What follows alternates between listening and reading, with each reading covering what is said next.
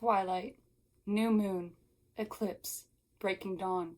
These are all books and movies that we all know very well, all made by one very special person, Stephenie Myer. Now imagine that you're Stephenie Myer. It's the year 2008. You've recently just reaped the rewards and the fame and fortune of your best-selling series, Twilight. The movies are coming out. Everyone's obsessed. Is it Jacob versus Edward? We all know the story. You're 34 years old, and you've just experienced all of this, and you're trying to figure out what's next in my little writing journey. That's where the host comes in, prolifically called Stephenie Meyer's first... Oh my god.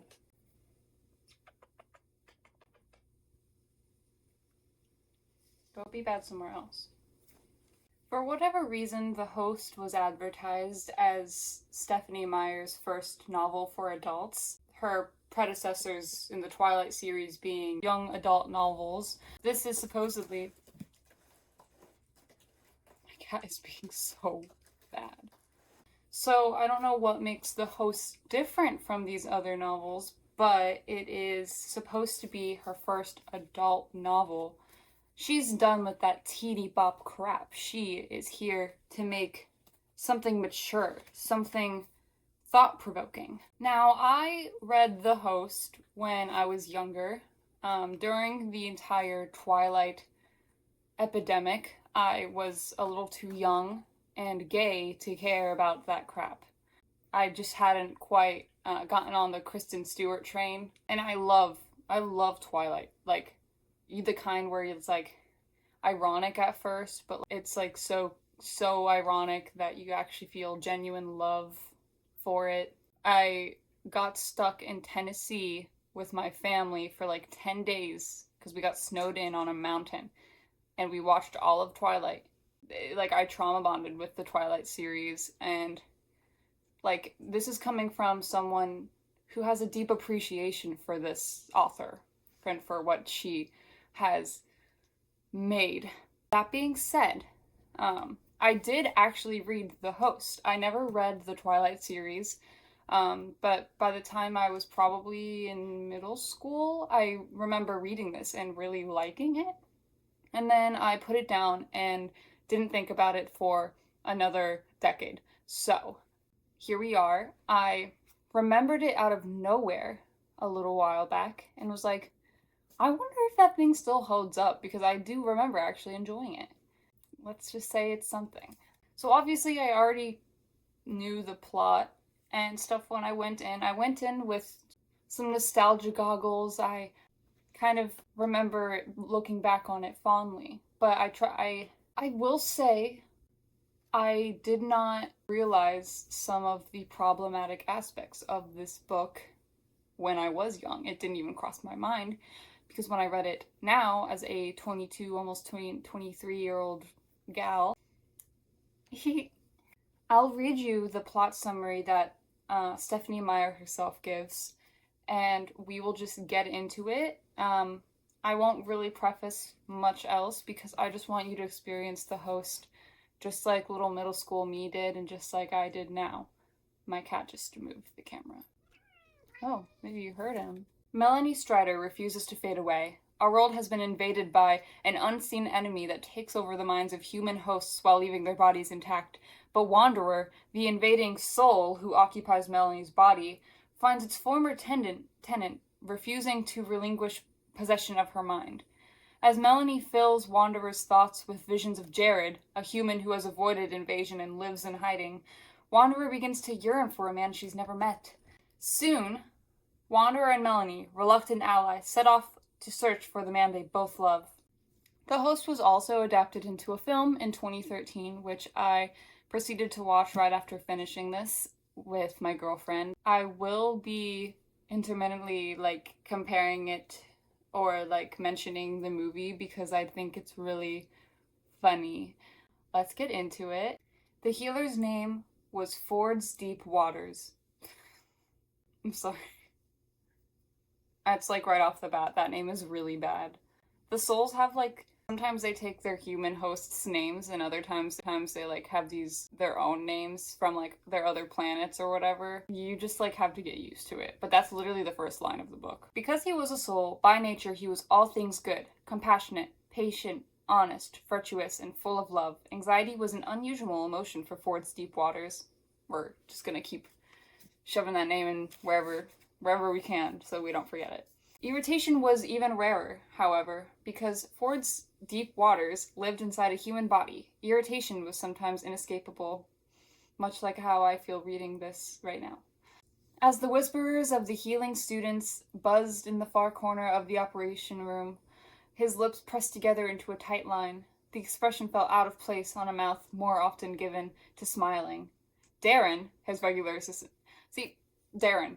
Fucking Darren. Like, we follow Ford's deep waters with Darren.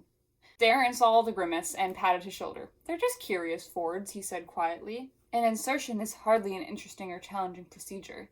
Any soul on the street could perform it in an emergency. Put a pin in that.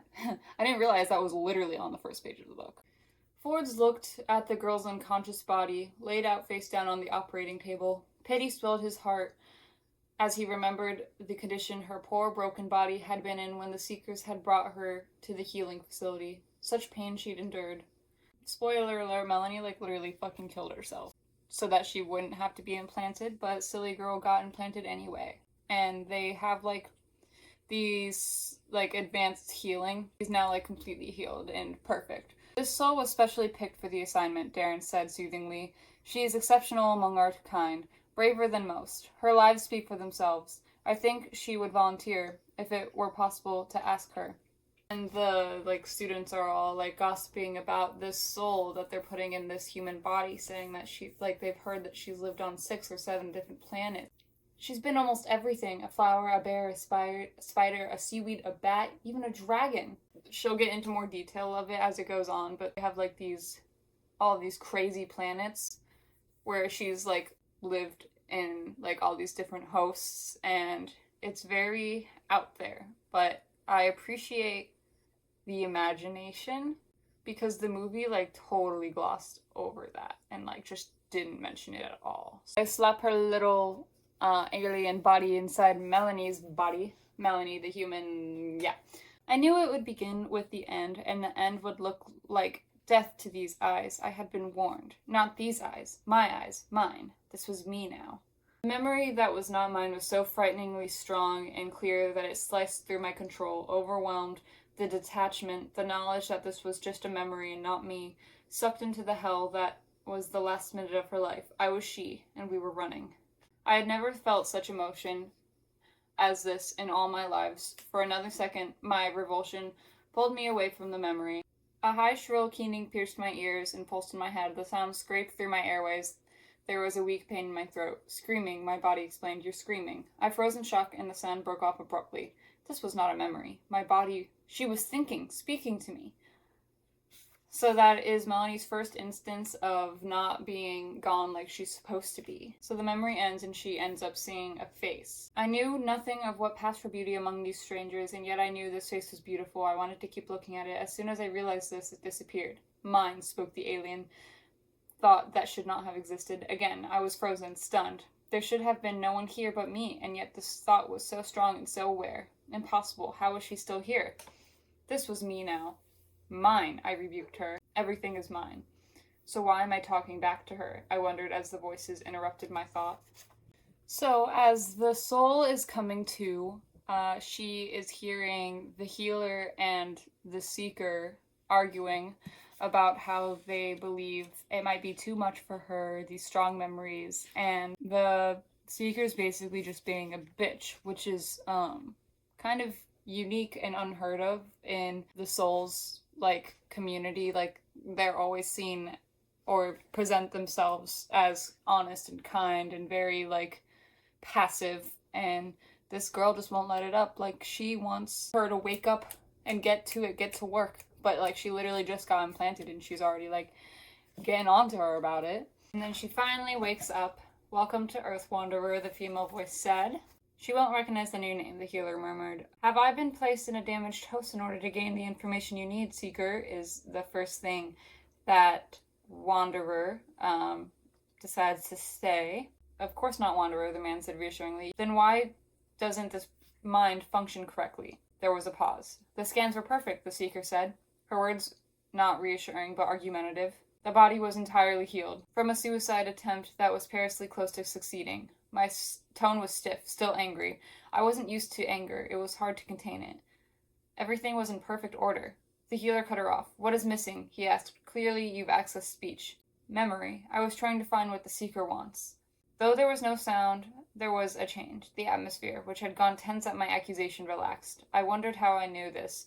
I had a strange sensation that I was somehow receiving more than my five senses were giving me. Almost a feeling that there was an other sense on the fringes not quite harnessed. Intuition? I wish I had that. That was almost the right word. As if any creature needed more than five senses. Don't make yourself anxious about some partial memory difficulties. That's, well, not to be expected exactly, but not surprising considering. I don't understand your meaning. This host was a part of the human resistance. There was a hint of excitement in the seeker's voice now. Those humans who are aware of us before insertion are more difficult to subdue.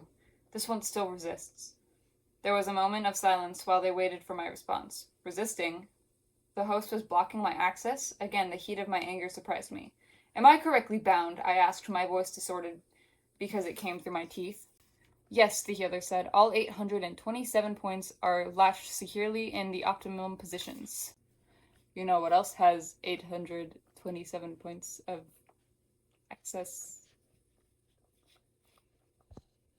Girly Pop finally opens her eyes and looks around, looks at the seeker and the healer, and says, how often does this happen? I asked, looking at the healer again. Not often, the healer admitted. We have so few full-grown hosts available anymore.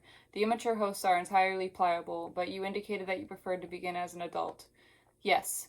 Most requests are the opposite. The human lifespan is much shorter than you're used to. I'm well versed in all the facts, healer. Have you dealt with this resistance before yourself? Only once myself. Tell me the facts of the case. I paused. Please. The seeker began tapping her fingers against her arm, a sign of impatience. She did not care to wait for what she wanted. This occurred 4 years ago, the healer began. The soul involved had requested an adult male host. The first one to be available was a human who had been living in a pocket of resistance since the early years of occupation. The human knew what would happen when he was caught, just as my host did. Yes, he cleared his throat. We called this soul Racing Song at first. It was a loose translation of his name on the singing world, but he soon opted to take the name of his host, Kevin. Though he was slated for a calling in musical performance given his background, he said he felt more comfortable continuing his host's previous line of work, which was mechanical. These signs were somewhat worrisome to his assigned comforter, but they were well within normal bounds. Then Kevin started to complain that he was blacking out for periods of time. They brought him back to me, and we ran extensive tests to make sure there was no hidden flaw in the host's brain. We continued to observe him along with his comforter and eventually discovered that the host was periodically taking control of Kevin's body. Taking control? My eyes strained wide. With the soul unaware, the host took the body back? Sadly, yes. Kevin was not strong enough to suppress this host. Would they think me weak as well? Was I weak that I could not force this mind to answer my questions? Weaker still, because her living thoughts had existed in my head where there should be nothing but memory? I'd always thought of myself as strong. The idea of weakness made me flinch, made me feel shame. The healer continued. Certain events occurred, and it was decided. What events? The healer looked down without answering. What events? I demanded again. I believe I have a right to know. The healer sighed. You do. Kevin physically attacked a healer while not himself. He winced. He knocked the healer unconscious with a blow from his fist and then found a scalpel on her person. We found him insensible. The host had tried to cut the soul out of his body. It took me a moment before I could speak. Even then, my voice was just a breath. What happened to them? Luckily, the host was unable to stay conscious long enough to inflict real damage. Kevin was relocated into an immature host this time. The troublesome host was in poor repair, and it was decided there wasn't much point in saving him.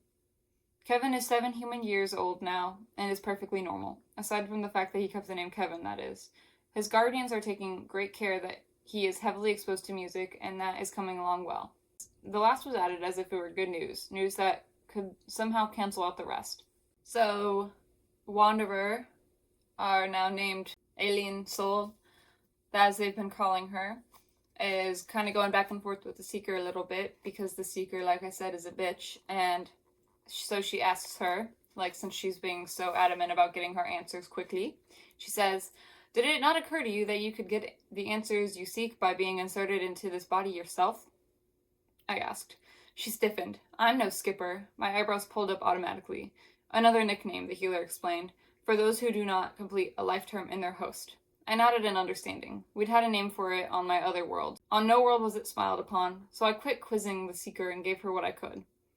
Her name was Melanie Strider. That is such a Mary Sue name. Fan fiction. This whole book, a lot of it, even though it's meant to be her first adult novel, all I can think is that it's literally written like fan fiction. So, her name was Melanie Strider. She was born in Albuquerque, New Mexico. She was in Los Angeles when the occupation became known to her. And she hid in the wilderness for a few years before finding... sorry, I'll try that one again later. The body has seen 20 years. She drove to Chicago from... I shook my head. There were several stages, not all of them alone. The vehicle was stolen. She was searching for a cousin named Sharon, whom she had reason to hope was still human. She neither found nor contacted anyone before she was spotted, but I struggled fighting against another blank wall. I can't be sure. I think she left a note somewhere. So she expected someone would look for her, the Seeker asked eagerly. Yes, she will be missed if she does not rendezvous with... I gritted my teeth, truly fighting now. The wall was black, and I could not tell how thick it was. I battered against it, sweat beating on my forehead. The Seeker and the healer were very quiet, allowing me to concentrate. So as she is trying to search her mind for these memories that Melanie is blocking her access to, she is also feeling the feelings that Melanie felt. Now that she's in this body, it's like the body comes with the feelings as well, and I actually think that's kind of cool. She, like, starts to feel even the burning hatred of the Seekers that overpowered almost everything else.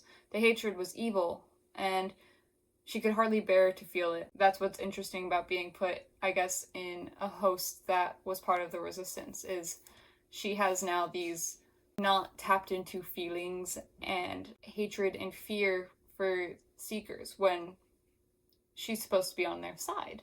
And then Wanderer is actually able to tap into the memory right before she was caught.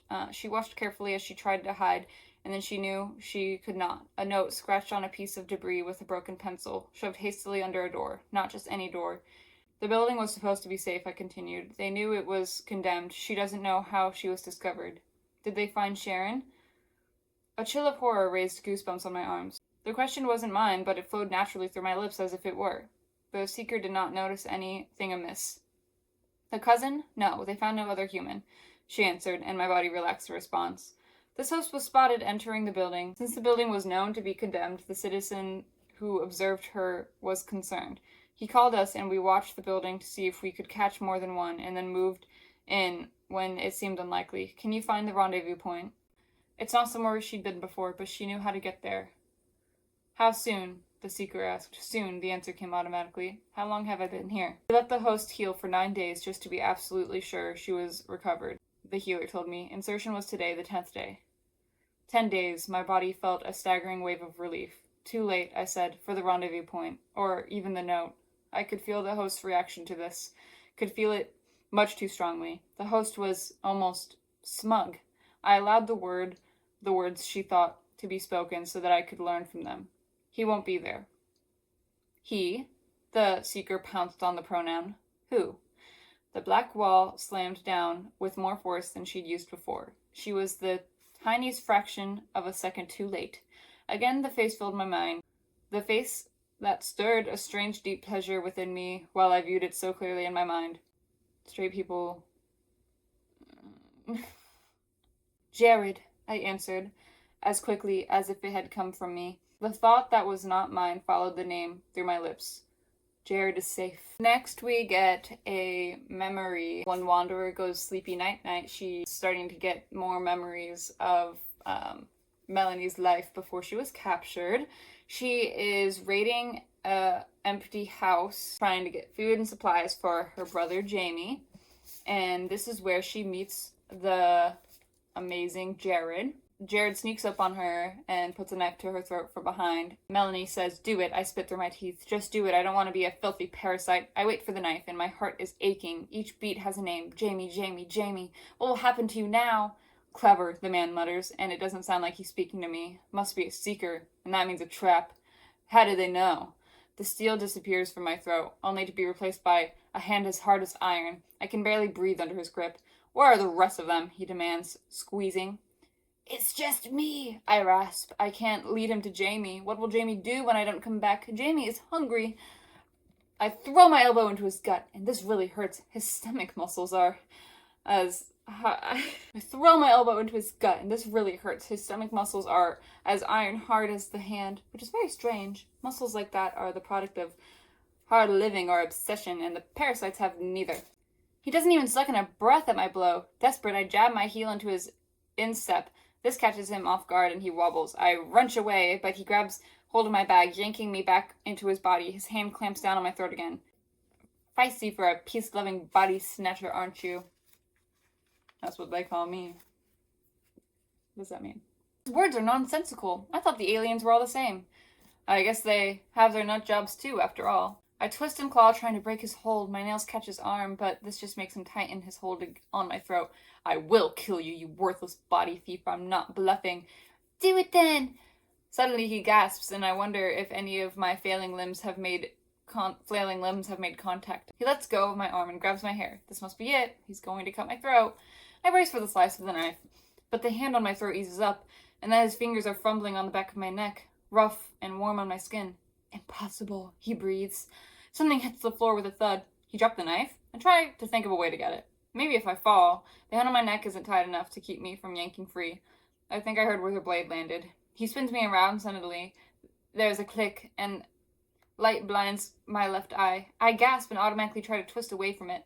His hand tightens in my hair. The light flickers into my right eye. "I can't believe it," he whispers. "You're still human." His hands grab my face from both sides. Before I can pull free, his lips come down hard on mine. That's how I also greet people upon first meeting them. It's like never gotten me in trouble before. I'm frozen for half a second. No one has ever kissed me in my life. Not a real kiss, just my parents' pecks on the cheek or forehead. So many years ago, this is something I thought I would never feel. I'm not sure exactly what it feels like, though. There's too much panic, too much terror, too much adrenaline. I jerk my knee up in a sharp thrust. Girly pop. He, stole her first kiss. Just remember that this is her first kiss, because we will soon find out that Melanie is a tad bit young. A little too young. He chokes out a wheezing sound, and I'm free. Instead of running for the front of the house again like he expects, I duck under his arm and leap through the open door. So she runs away, and then he's chasing her like a fucking serial killer. "I'm sorry I kissed you. That was stupid. I've just been alone for so long." Weirdo. And then he literally tackles her, body slams her into the ground.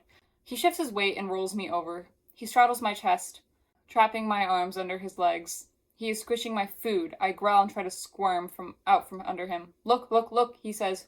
He pulls a small cylinder from his hip pocket and twists the top. A beam of light shoots out the end.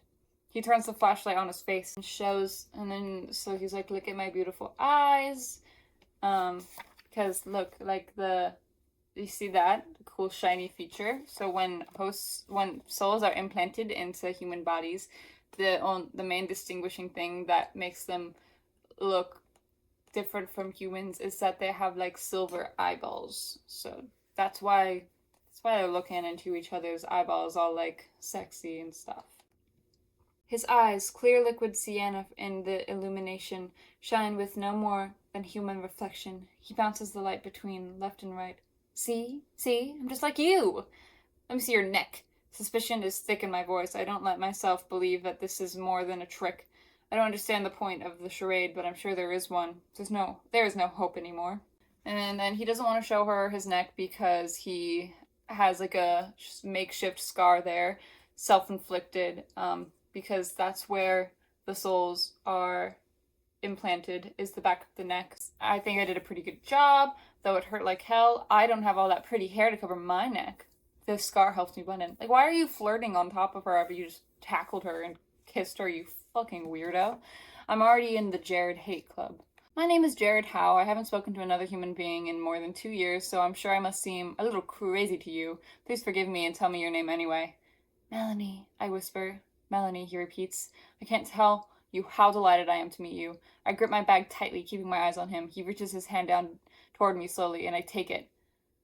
So then she mentions the fact that she should go to Jamie. Jamie is waiting, and he's like, OMG, there's another one? There's another little human?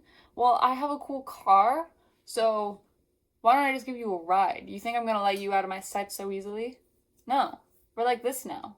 You're not going anywhere because I kissed you and I marked you. Wait, marking is more like werewolf Jacob territory. Does Stephenie Myer have a thing for like forceful kisses from like werewolf stinky dog men or something?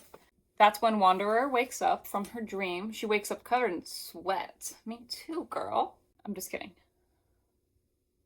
It's dawned on me like how fucking long this book is. So I kind of gotta treat it like the movie and like speed this up because the movie was 2 hours long and they just like shoved all of this content into the movie. And like the books will always be better than the movies, I know that, but like watching it was just so exhausting because the entire time I was just like, well, that didn't happen, or that happened differently, or they missed all of this.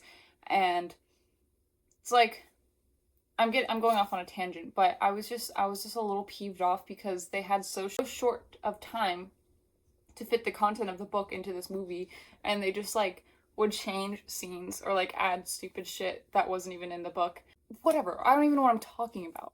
My point is I gotta act more like the movie and put the show on the road. After having this dream, goes to do her job, which is to like give the info to the Seeker, and says there was another human with my host, Melanie Strider. His name was Jamie Strider. He is her brother. For a panicked moment, I wondered at her control all this time, and I'd never even guessed at the boy's existence. Not because he didn't matter to her, but because she protected him more fiercely than other secrets I'd unraveled. Did she have more secrets this big, this important, so sacred that she kept them even from my dreams? Was she that strong? My fingers trembled as I keyed in the rest of the information. I think he's a young adolescent now, perhaps 13. They were living in a temporary camp, and I believe it was north of the town of Cape blah blah blah, who gives a shit. So she sends the email, and then as soon as it was gone, a terror washed through me. Not Jamie! Her voice in my head was as clear as my own spoken aloud. I shuddered in horror. Even as I struggled with the fear of what was happening, I was gripped with the insane desire to email the Seeker again and apologize for sending her my crazy dreams, to tell her that I was half asleep and to pay no attention to the silly message I'd sent. The desire was not my own. I shut off the computer. I hate you, the voice snarled in my head. Oh, that just reminds me that, like, in the movie, for some reason, they gave Melanie a slight, like, southern twang. She's not a fool. Sooner or later, she'll work out where you're going. She, like, was speaking to Wanderer, but Wanderer didn't have the accent for some reason. And it's like, in the book, you're able to, like, hear their inner monologue. You can hear Wanderer's thoughts and Melanie's thoughts, and like all of Melanie's speaking is in italics, so you can like differentiate between them speaking to each other. But for some reason, the way that they decided to go about it in the movie was to have Wanderer like speak solely out loud to Melanie, even though like in the book she could speak to Melanie in her head because she's in her head. Sacrifice. But we have to think of the common good. Call it whatever. They also had like, you know, a slight little like voice effect for Melanie, so like because to make it sound like kind of echoey, like she was inside of her head.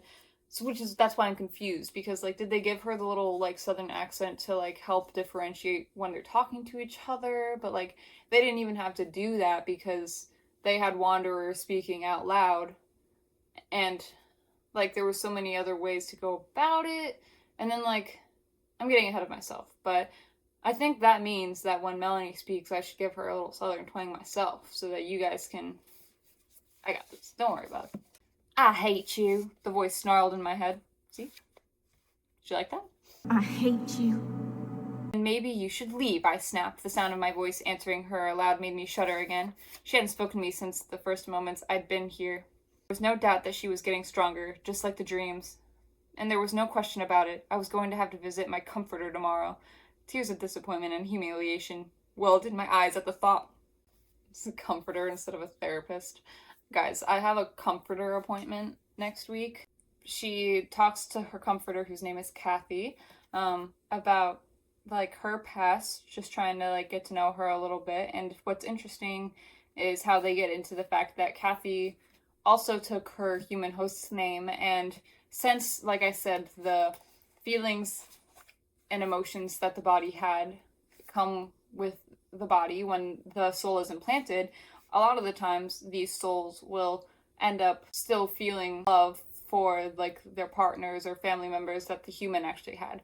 Kathy ends up staying with the human Kathy's husband, and they were actually a part of the like early times when the aliens were infiltrating and would just pretend to be human, and that's how they like slowly acclimated into the human world and slowly took over, because it's very subtle. Like I said, that it's just the eyeball thing. So they're just like, oh, Kathy, I like your eye contacts. That's like a cool, quirky little look of you, like having a little midlife crisis or something. This gives a little insight as to what Wanderer might be feeling towards Jared, because Melanie has the hots for Jared, even though he like made out with her and like body slammed her upon first meeting.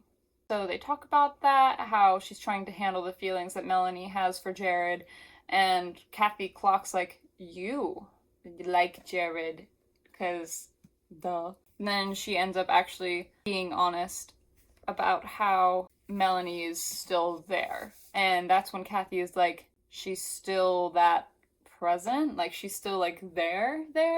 Uh-oh. Wanderer, Kathy exclaimed, horrified. Why didn't you tell me it was that bad? How long has it been that way?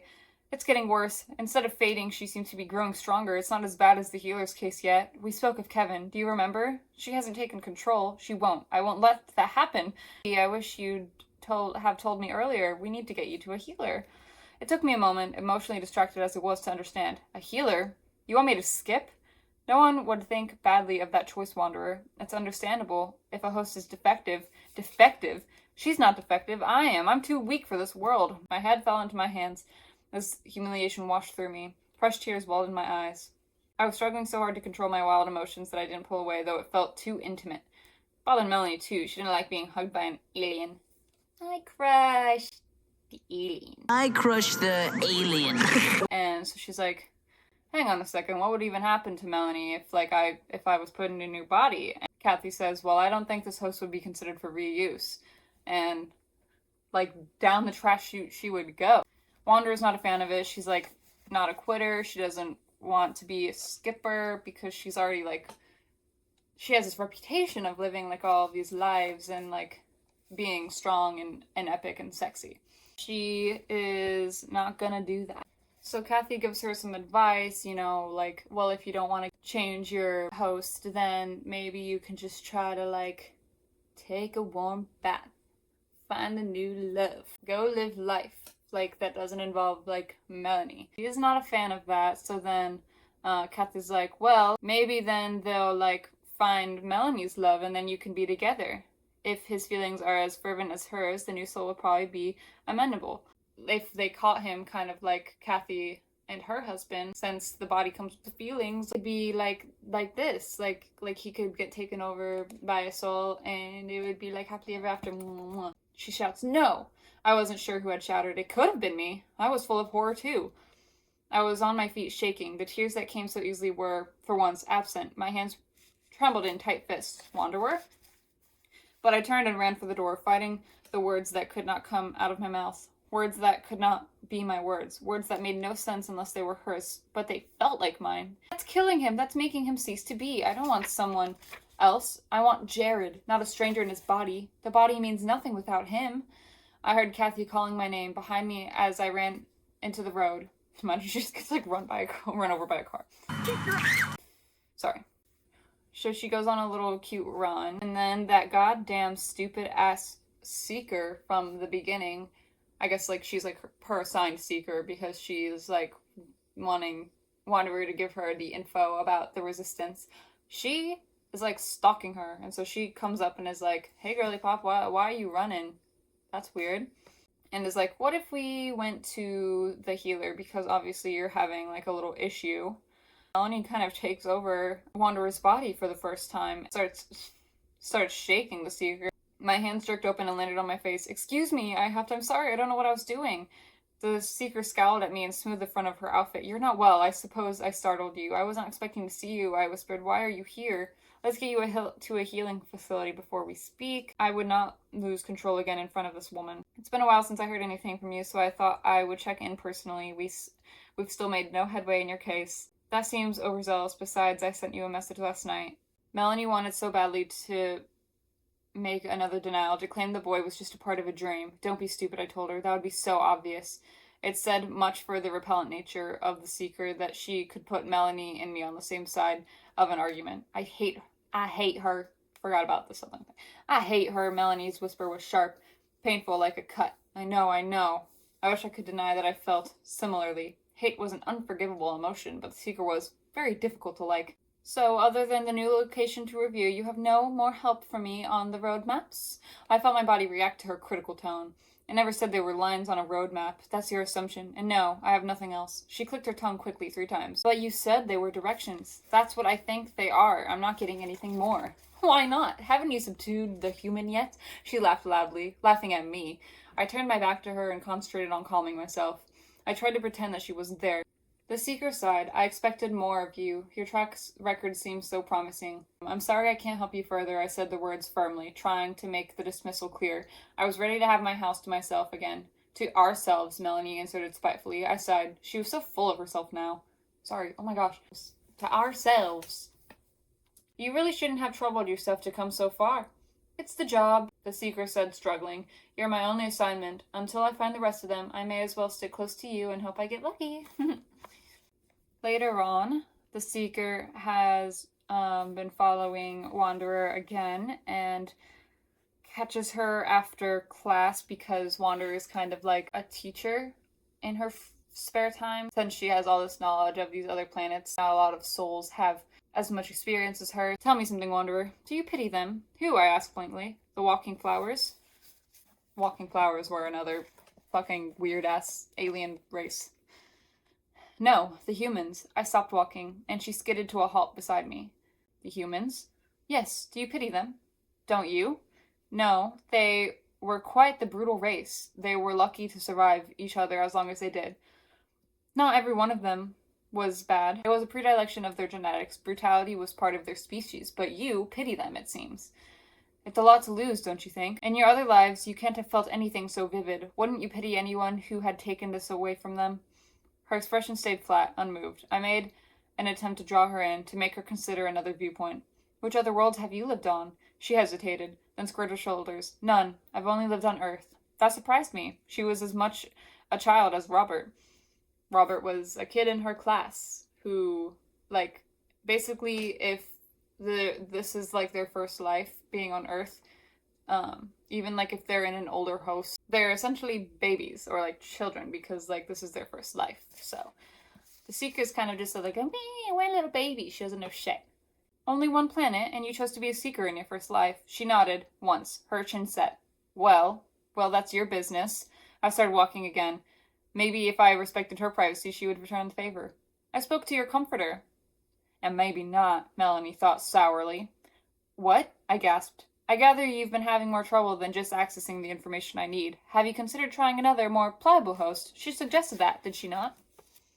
That is an invasion of HIPAA. That is an invasion of rights. You know, comforters, aka therapists, are not supposed to tell their patients information. She should go sue her. That's why you should never trust doctors. I'm kidding. I'm kind of kidding. "Kathy wouldn't tell you anything." The seeker's face was smug. She didn't have to answer. I'm very good at reading human expressions. I could tell when my question struck a nerve. You think I'm keeping something from you, I demanded, too angry to control the disgust in my voice. You think I confided that to my comforter? My anger didn't faze her. Perhaps given her strange personality, she was used to such reactions. No, I think you're telling me what you know, but I don't think you're looking as hard as you could. I've seen it before. You're growing sympathetic to your host. You're letting her memories unconsciously direct your own desires. It's probably too late at this point.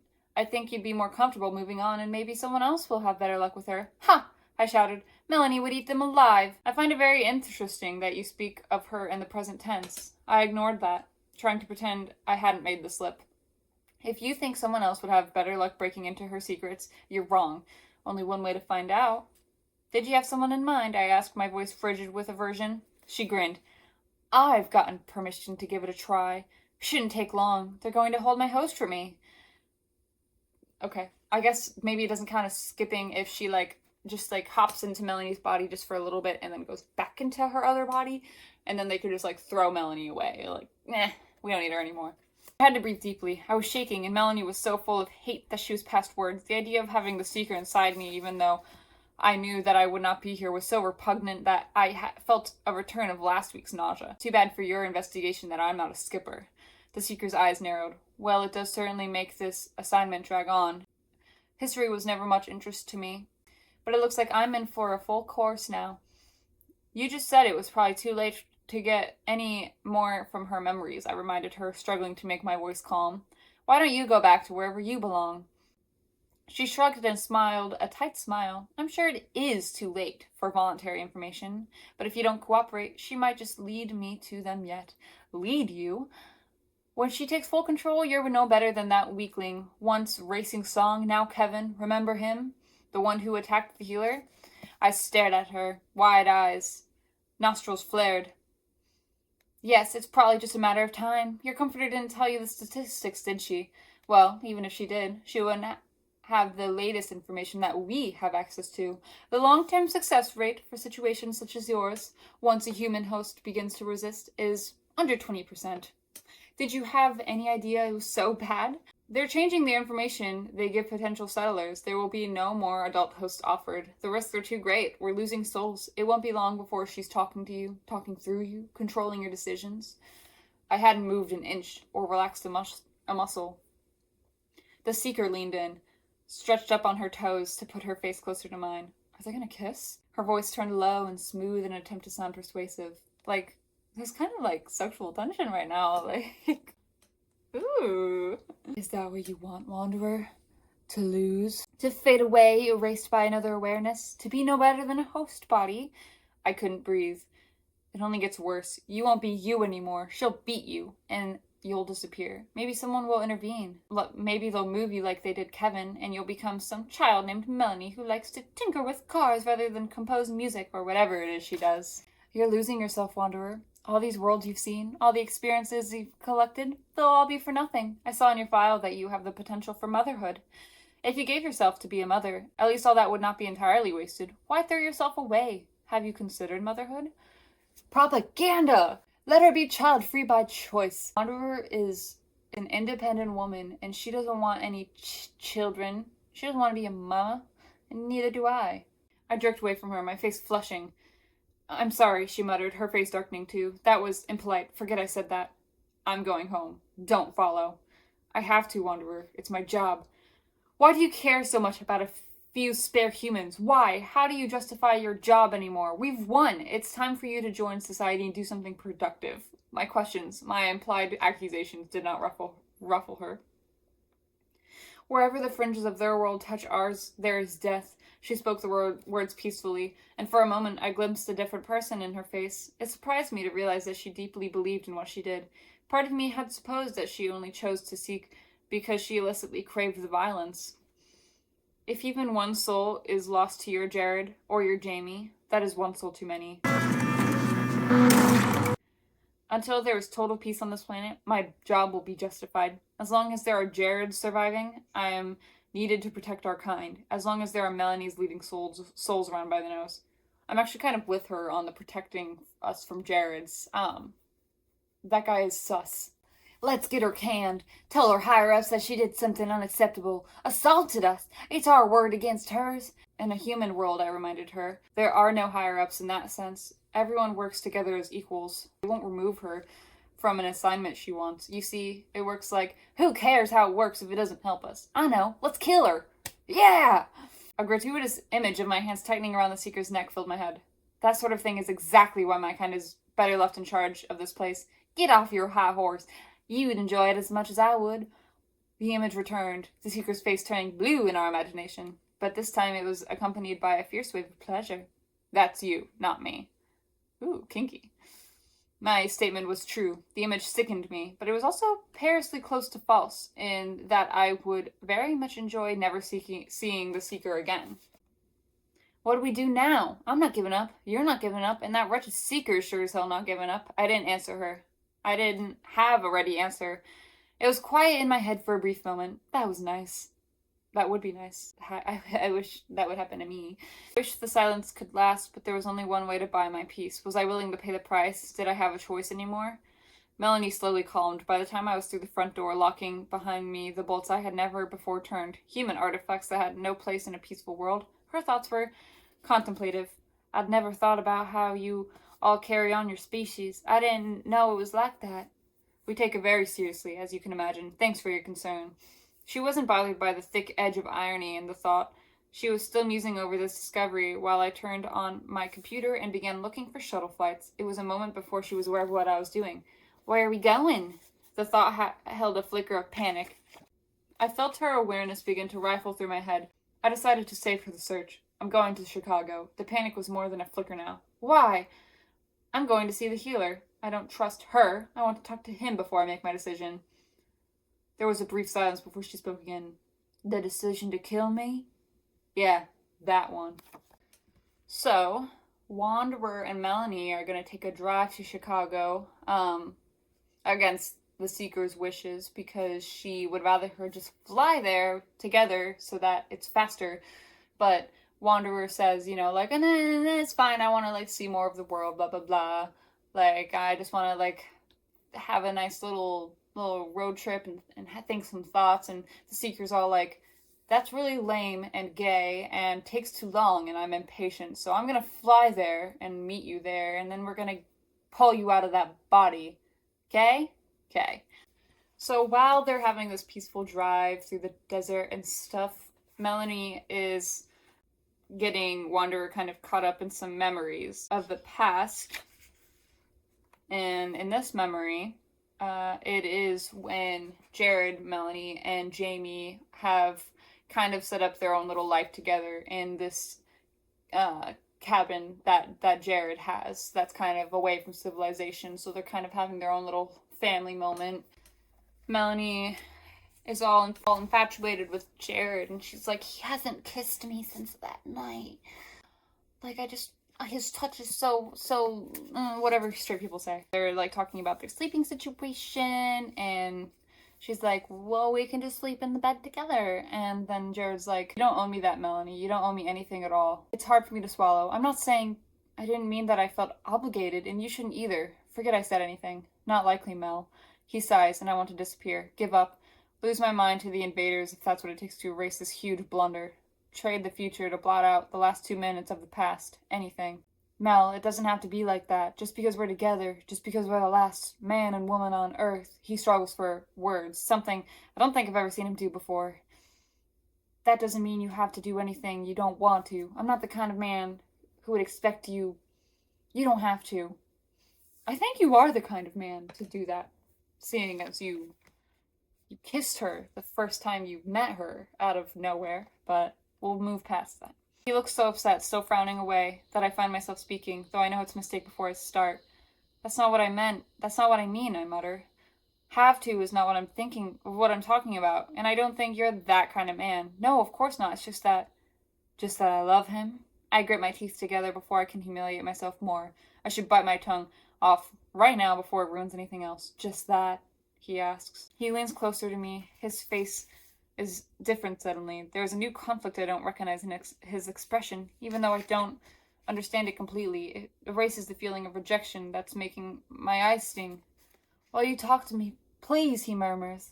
If I got to pick anyone at all, to be stranded on a deserted planet with, it would be you, I whisper. The sun between us burns hotter. I always want to be with you, and not just to talk to. When you touch me, his arm tightens around me. Does he feel the fire? I don't want you to stop. I want to be more exact, but I can't find the words. That's fine. It's bad enough having admitted this much. If you don't feel the same way, I understand. Maybe it isn't the same for you. That's okay. Oh, Mel, he sighs in my ear. Get away from me. Sorry, that was me. That was me, not Mel. It was a miracle. More than a miracle when I found you, Melanie. Right now, if I was given the choice between having the world back and having you, I wouldn't be able to give you up. Not to say 5 billion lives. Excuse me? You've known her for like a couple months? Jared, I breathe. I try to reach for his lips again. He pulls away, looking like he has something to say. What more can there be? But? How can there be a but? What could possibly follow all this fire that starts with a but? But you're 17, Melanie, and I'm 26. Oh, ew. 17 and 26. 17 and 26. 17 and 26. This reminds me of a current, like, trend that's going on the internet lately. Stephenie Myer, like, has a... I need to... Stephenie Myer, like, has a thing for, like, making her protagonist, like, too young for the love interest. Like, would it have hurt to make her at least legal age? And even if she was 18 and he's 26, that's still so weird. That's still so weird. I don't give a shit if you're like, if you think you're the last man and woman on the fucking planet. I'm almost 23 years old next month. I'm 22. And the idea of dating or being attracted to a 17-year-old, and that's like only a 5-year age gap. The idea of that makes me want to vomit. 17-year-olds are fucking babies. Like, Jared's frontal cortex is completely fucking developed, and he still has the audacity. Men have a lot of audacity. You know what? The Seeker was right to want to protect the world from Jared's. He's like a Minecraft YouTuber. That's all I can say, because I can't say the actual word that he is. But, have you ever seen a 17-year-old? That's a child. That's a fucking child.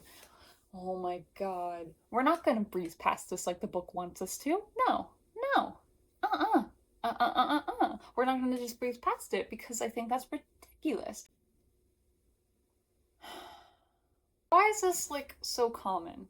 Why? I don't like, logically and emotionally, like, can we just not do this? Can we not do this? Like, would it have been, like I said, it would still be weird if she was only 18, but would it have been so hard to make her of age? And you know what? That's the one thing the movie did. I'll give props to the movie. They, like, completely, like, they read over this book and they're like, let's just, like, scrap that tiny little plot. Because you can. It doesn't change anything. They just never, like, mentioned that either they didn't mention how old she was in the movie, or they, like, aged her up to, like, 20, 21 or whatever. And would that have been so hard? Like, it literally would not have changed anything. We have a silly little Bella and Edward situation where Bella is 17, dating a 1,000-year-old man who keeps going to high school for some reason. I'm just tired. Like, this book isn't that bad. Like, I remember liking it when I was younger. Like, I didn't have the mental capacity to look at this. I wasn't mentally there to, like, look at this in a constructive way. Like, I didn't even, like, give it a second glance when I read that she was 17, he was 26 when I was young, because I legit didn't remember that being a thing. That's one of the biggest pitfalls of this book.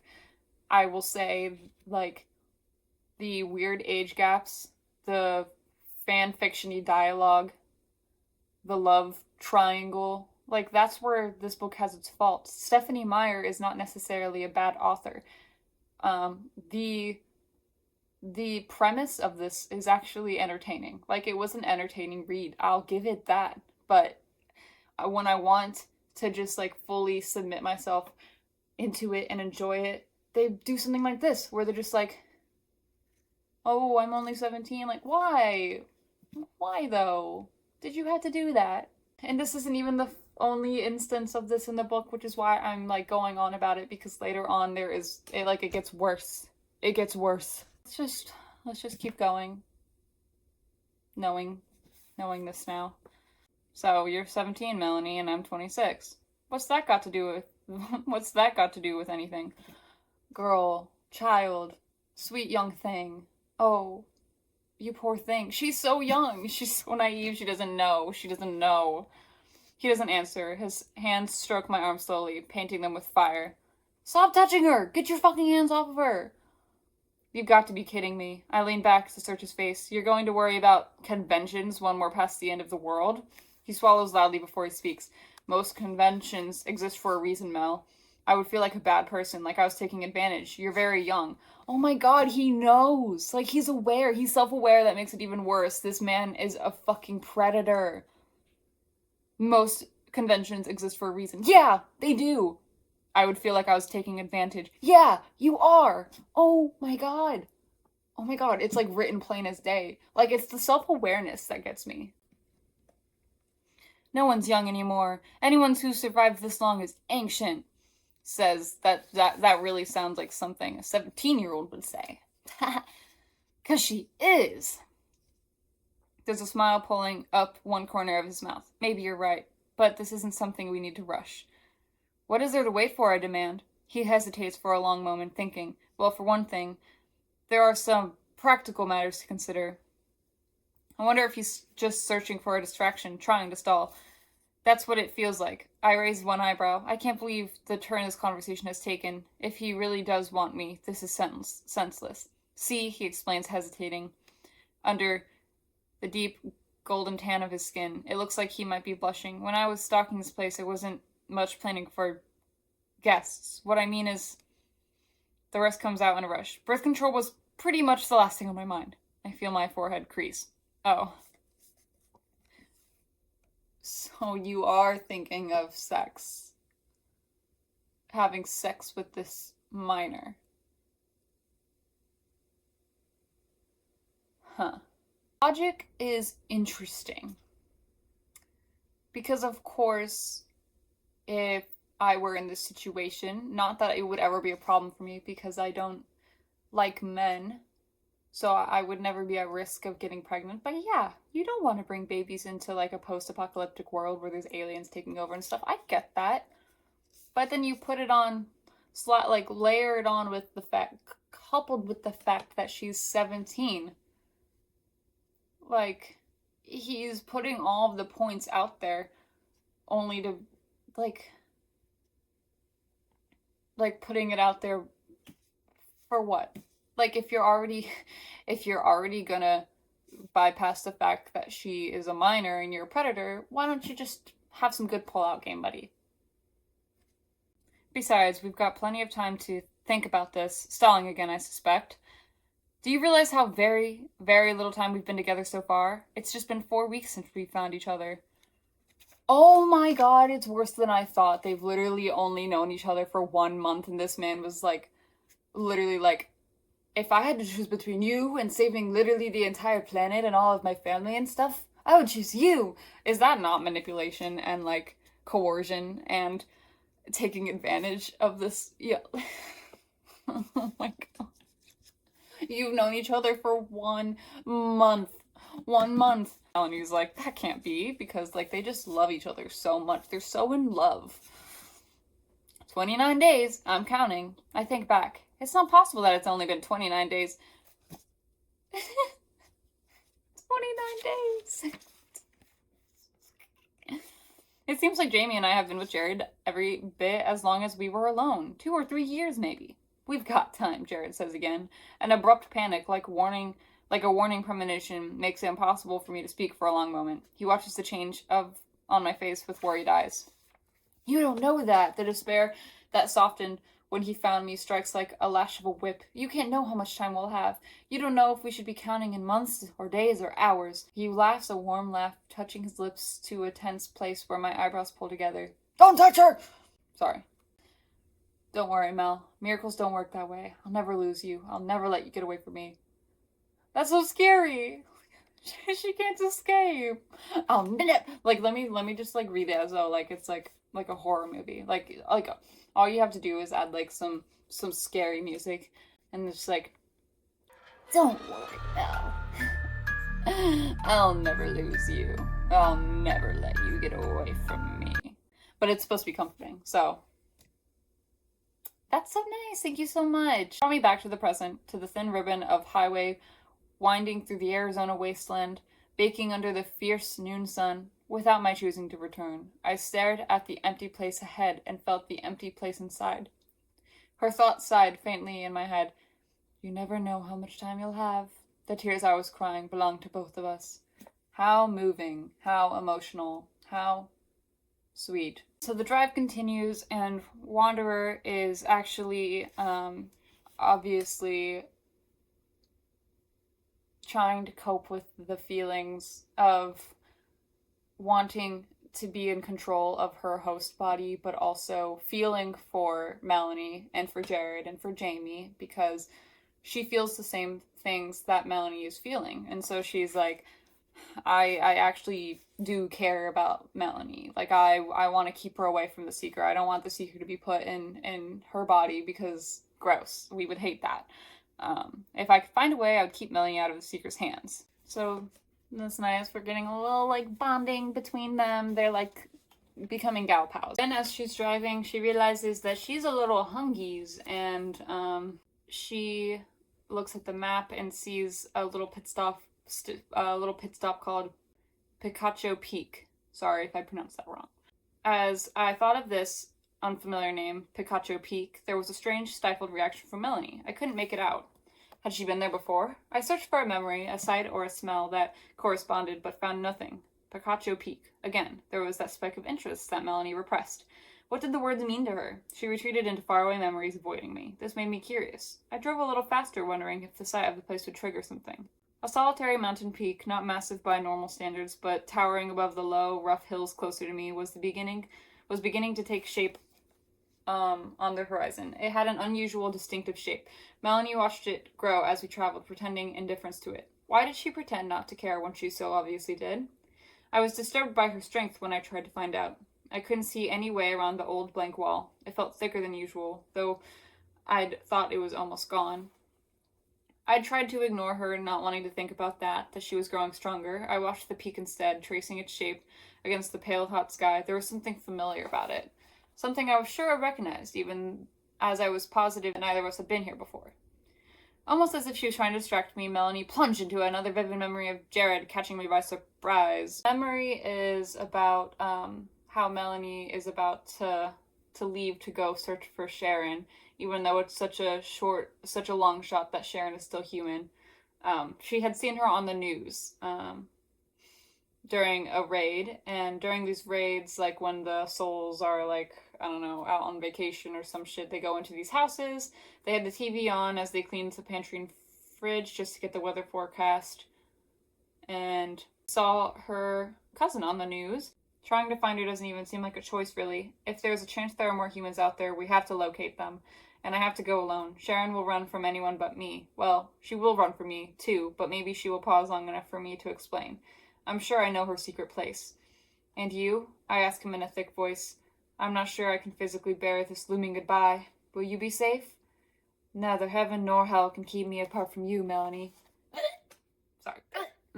Sorry.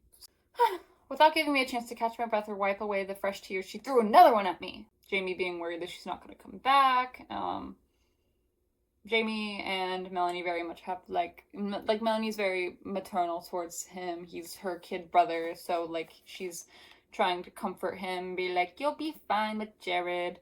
I'm scared for you. I'm scared you won't come back like Dad. I flinched. When Dad didn't come back, though his body did eventually, trying to lead Seekers to us. It was the most horror and the most fear and the most pain I'd ever felt. What if I do that to Jamie again? I'll come back. I always come back. I'm scared, he says again. I have to be brave. I promise everything will be fine. I'm coming back, I promise. You know I won't break a promise, Jamie. Not to you. The shaking slows. He believes me. He trusts me. And another. Memories. Back and forth. And this was the memory right before the Seekers found her, of her, like they're about to find her in minutes, and she scrawls the words, the note to leave for them.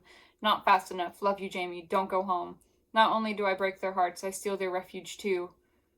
I picture our little canyon home abandoned, as it must be forever now. Or if not abandoned, a tomb. I see my body leading the Seekers to it, my face smiling as we catch them there. Enough, I said out loud, cringing away from the whiplash of pain. Enough, you've made your point. I can't live without them either. Does that make you happy? Because it doesn't leave me many choices, does it? Just one. To get rid of you. Do you want the Seeker inside of you? Ugh, I recoiled from the thought, as if I would be the one to house her. There is another choice, Melanie thought softly. Really? I demanded with heavy sarcasm. Show me one. Look and see.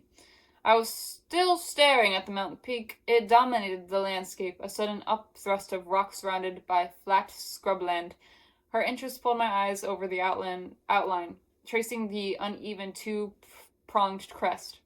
The profile of a mountain peak, the lines that led to Jared and Jamie. This was the first line, the starting point.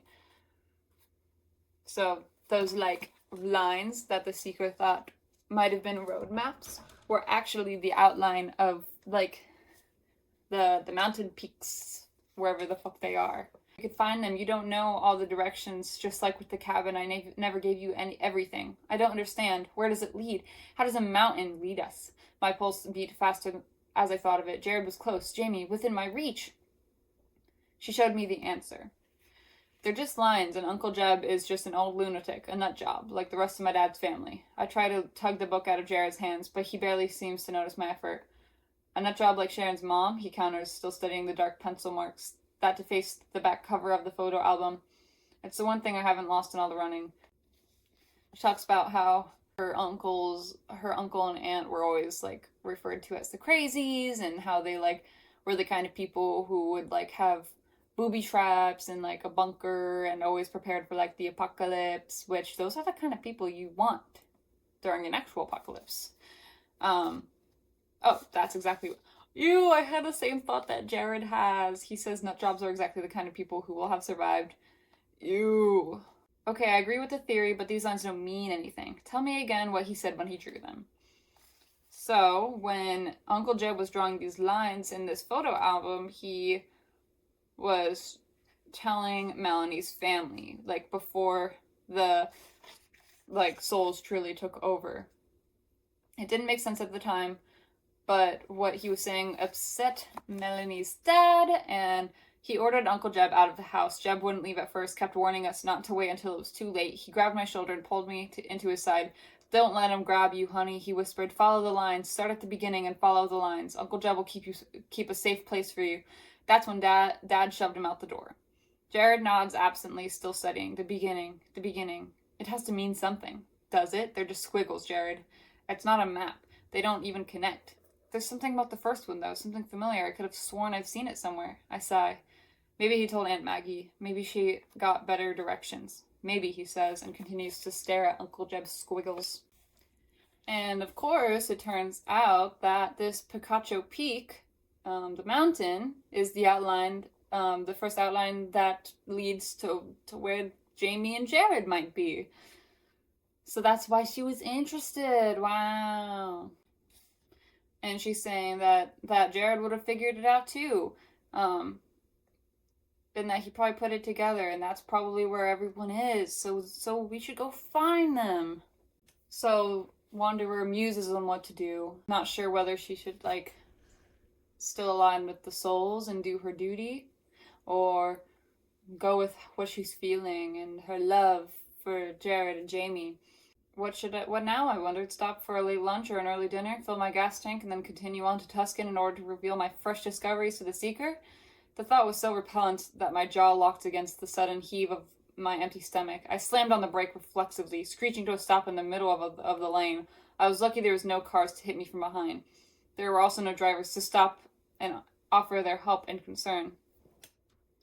This shouldn't have felt like a betrayal. The idea of continuing on my right and proper course, my first language, the true language of the soul that was spoken only on our planet of origin, had no word for betrayal or traitor or even loyalty, because without the existence of an opposite, the concept had no meaning. And yet I felt a deep well of guilt at the very idea of the seeker. It would be wrong to tell her what I knew. Wrong how? I countered with my own thought viciously. If I stopped here and listened to the seductive suggestion of my host, I would truly be a traitor. That was impossible. I was a soul.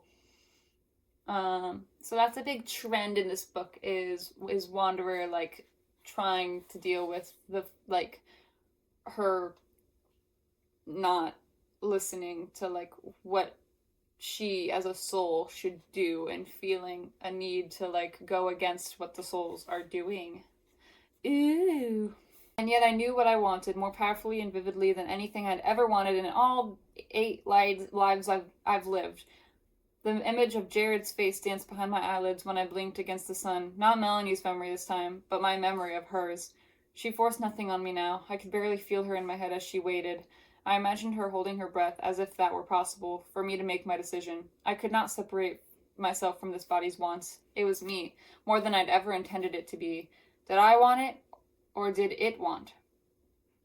Did that distinction even matter now? In my review mirror, the glint of the sun off a distant car caught my eye. I moved my foot to the accelerator, starting slowly towards the little store in the shadow of the peak.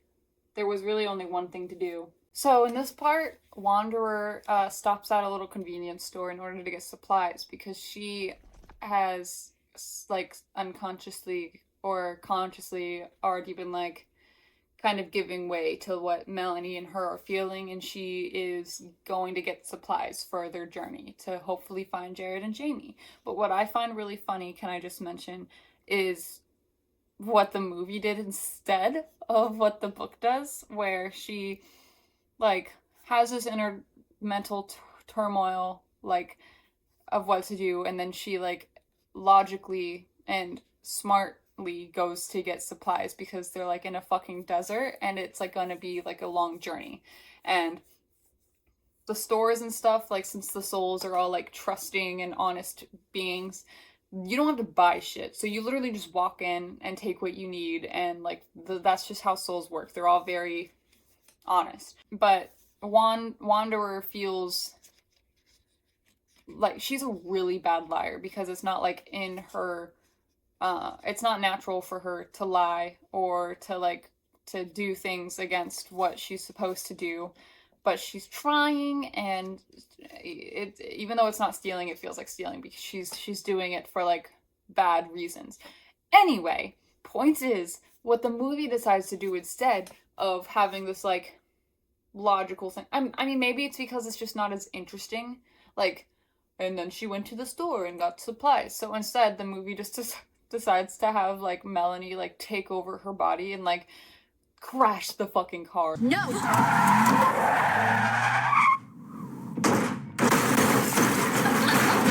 Just huge crash. They like easily could have died. She like stumbles out bleeding a little bit, and she's just like, "You did that on purpose. Now we have to go walk into the desert, and all I have is a little water bottle, and I have to walk on my high heels, and we just have to leave this wrecked car right on the side of the road for the seekers to find and easily like lead them to where we are." Because in the book, once they like start their journey, like eventually they hide their car like in some brush, like in like miles off road, so that like they don't see the car.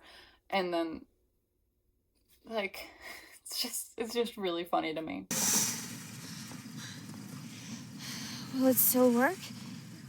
Not anymore. So they go on a really long journey. Wanderer tries to take most like as long as the truck she can in the car, until it runs out of gas, and then has no choice but to go on foot. And they are walking for days, and you know, running out of water and food, and it's a lot of fun.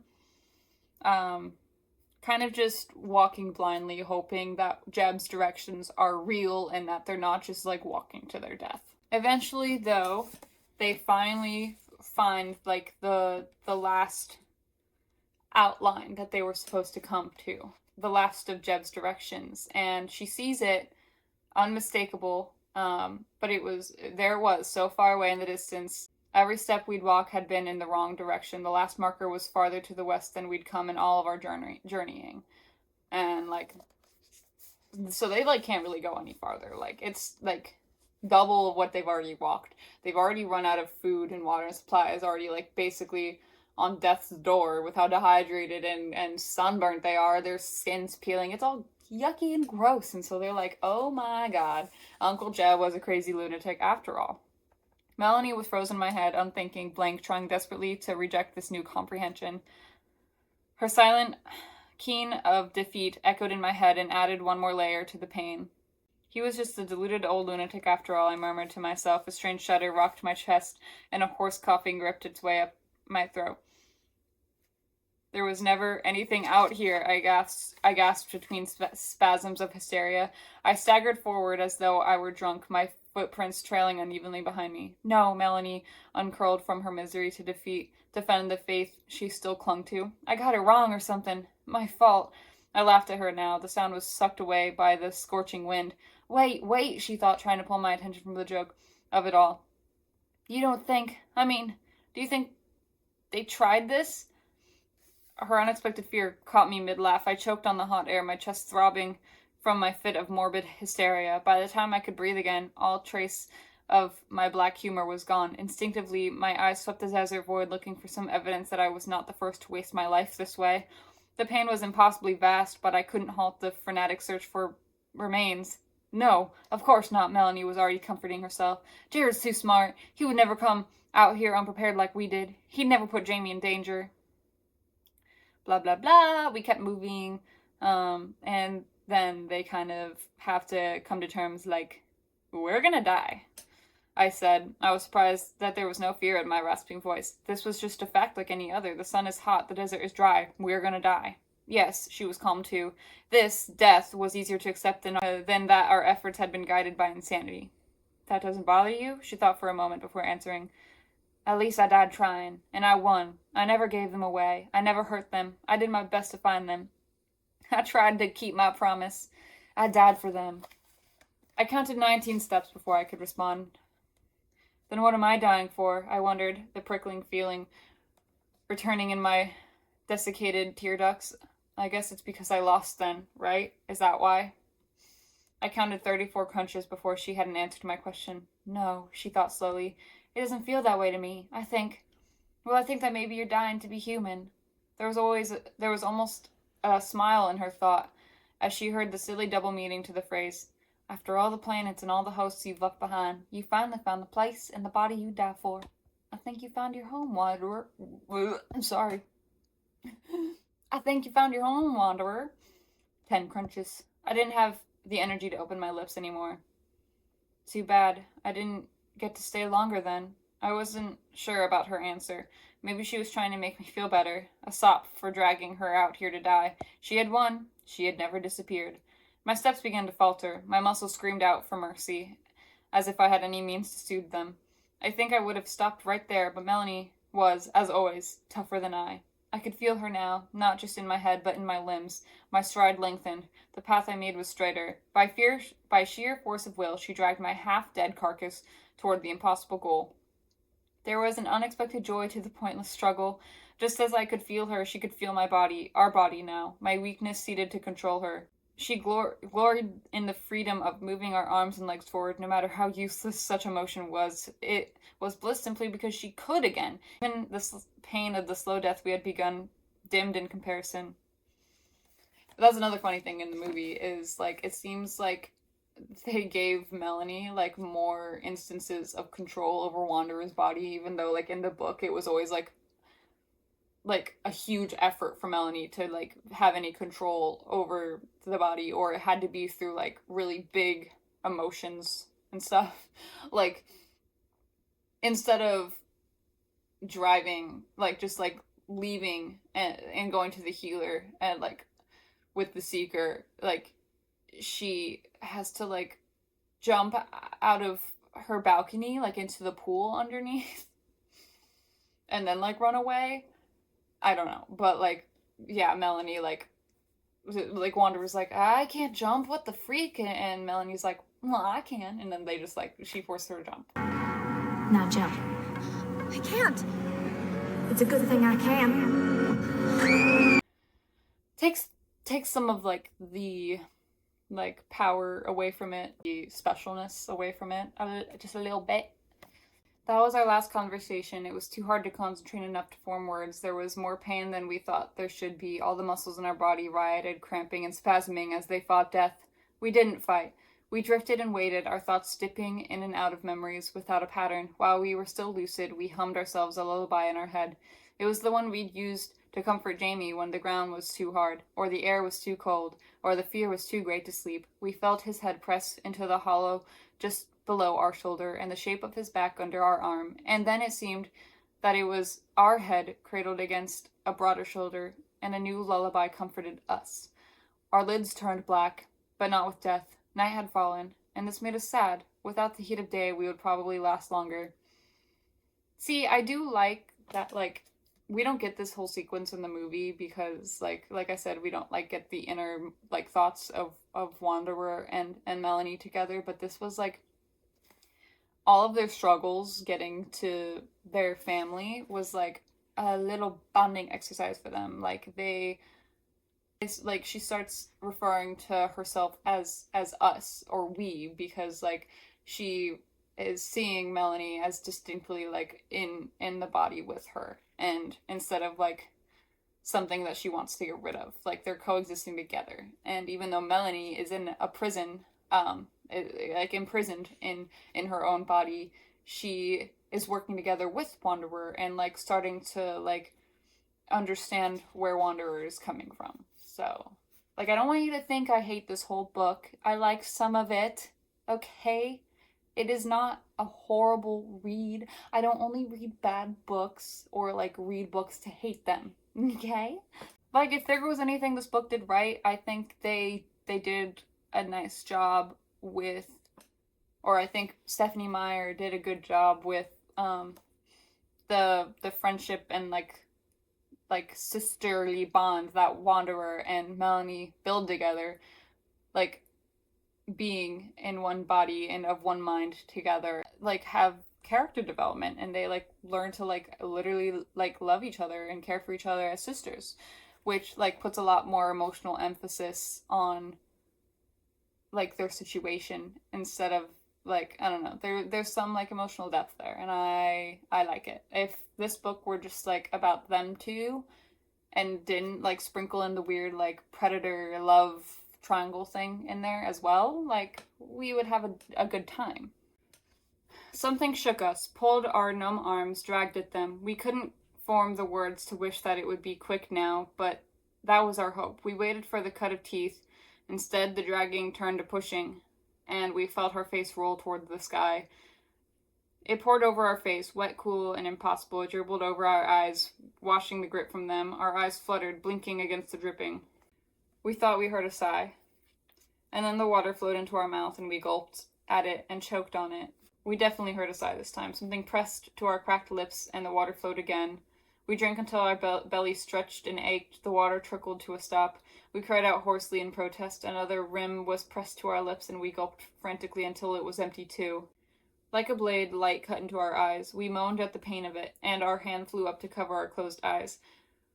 Even behind our lids, the light was too bright. The light disappeared, and we felt the breath of the next sigh hit our face. We opened our eyes carefully, more blind than before. Whoever faced us sat very still and said nothing. We began to feel the tension of the moment, but it felt far away, outside ourselves. It was hard to care about anything but the water in our belly, and where we could find more. The first thing we could make out, after minutes of blinding and squinting, was the thick whiteness that fell from the dark face, a million splinters of pale in the night. When we grasped that this was a beard like Santa Claus, we thought chaotically the other pieces of the face were supplied by our memory.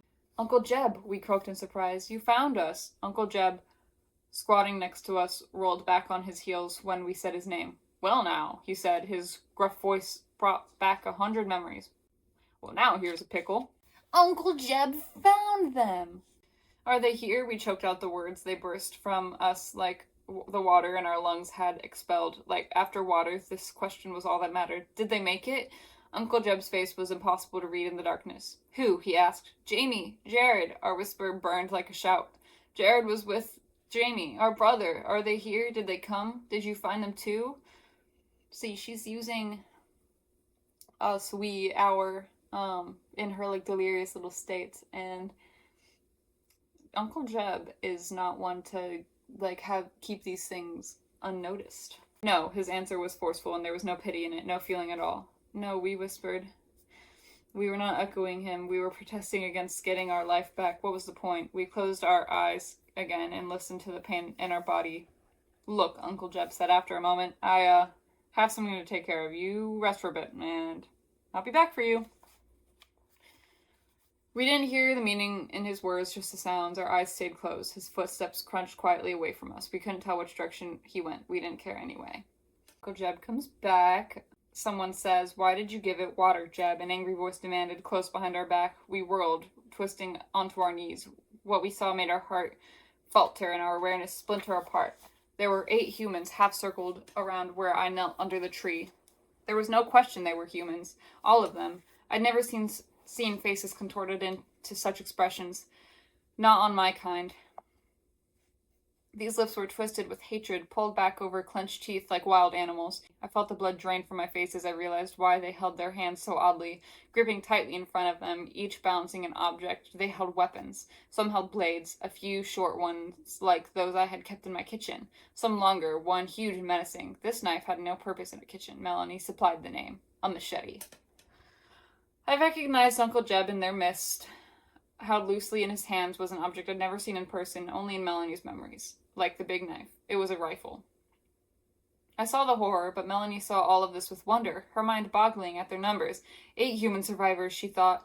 She'd thought Jeb was alone, or, in best case scenario, with only 2 others. To see many of her kind alive filled her with joy. You're an idiot, I told her. Look at them. See them. I forced her to see it from my perspective, to see the threatening shapes inside the dirty jeans and light cotton shirts, brown with dust. They may have been human, as she thought of the word, once. But at this moment they were something else. They were barbarians, monsters. They hung over us, slavering for our blood. There was a death sentence in every pair of eyes. We should have been wiser, should have died yesterday. Why would Uncle Jeb keep us alive for this? A shiver passed through me at the thought. I'd skimmed through the histories of human atrocities, and I had no stomach for them. Perhaps I should have concentrated better. I knew there were reasons why humans let their enemies live for a little while, things they wanted from their minds or their bodies. Of course, it sprang into my head immediately, the one secret they would want from me, the one I could never tell them, no matter what they did to me. I would have to kill myself first. I did not let Melanie see the secret. I protected. Put a pin in that, because she has a secret. Pin in that. It'll be important later on. It's a thing called foreshadowing. I used her own defenses against her and threw up a wall in my head to hide behind while I thought of the information for the first time since implantation. There had been no reason to think of it before. Melanie was hardly even curious on the other side of the wall. She made no effort to break through it. There was much more in immediate concerns than the fact that she had not been the only one keeping information in reverse.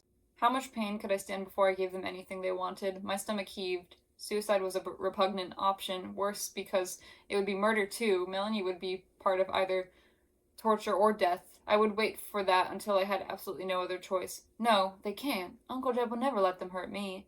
Uncle Jeb doesn't know you're here, I reminded her. Tell him! I focused on the old man's face. The thick white beard kept me from seeing the set of his mouth, but his eyes did not seem to burn like the others. From the corner of my eye, I could see a few of the men shift their gaze from me to him. They were waiting for him to answer the question that had alerted me to their presence. Uncle Jeb stared at me, ignoring them. I can't tell him, Melanie. He won't believe me. And if they think I'm lying to them, they'll think I'm a seeker. They must have experience enough to know that only a seeker would come out here with a lie, a story designed for infiltration. Melanie recognized the truth of my thought at once. The very word seeker made her recoil with hatred. She knew these strangers would have the same reaction. It doesn't matter anyway. I'm a soul. That's enough for them. The one with the machete, the biggest man there, black-haired, with oddly fair skin and vivid blue eyes, made a sound of disgust and spit on the ground. Men. He took a step forward, slowly raising the long blade. Better fast than slow. Better than it was this brutal hand and not mine that killed us. Better that I didn't die a creature of violence, accountable for Melanie's blood as well as my own. Hold it, Kyle. Jeb's words were unhurried, almost casual, but the big man stopped. He grimaced and turned to face Melanie's uncle. Why? You said you made sure it's one of them. Yeah, like, Kyle's like a big bitch baby, so I'm gonna make him talk like a bitch baby. He's a whiny little bitch baby. I got cold. I think it doesn't help that I'm, like, getting off of a medication and it's giving me withdrawals. So you're not getting the best version of me. I might pass out. It's fine. We have this. And a good time ahead of us. Okay. I'm gonna keep going now. I recognized the voice. He was the same one who'd asked Jeb why he'd given me water. Well, yes, she surely is. But it's a little complicated. How? A different man asked the question. He stood next to the big, dark-haired Kyle, and they looked so much alike that they had to be brothers. See, this here is my niece, too. Not anymore, she's not, Kyle said flatly. He spit again, and took another deliberate step in my direction, knife ready. I could see from the way his shoulders leaned into the action that the words would not stop him again. I closed my eyes. There were two sharp, metallic clicks, and someone gasped. My eyes flew open again. I said, "Hold it, Kyle." Uncle Jeb's voice was still relaxed, but the long rifle was gripped tightly in his hands now, and the barrels were pointed at Kyle's back. Kyle was frozen just steps from me. His machete hung motionless in the air above his shoulder. Jeb, the brother said, horrified, "What are you doing?" "Step away from the girl, Kyle." Of course, his name's Kyle, by the way. Kyle turned his back to us, whirling on Jeb in fury. "It's not a girl, Jeb!" Jeb shrugged. The gun stayed steady in his hands, pointed at Kyle. "There are things to be discussed. The doctor might be able to learn something from it," a female voice offered gruffly.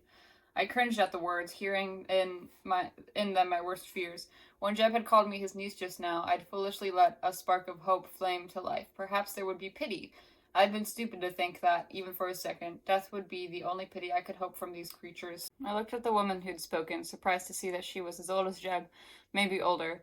Her hair was dark gray rather than white, which is why I hadn't noticed her age before. Her face was a mass of wrinkles, all of them turning down into angry lines.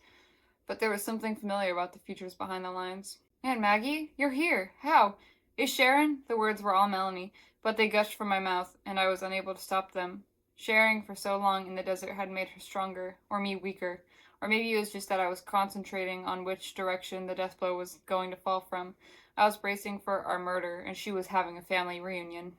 Melanie got only halfway through her surprised exclamation. The much-aged woman named Maggie lunged forward with a speed that belied her brittle exterior. She didn't raise the hand that held the back crowbar. That was the hand I was watching, so I didn't see her free hand swing out to slap me hard across the face. My head snapped back, and then forward. She slapped me again. "You won't fool us, you parasite. We know how you work. We know how well you can mimic us." I tasted blood inside my cheek. "Don't do that again," I scolded Melanie. "I told you what they'd think." Melanie was too shocked to answer. "Now, Maggie," Jeb began, in a soothing tone. "Don't you now Maggie me, you old fool. She's probably led a legion of them down on us." She backed away from me, her eyes measuring my stillness as if I were a coiled snake. She stopped beside her brother. "I don't see anyone," Jeb resorted. "Hey!" he yelled, and I flinched in surprise. I wasn't the only one. Jeb waved his left hand over his head, the gun still clenched in the right. "Over here!" "Shut up," Maggie growled, shoving his chest, though I had good reason to know she was strong. Jeb didn't wobble. Okay. So I actually died for a few hours, but I'm back now. Okay, I think this is where I was at. She's alone, Mag. She was pretty much dead when I found her. She's not in such great shape now. The centipedes don't sacrifice their own that way. They would have come for her much sooner than I did. Whatever else she is, she's alone. I saw the image of the long, many-legged insect in my head, but I didn't make the connection. He's talking about you, Melanie translated. She placed the picture of the ugly bug next to my memory of a bright silver soul. I didn't see a resemblance. I wonder how he knows what you look like, Melanie wondered absently. My memories of a soul's true appearance had been new to her in the beginning. I didn't have time to wonder with her. Jeb was walking toward me, and the others were close behind. Kyle's hand hovered at Jeb's shoulder, ready to restrain him or throw him out of the way. I couldn't tell. Jeb put his gun on his left hand and extended the right to me. I eyed it warily, waiting for it to hit me. Come on, he urged gently. If I could carry you that far, I would have brought you home last night. You're going to have to walk some more. No, Kyle grunted. I'm taking her back, Jeb said, and for the first time there was a harsher tone to his voice. Under his beard, his jaw flexed into a stubborn line. Jeb, Maggie protested. It's my place, Mag. I'll do what I want. Old fool, she snapped again. Jeb reached down and grabbed my hand from where it laid curled into a fist against my thigh. He yanked me to my feet. It was not cruelty, it was merely as if he were in a hurry. Yet, was it not the very worst form of cruelty to prolong my life for the reasons he had? I rocked unsteadily. I couldn't feel my legs very well, just prickles like needles as the blood flowed down. There was a hiss of disapproval behind him. It came from more than one mouth. So then they blindfold her so they can take her back to their little hideaway and start walking. You aren't planning to tell him, are you? It was Maggie's voice. It came from a few feet behind me. It sounded like an accusation. He's got a right to know, Jeb replied. The stubborn note was back in his voice. It's an unkind thing you're doing here, Jebediah. Life is unkind, Magnolia. Why are you doing this, Jeb? A man asked. I heard the voice before. It was one of the brothers. For Doc? You could have just told Kyle that. You didn't have to pull a gun on him. Kyle needs a gun pulled on him more often, Jeb muttered. Yeah. Woo! Team Jeb. Please tell me this wasn't about sympathy, the man continued. After all I've seen, if I hadn't learned compassion, I wouldn't be worth much. But no, it's not about sympathy. If I had enough sympathy for this poor creature, I would have let her die. I shivered in the oven-hot air. What then? Kyle's brother demanded. There was a long silence, then Jeb's hand touched mine. I grasped it, needing to get help back on my feet. His other hand pressed against my back, and I started forward again. Curiosity, Jeb said in a low voice. No one replied. As we walked, I considered a few sure facts. One, I was not the first soul they'd captured. There was already a set routine here. This Doc had tried to get his answer from others before me. Two, he had tried unsuccessfully. If any soul had forgone suicide only to crack under the human's torture, they would not need me now. My death would have been mercifully swift. They finally make it to the caves and unblindfold Wanderer, and they hear a bunch of voices. And she realizes that there's a lot more humans part of this resistance than she initially would have ever thought. Melanie was too stunned to do anything more than count. 10, 15, 20, 25, 26, 27. I didn't care how many there were. I tried to tell her how little it mattered. It wouldn't take 20 of them to kill me, to kill us. I tried to make her see how precarious our position was, but she was beyond my warnings at the moment, lost in this human world she'd never dreamed was here. One man stepped forward from the crowd, and my eyes started first to his hands, looking for the weapon they would carry. His hands were clenched in fists, but empty of any other threat. My eyes, adjusting to the dazzling light, made out the sun-gilded tint of his skin, and then recognized it. Choking on the sudden hope that dizzied me, I lifted my eyes to the man's face. Who do you think it is? It was too much for both of us, seeing him here, now after already accepting we'd never see him again, after believing that we'd lost him forever. I stared at Jared's face, uncomprehending. Melanie reacted differently. Jared, she cried through my damaged throat. The sound was just a croak. She jerked me forward, much the same way she had in the desert, assuming control of my frozen body. The only difference was this time it was by force. I wasn't able to stop her fast enough. She lurched forward, raising my arms to reach out to him. I screamed a warning at her in my head, but she wasn't listening to me. She was barely aware that I was even here. No one tried to stop her as she staggered toward him. No one but me. She was within inches of touching him. And still she didn't see what I saw. She didn't see how his face had changed in the long months of separation, how it had hardened, how the lines pulled in different directions now. She didn't see that the unconscious smile she remembered would not physically fit on this new face. Only once had she seen his face turn dark and dangerous, and that expression was nothing to the one he wore now. Before Melanie could make my fingers touch him, his arm shot out and the back of his hand smashed into the side of my face. The blow was so hard that my feet left the ground before my head slammed into the rock floor. I heard the rest of my body hit the floor with dull thumps, but I didn't feel it. My eyes rolled back in my head, and a ringing sound simmered in my ears. I fought dizziness that threatened to spin me unconscious. Stupid, stupid, I whimpered at her. I told you not to do that. Sorry, look, I know Jared has, like, a really good track record of doing, like, batshit crazy things, upon, like, first seeing Melanie. I get that his long-lost lover, who is a minor, well, actually, she's not a minor anymore, but who he met as a minor, and who still has a significant age gap against this only, 20-year-old person, I get that she's possessed by an alien, and he hates the souls, and that makes him really, really mad, like, angry boy rage, but it's still Melanie's body. Me personally, crazy take right now, me personally, like, if my girlfriend got possessed by an alien, and, like, disappeared, and then, like, came back months later, my first reaction wouldn't be to, like, beat the shit out of her.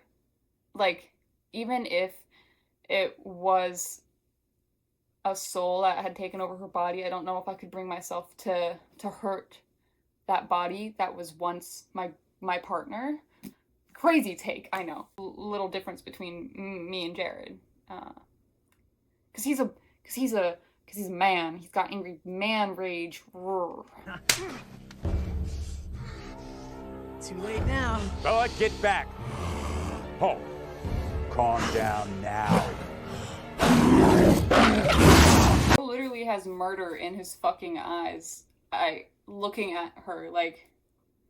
Jeb and Jared locked eyes for a moment. Jared's jaw clenched and unclenched, but Jeb's face was calm. The silent confrontation ended when Jared suddenly exhaled in an angry gust and took a step back. Be quiet. Can't you see how he loathes me? Anything you say will make it worse. We're dead. But Jared's alive! Jared's here! She crooned. The quiet in the cavern dissolved. Whispers came from every side, all at the same time, as if I'd missed some cue. I couldn't make out any meanings in the hissing murmurs. And then another man comes out of the group of humans and says, Okay, he said in an oddly cheery voice as he circled Jared and came to face me. I'm here, what have we got? It was Aunt Maggie who answered him, appearing at his elbow. Jeb found it in the desert. Used to be our niece Melanie. It seemed to be following the directions he gave her. She flashed a dirty look at Jeb. The tall, bony man murmured, his eyes appraising me curiously. It was strange, that appraisal. He looked as if he liked what he saw. I couldn't fathom why he would. My gaze shied away from his to another woman, a young woman who peered around his face, her hand resting on his arm, my eyes drawn by her vivid hair. Sharon! Melanie cried. Melanie's cousin saw the recognition in my eyes and her face hardened. I pushed Melanie roughly to the back of my head. Shh! The man said again, nodding. He reached one hand out to my face and seemed surprised when I recoiled from it, flinching into Jeb's side. The tall man touched my jaw below my ear, his fingers gentler than I expected, and turned my face away. I felt his finger trace a line on the back of my neck, and I realized he was examining the scar from my insertion. I watched Jared's face from the corner of my eye. What this man was doing clearly upset him. I thought I knew why. How he must have hated that slender pink line on my neck. Jared frowned, but I was surprised that some of the anger had drained from his expression. His eyebrows pulled together. It made him look confused. She looks healthy enough, aside from some recent exhaustion, dehydration, and malnourishment. I think you've put enough water back into her so that the dehydration won't interfere. Okay, then. He made an odd unconscious motion with his hands as if he were washing them. Let's get started. So the doc is about to, like, take Wanderer and Melanie to go do something silly, but Jared actually says no. Jared, is there a problem? The doctor said. Everyone waited beside me. Jeb was holding the corners of his lips down as if they were trying to lift into a grin. I'll tell you the problem, Doc. What's the difference between letting you have it or Jeb putting a bullet in its head? I trembled. Jeb patted my arm. The doctor blinked again. Well, was all he said. Jared answered his own question. The difference is, if Jeb kills it, at least it dies cleanly. Jared, the doctor's voice was soothing, the same tone he'd used on me. We learn so much each time. Maybe this will be the time. Ha! Jared snorted. I don't see much progress being made, Doc. Jared will protect us, Melanie thought faintly. It was hard to concentrate enough to form words. Not us, just your body. There's no point in wasting an opportunity, Sharon said.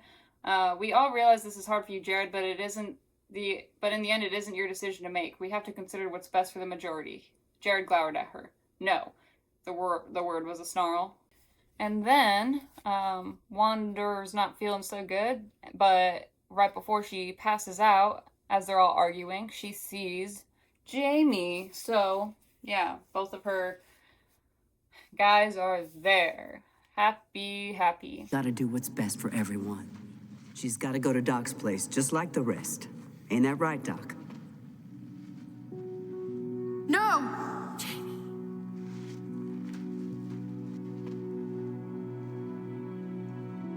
She wakes up and is still in the cave. They have her in like this really small hole in the caves, like a little like prison cell kind of deal, and Jared's keeping watch over her, and they feed her. She says thanks, and Melanie even says, like, I can't believe he hit me. Girl, I can believe it. I wondered where you were, I answered. It would be poor manners to get me into this mess and then abandon me. She ignored my sour tone. I wouldn't have thought he'd be able to do it no matter what. I don't think I could hit him. See, that's what I'm saying. See, he just so naturally is just like, I'm gonna beat women. And Wanderer says, sure you could. If he'd come at you with reflective eyes, you'd have done the same. You're naturally violent. Melanie tried to consider it impartially. I don't think so. Not Jared and Jamie. There's no way I could hurt Jamie, even if he was. She trailed off, hating that line of thought. I considered this and found it true. Even if the child had become something or someone else, neither she nor I could ever raise a hand at him. That seems logical to me. And like we're just gonna forgive him for that. Bro was looking for an excuse at that point. After a bit of being in the cave, she hears a couple other voices show up, and they want to cause some trouble. Kyle and Ian go to attack Jared in order to get to Wanderer, but Wanderer runs out and says no. Thinks like she can do something about it. Kyle was the first to react. I was less than a foot. In 2 long, shaky strides, I moved between Kyle and Jared. Kyle was the first to react. I was less than a foot from him, and his primary instinct was to shove me away. His hand struck my shoulder and heaved me toward the floor. Before I could fall, something caught my wrist and yanked me to my feet. As soon as he realized what he'd done, Jared dropped my wrist like my skin was oozing acid. Get back in there, he roared at me. He shoved my shoulder, too, but it wasn't as hard as Kyle's push. It sent me staggering 2 feet back toward the hole in the wall. The hole was a black circle in the narrow hallway. Outside the small prison, the bigger cave looked just the same, only longer and taller, a tube rather than a bubble. I took a step toward them again, turning my back to Jared. I'm what you want, I said directly to Kyle. Leave him alone. No one said anything for a long second. Tricky bugger, Ian finally muttered, eyes wide with horror. I said, get back in there, Jared hissed behind me. I turned halfway, not wanting Kyle out of my sight. It's not your duty to protect me at your own expense. Jared grimaced, one hand rising to put me back towards the cell again. I skipped out of the way. The motion moved me towards the ones who wanted to kill me. Ian grabbed my arms and pinned them behind me. I struggled instinctively, but he was very strong. He bent my joints too far back, and I gasped. Get your hands off her, Jared shouted, charging. Kyle caught him and spun him around into a wrestling hold, forcing his neck forward. The other man grabbed one of Jared's thrashing arms. Don't hurt him, I screeched. I strained against the hands that imprisoned me. Jared's free elbow rammed into Kyle's stomach. Kyle gasped and lost his grip. Finish it, Ian, Kyle yelled. He put his head down and hurtled into Jared, throwing him into the other man. No, Jared and I cried at the same moment. Ian dropped my arms, and his hands were wrapped around my throat, choking off my air. I clawed at his hands with my useless, stubby nails. He gripped me tighter, dragging my feet off the floor. It hurt, the strangling hands, the sudden panic of my lungs. It was agony. I writhed more, trying to escape the pain than the murdering hands. We're gonna put another little pin in that because, believe it or not, it's less of a love triangle than it is like a love square. Because technically, Wanderer and Melanie are two separate people just stuck in one body, and Melanie loves Jared, and since Wanderer is in Melanie's body, she, by extension, also loves Jared. But guess what? The other love interest of this fucking book is Ian, the man who just tried to strangle her to death. We're just gonna be in love with abusers now. We're just gonna be into men who like choking and beating women. I don't give a shit if she's possessed by a parasitic alien thing. I don't care if there's a soul inside Melanie. And is that so irrational of me to think that like I wouldn't want to be violent towards them? Or at least in the case of Ian, like I know he has no attachment towards Melanie or Wanderer, and he just like wants to like kill the soul because he thinks that the human's already gone. I get that. But then for Wanderer later on to excuse this and still fall in love with him. And that's not even like the only course of violence that Ian takes.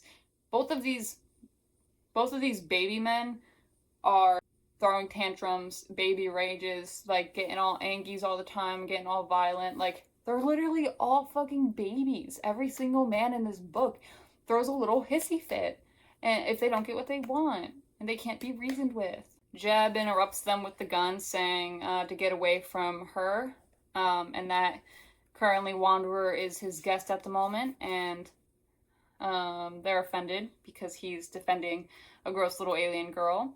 But he says that it's up to Jared what they do with her.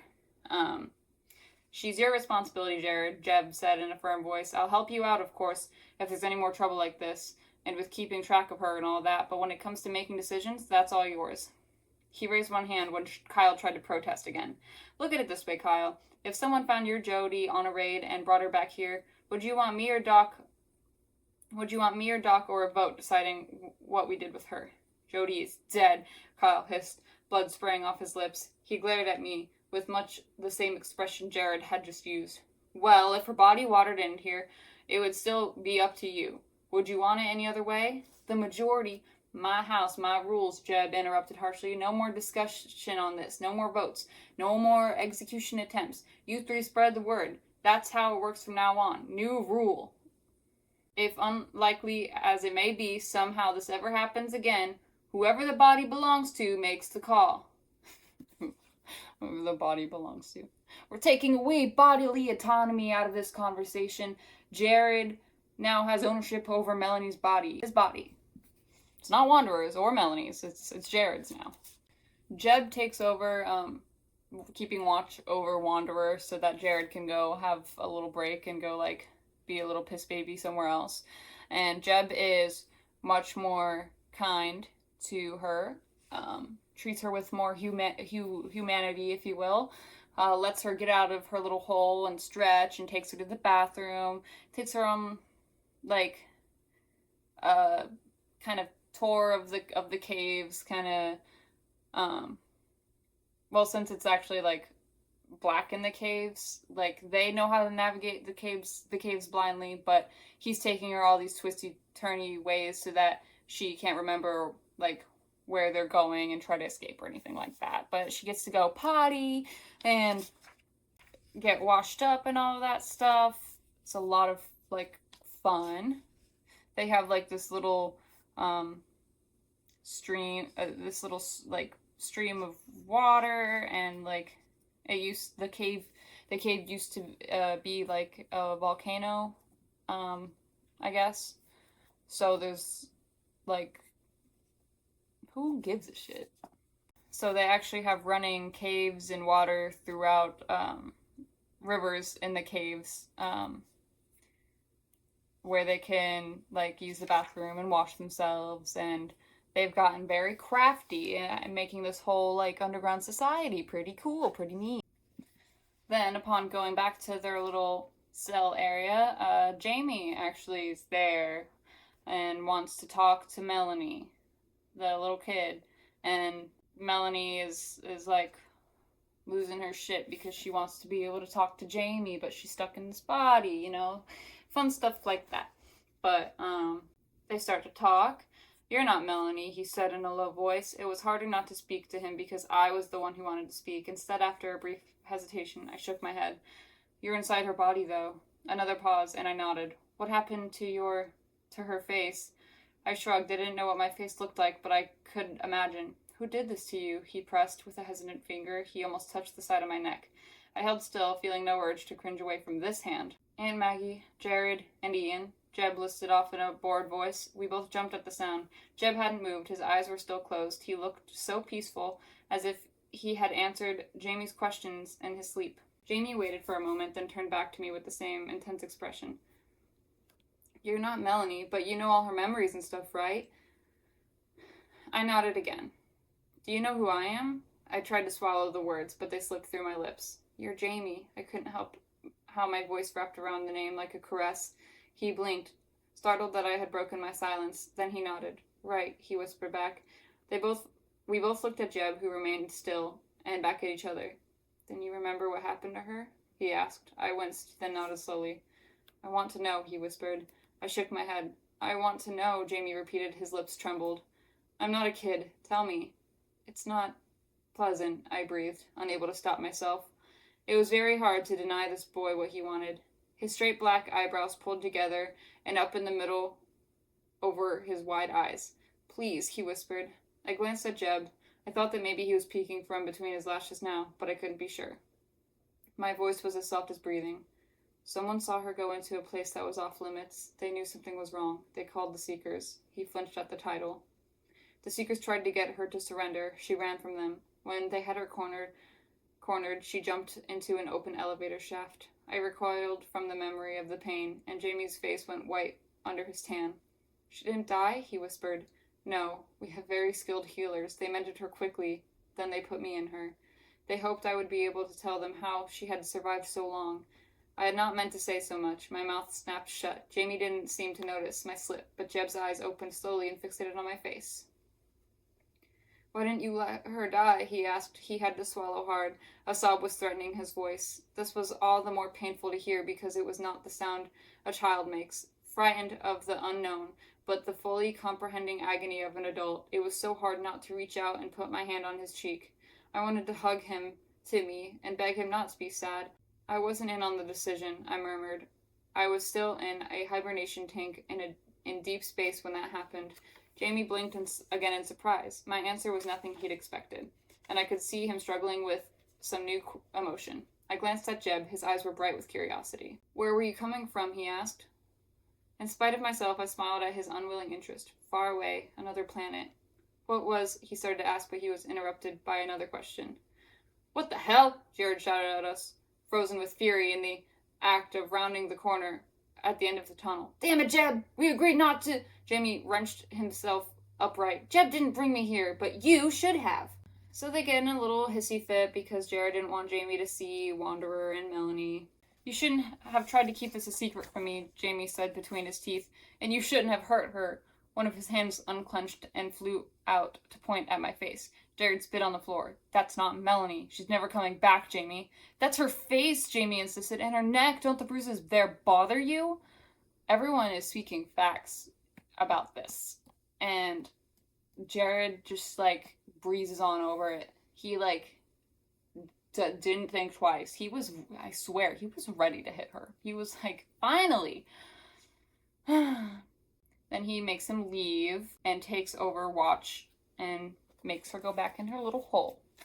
And while Jared watches her, he is still very much unkind towards her and doesn't, guide her through the caves, like when they use the bathroom, and so she kind of just has to like stumble blindly, and he's very rude, and I hate him, and they're making him very easily unlikable. Days or even a week passes, and it's more of the same, just keeping watch over her and living in a tiny little cell. But Ian comes and not trying to cause trouble, but just wants to talk to Jared. They've given up the search, even the Seekers. Jared didn't comment, but I could feel the sudden tension in the air around him. We've been keeping a close watch for some change, but they never seemed overly anxious. The search never strayed from the area where we abandoned the car, and for the past few days, they were clearly looking for a body rather than a survivor. You've got the best instincts for this kind of thing. I wanted your opinion. That's why I'm here, taking my life into my hands to infiltrate the restricted area. While they've been going out and spying on the Seekers, Ian takes note of one of the Seekers that carries a Glock, seems to be much more determined than the rest. And we realize that they are talking about Wanderer's Seeker, the bitch that we hate so much. She's like super determined still to find her, even if the other Seekers have been giving up. And as they're talking about the Seeker, Wanderer has like a physical reaction to it, from like fear or whatever, and they notice her reaction. Look at its eyes, Ian muttered. It's frightened. I could see both of their expressions now, but I looked only at Jared. His gaze was tightly focused on me, calculating. My body wouldn't stop shaking. She'll never give up, Melanie moaned. I know, I moaned back. When had our distaste turned to fear? My stomach nodded and heaved. Why couldn't she just let me be dead like the rest of them had? When I was dead, would she haunt me still?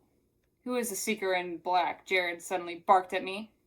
My lips trembled, but I didn't answer. Silence was safest. I know you can talk, Jared growled. You talked to Jeb and Jamie, and now you're going to talk to me. He climbed into the mouth of the cave, huffing with surprise at how tightly he had to fold himself to manage it. The low ceiling forced him to kneel, and that didn't make him happy. I could see he'd rather stand over me. I had nowhere to run. I was already wedged into the deepest corner. The cave barely had room for the two of us. I could feel his breath on my skin. Tell me what you know, he ordered. He's like yelling at her and being super rude, and Ian's like, maybe you should let me enter. It's like, stay out of it. Can't you see it's too scared to talk? Leave it alone for a second. I heard something scrape the floor as Jared moved, and then a thud. Ian cursed. I peered through my fingers to see that Ian was no longer visible, and Jared has back to me. Ian spit and groaned. That's twice, he growled, and I understood that the punch meant for me had been diverted by Ian's interference. I'm ready to go for 3, Jared muttered, but he turned back around to face me, bringing light with him. He grabbed the lamp with the hand that had struck Ian. The cave seemed almost brilliant after so much darkness. Why is he so fast to pack a punch, bro? Like, calm down. I don't have to hurt you, he said quietly, not as sure of himself, but I do have to know the answer to my question. So, answer or else I'll hurt you. Funny. God, it is so freaking hot in my room, but I can't turn the fan on, or else you'll hear it. So I guess I'll just suffer for the video. Don't know if I'm getting sick or something, because earlier I was freezing and now I'm really hot and I like died for a little bit, but we're gonna keep going. Don't worry, we're gonna get this done. The Seeker, I began, my voice rough and hoarse. I hadn't spoken in a long time. He interrupted, impatient. We already know it's a Seeker. God, stop being such a fucking smartass. Let her talk. Oh my god. Not just any Seeker, I whispered. My Seeker. What do you mean, your Seeker? Assigned to me, following me. She's the reason. I caught myself just before I spoke the word that would have to mean our death. Just before I could say, we. The ultimate truth that he would see as the ultimate lie. Playing on his deepest wishes, his deepest pain. He would never see that it was possible for his wish to be true. He would only see a dangerous liar looking out through the eyes he'd love. The reason, he prompted? The reason I ran away, I breathed. The reason I came here. Not entirely true, but not entirely a lie either. Jared stared at me, his mouth half open, trying to process this. You ran away from a Seeker? But you're one of them, Jared struggled to compose himself, to get back to his interrogation. Why would it follow you? What did it want? I swallowed, the sound seemingly unnaturally loud. She wanted you and Jamie. His expression hardened. And you were trying to lead it here? I shook my head. How could I explain this? He'd never accept the truth. What? I didn't want to tell her. I don't like her. He blinked, confused again. Don't you all have to like everyone? We're supposed to, I admitted, coloring with shame. Who did you tell about this place? Ian asked over Jared's shoulder. Jared scowled but kept his eyes on my face. I couldn't tell. I didn't know. I just saw the lines on the album. I drew them for the Seeker, but we didn't know what they were. She still thinks they're a roadmap. I couldn't seem to stop talking. I tried to make the words come slower to protect myself from a slip. What do you mean you didn't know what they were? You're here. Jared's hand flexed toward me, but dropped before it closed a small distance. I was having trouble with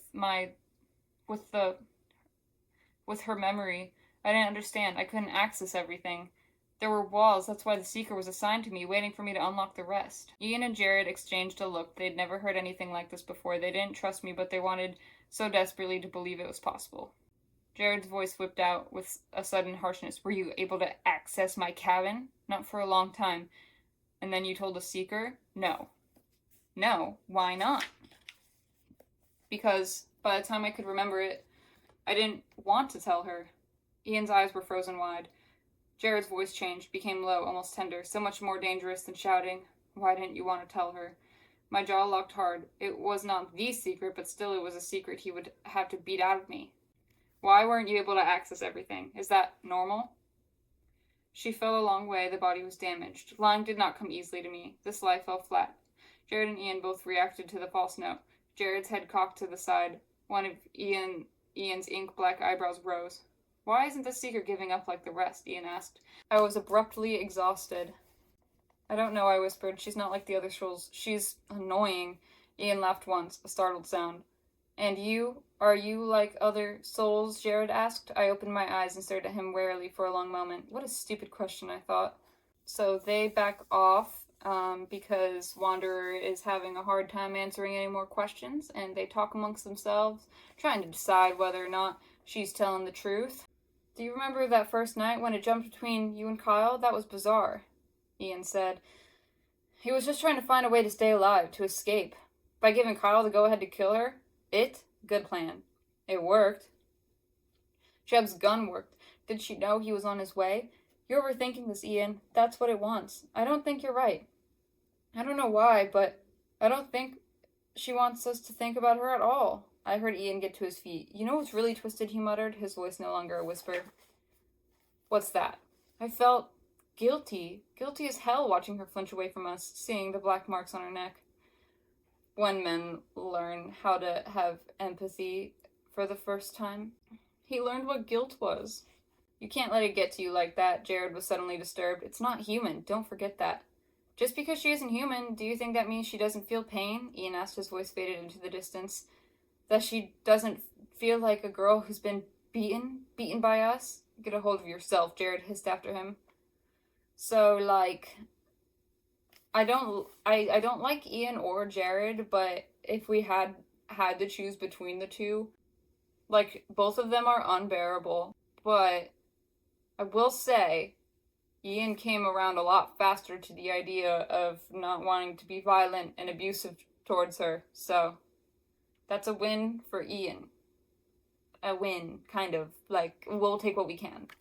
So Jeb shows up and is kind of like, hey, Jared, you kind of need to go on a raid with the boys. So Wanderer and Melanie get real sad because they're assuming that, like, once Jared isn't there to, like, you know, stop people from killing her, that, you know, they're gonna kill her. So she's kind of like, this is kind of a death sentence, and also maybe this means I'll never get to see Jared again. So she's kind of calling the ambulance. She's kind of feeling sorry for herself right now. She starts crying. But Jeb, now that Jared's gone, is like, you want a bed?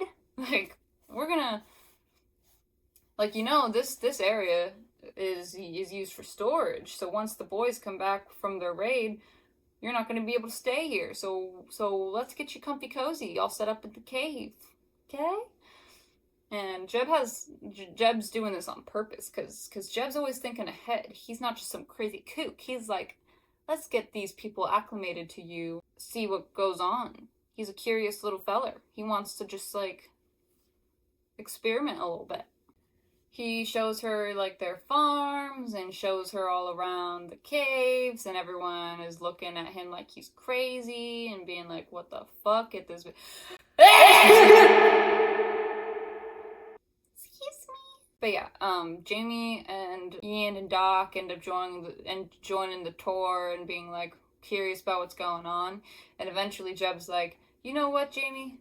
I'm tired. Why don't you keep watch of Wanderer? And so Wanderer and Jamie get some time to just talk to each other. So Jamie starts asking about the other planets, and this is where we get a lot more detail about where Wanderer came from. She tells him about the seaweeds, where there's like 2 suns, and she is literally like a seaweed. And then she starts telling Jamie about how the offensive had been launched here, like how the invasion had started, and like what species started that, and it was the spiders, who are very smart, the most incredible minds we'd come across. Each spider had 3 of them. The spiders were our best engineers. The ships they made for us danced nimbly and undetectably through the stars. They were stronger and smarter.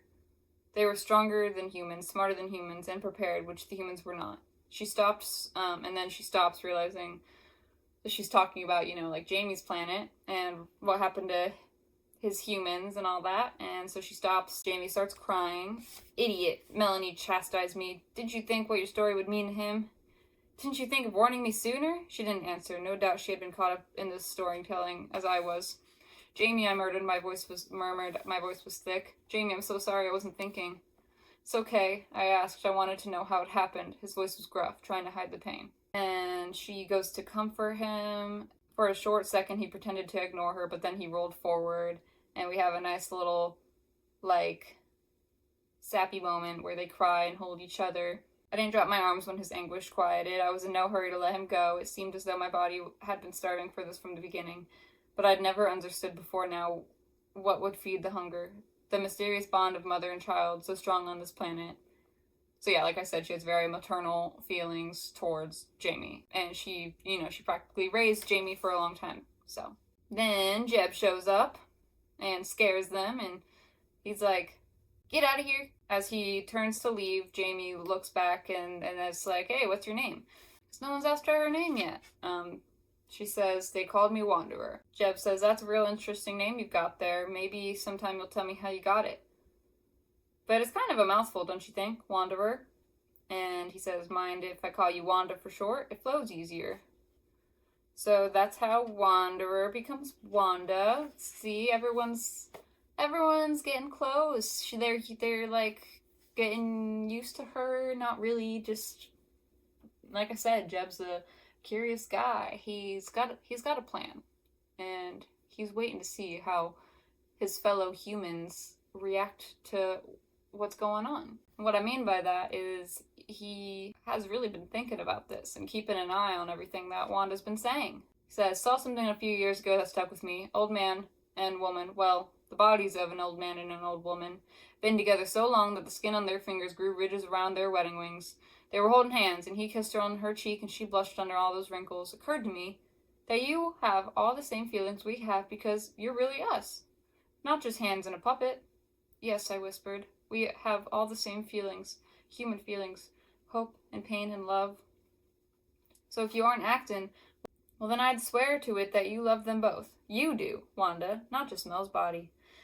I put my head down on my arms. The gesture was tantamount to an admission, but I didn't care. I couldn't hold it up anymore. So that's you. But I wonder about my niece, too.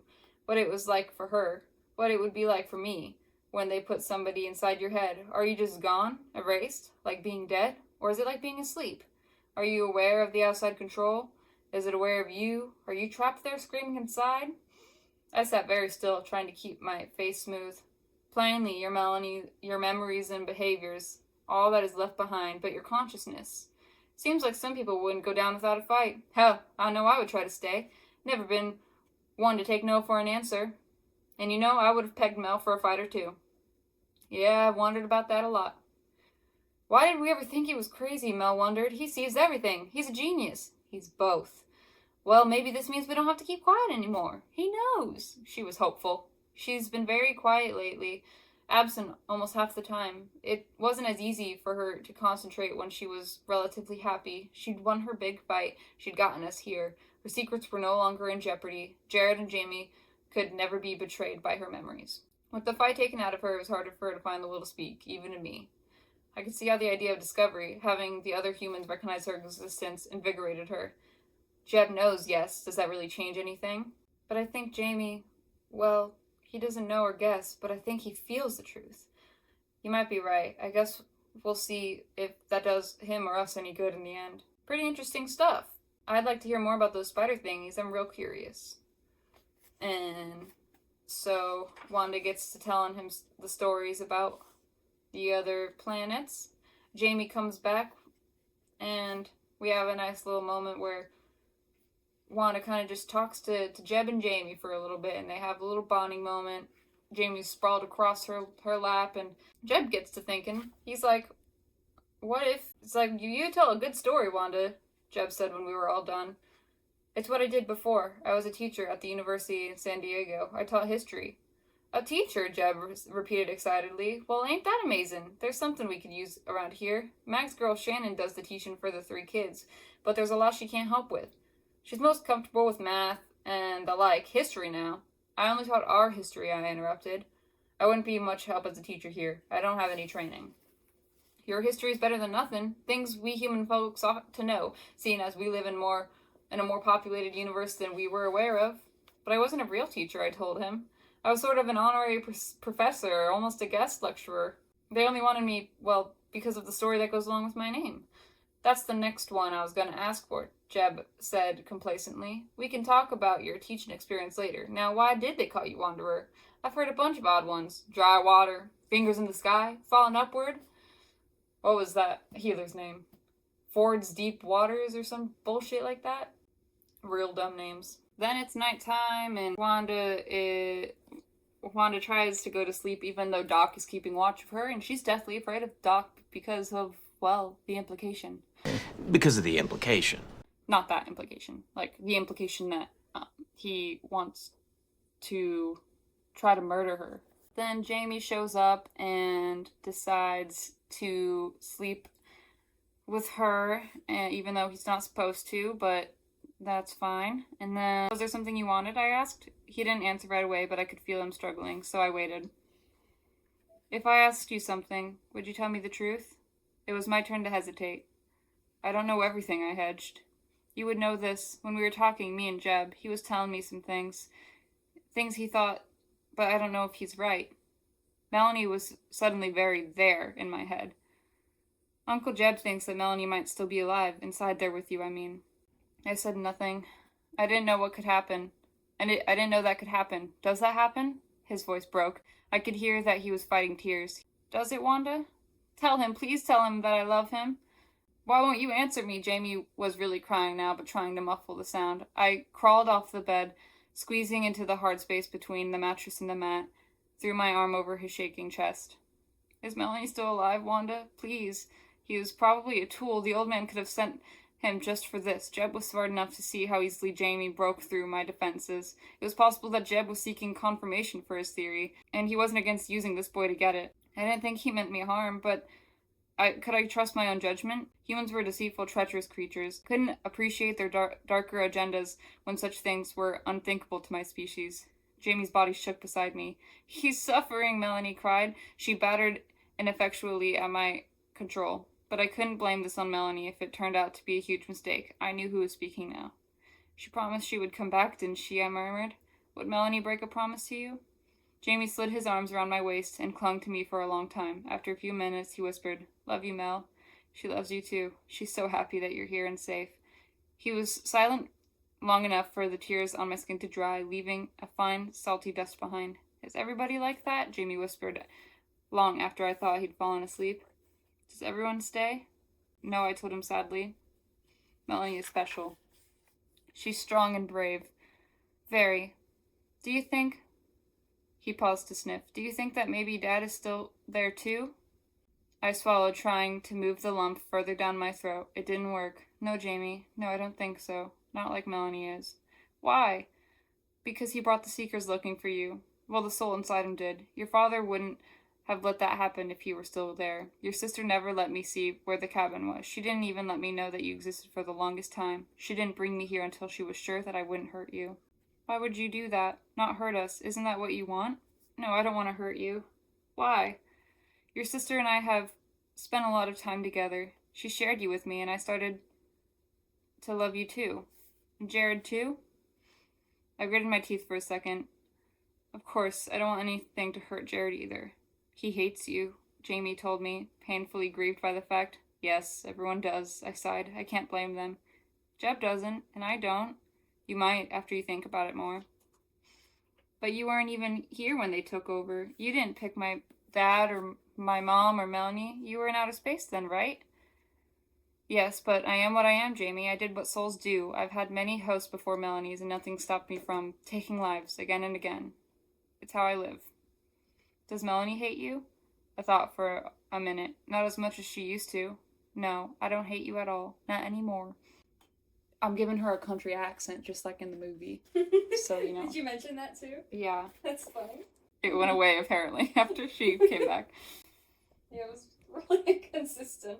She says she doesn't hate me at all anymore, I murmured almost silently. How is she? She's happy to be here. She's so happy to see you. She doesn't even care that they're gonna kill us. Jamie stiffened under my arm. Why would she say that to a child? Jamie stiffened under my arm.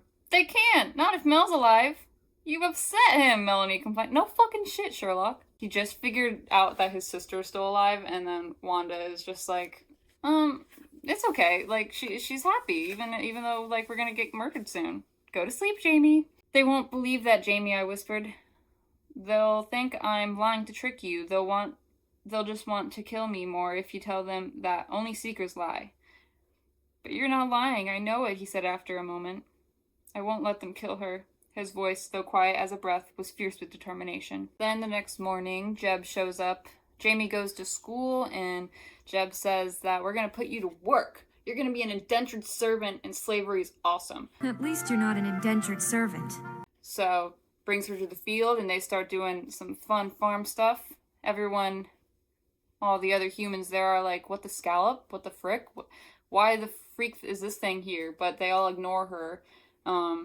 Ian, all of a sudden, is like, all nice and brought them water and stuff, and seems to be getting weirdly, like, interested in Wanda, even though he tried to strangle and kill her not that long ago, but we'll let that pass because it's better than Jared. He even says, like, see you tomorrow, Wanda. He called from across the room, and everyone stared because he's being a weird freakazoid, weird alien lover. After she takes a nice quick little bath and washes herself, Ian sees her and he's like, you look better.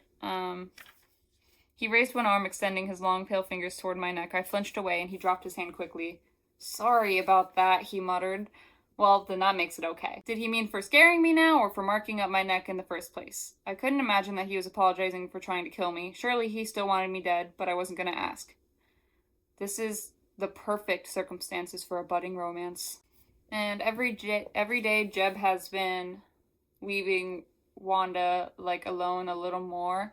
Like, he was guiding her everywhere at first, and, like, she was always at his side, and she felt protected by, you know, him having the gun and making sure that she wasn't going to get murdered. But see, this is part of his plan to get her slowly acclimated, like, get the humans acclimated to her presence. Wanda's like, what the frick? Why are you trying to get me killed?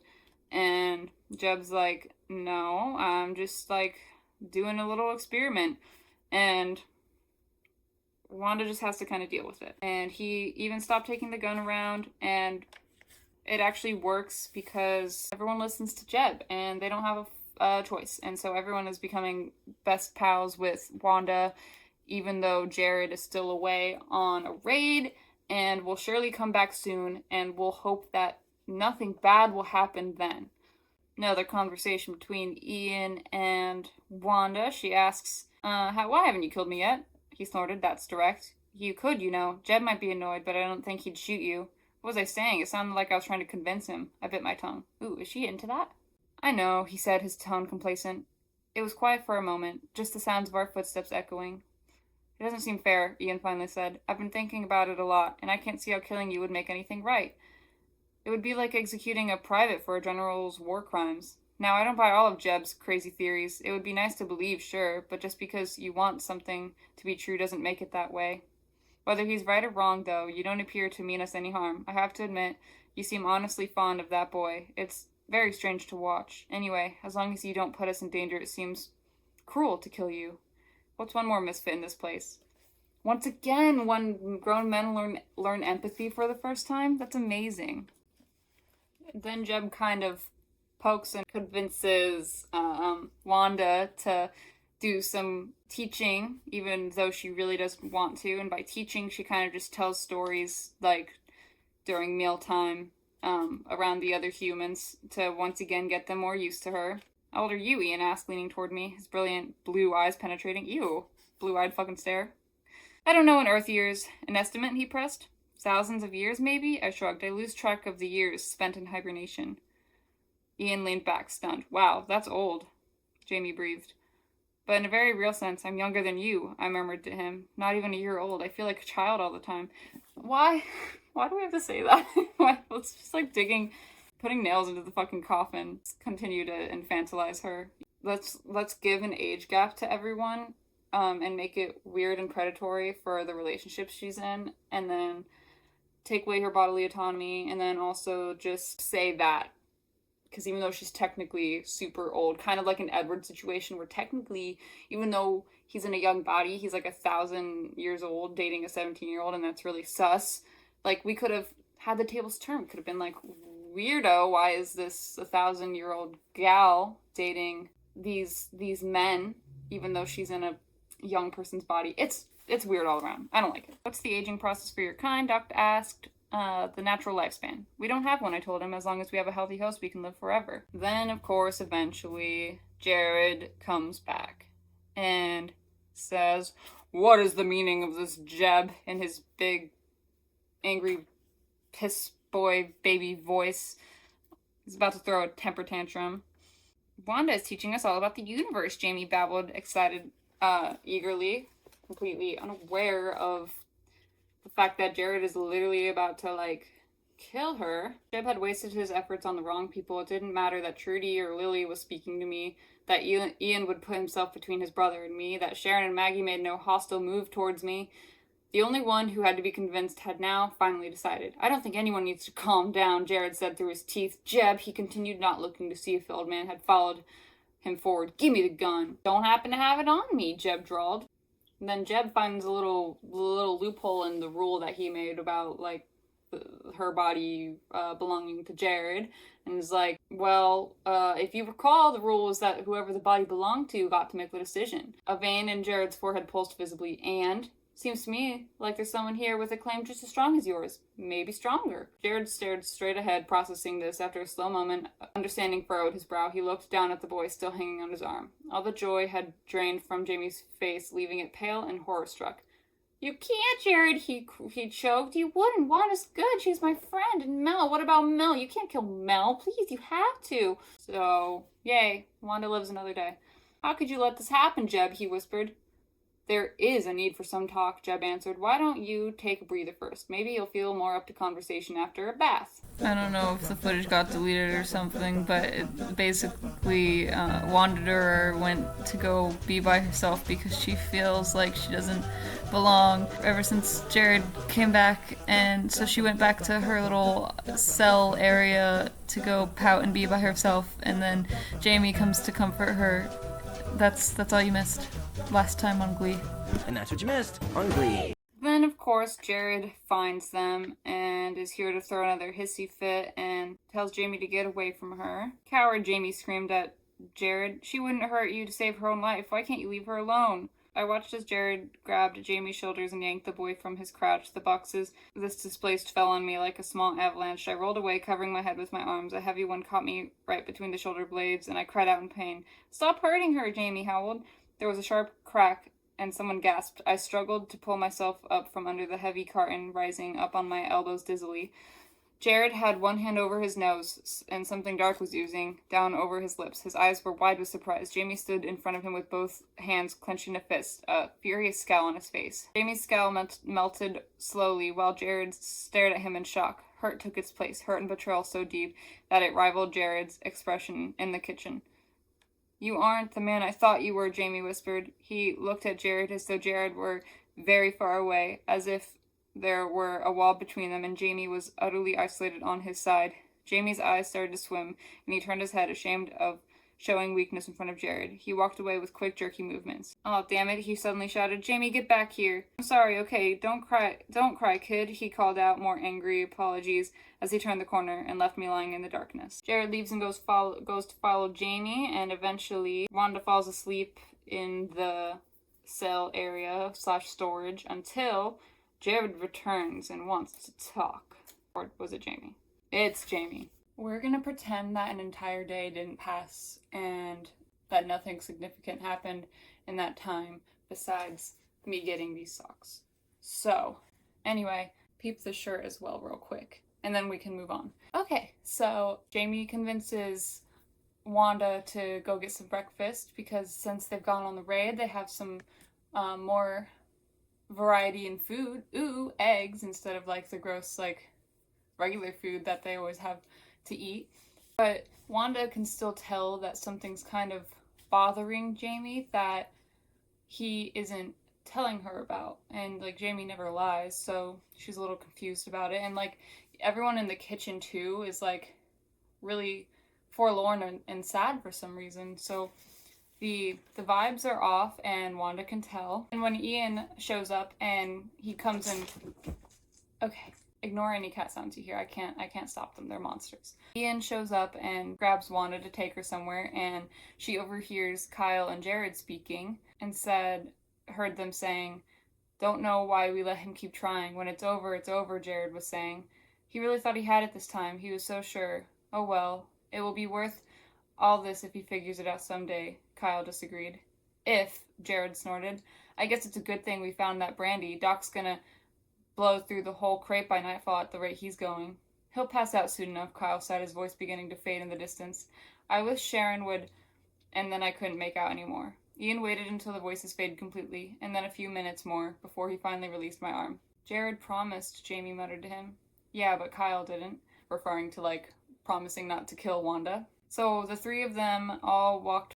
Ian once again notices Wanda's face and how, you know, they've like fucked her up, and was like, that makes me so sick. And his voice truly did sound as if he were nauseated. And worse, knowing that if I hadn't stayed behind, I might have been the one to do it. I shook my head at him. "It's nothing, Ian." "No, it ain't. Your supposed love of your life is leaving you beaten and bruised. I don't give a shit if Melanie's body is possessed by an alien. I am still not getting over that." Jamie goes off to school, and Wanda and Ian get to talking. No one will tell Wanda what's going on, and Ian says that he isn't going to either, but it's nothing you would want to know anyway. Why is it every time I film, it's when my cats are like at their most evil? Ian does ask a question, saying, "I didn't buy Jeb's story before, but he and Doc are pretty convinced.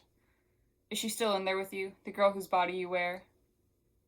This was not just my secret anymore. Both Jamie and Jeb knew the truth. Neither was it the secret that really mattered. At any rate, I trusted Ian not to go blabbing to anyone who would kill me over it.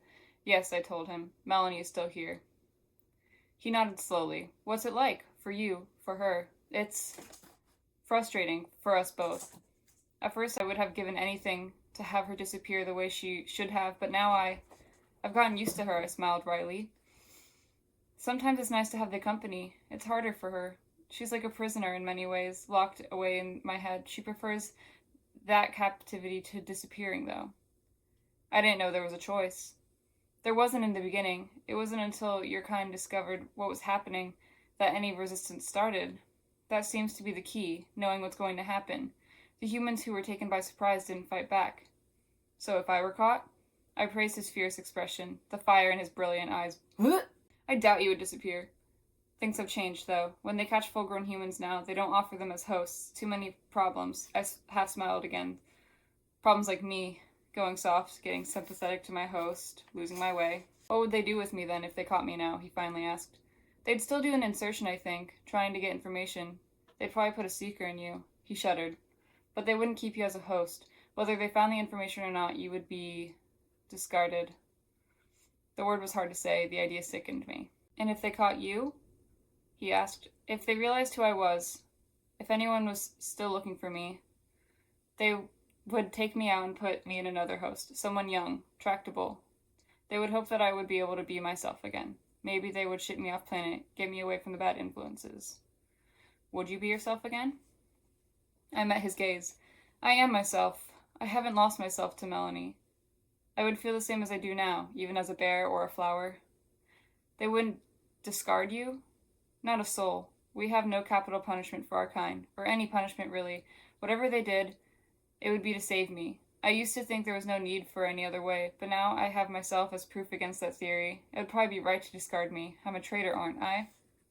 So more of Wanda, like, having this confliction inside herself between, like, where her ties lie with the souls or with the humans, and not necessarily agreeing with what the souls do, and all that fun stuff. The two are interrupted by Jared showing up, being a big piss baby. Ian gets all like alpha wolf on him and doesn't want him to be near Wanda because in the past he's tried to hurt her, but Wanda's like, it's okay, you can go away, Ian, like, it's fine.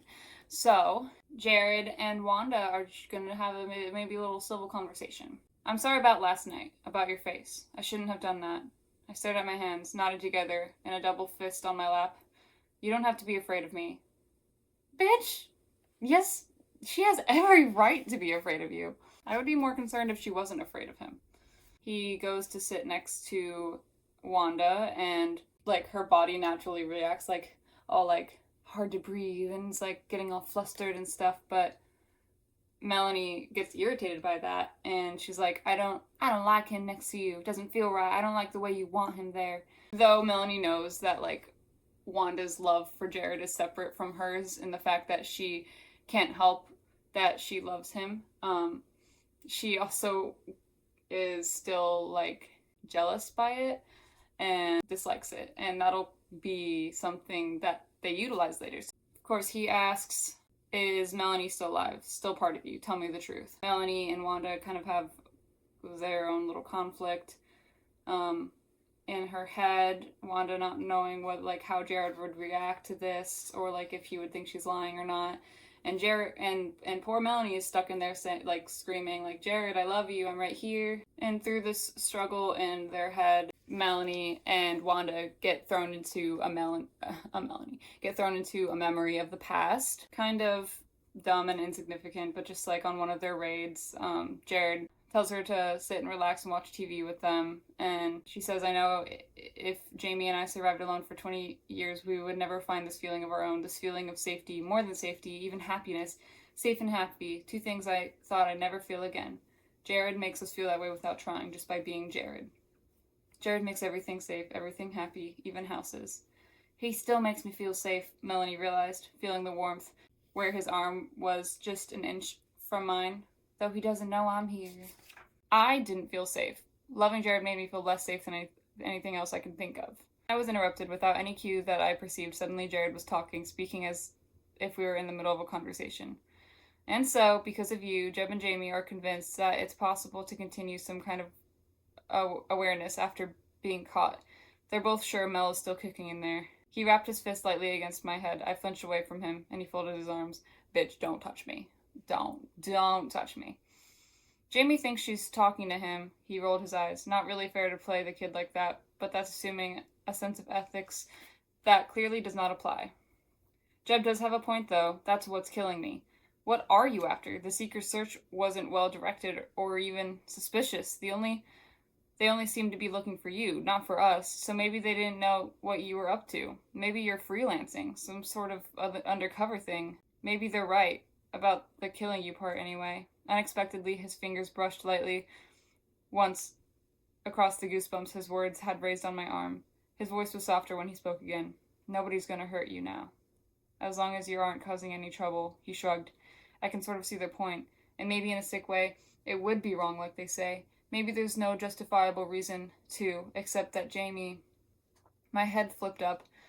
His eyes were sharp, scrutinizing my reaction. I regretted showing interest and watched my knees again. It scares me how attached he's getting, Jared muttered. Shouldn't have left him behind. I never imagined.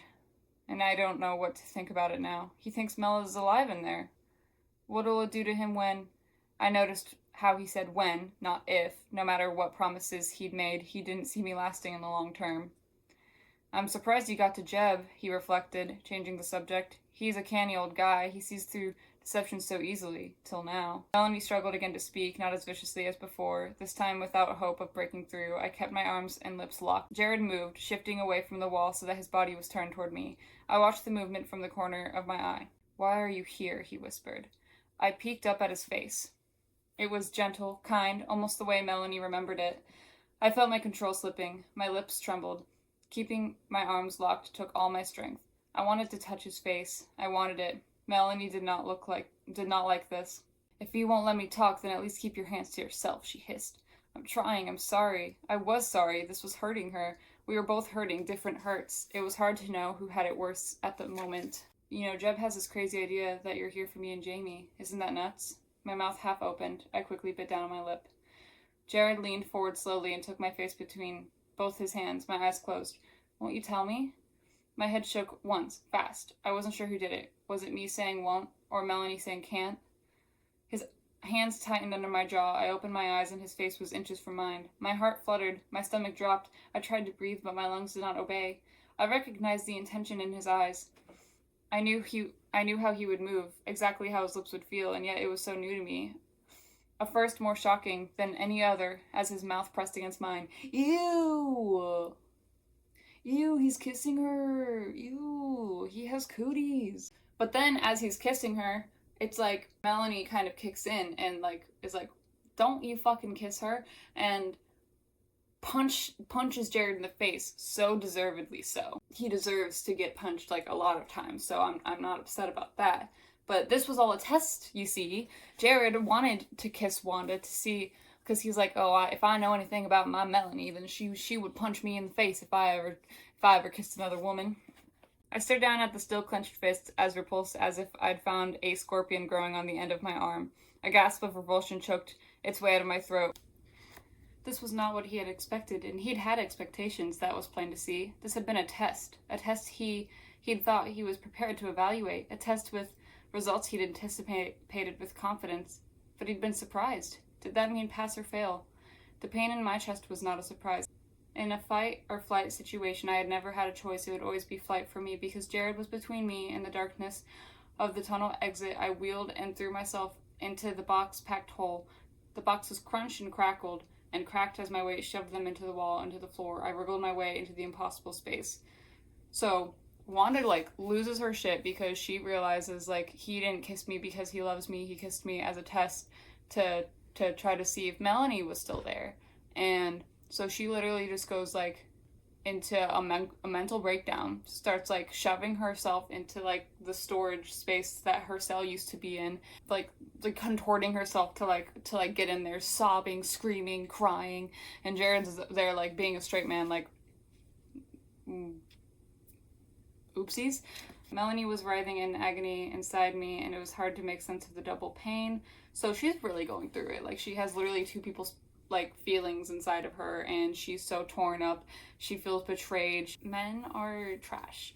One word snapped us back from the edge of hysteria. From the mouth of the hole, Jared's low, rough voice, broken and strangely childlike, asked, Mel?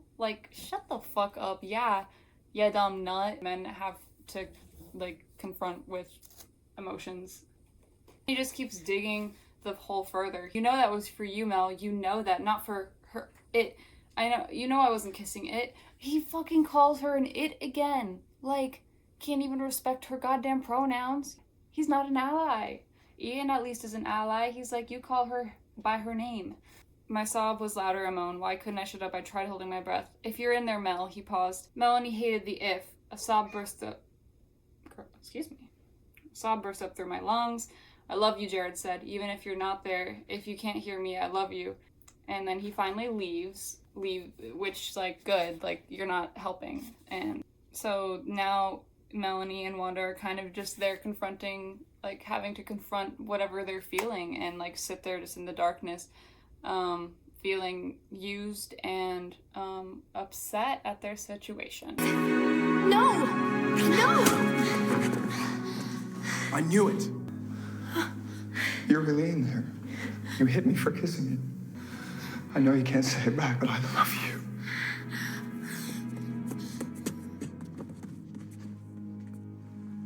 And then after she kind of has her little, like, emotional, mental breakdown, and she crawls out of the hole and is kind of just like, man, I'm hungry, which I get it, girl. Like, after you have a big cry, like, you gotta go have a snack.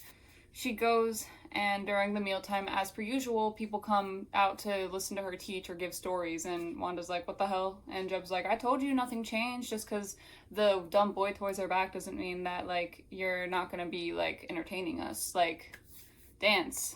Puppet dance. Throughout the conversation, the mood kind of shifts, and Wanda's like, they're asking about healing and stuff, which Wanda just isn't really versed with because she was not a healer, and it kind of shifts the mood because one of the people living there, Walter, actually has cancer and he's not doing well. And Walter's one of the people who came around. Chip. You want attention too? You want attention too? I swear she likes it. You can go. Walter was one of the first people who came around to, like, being okay with Wanda's presence, and Wanda grew a pretty fast affinity for him, and, like, because she's never really had, like, friends before, and she enjoys, like, talking to him and telling him stories and listening to his questions and stuff. So she's like, why didn't anyone tell me that he's, like, doing bad? And they're like, well, you've kind of been having a tough time.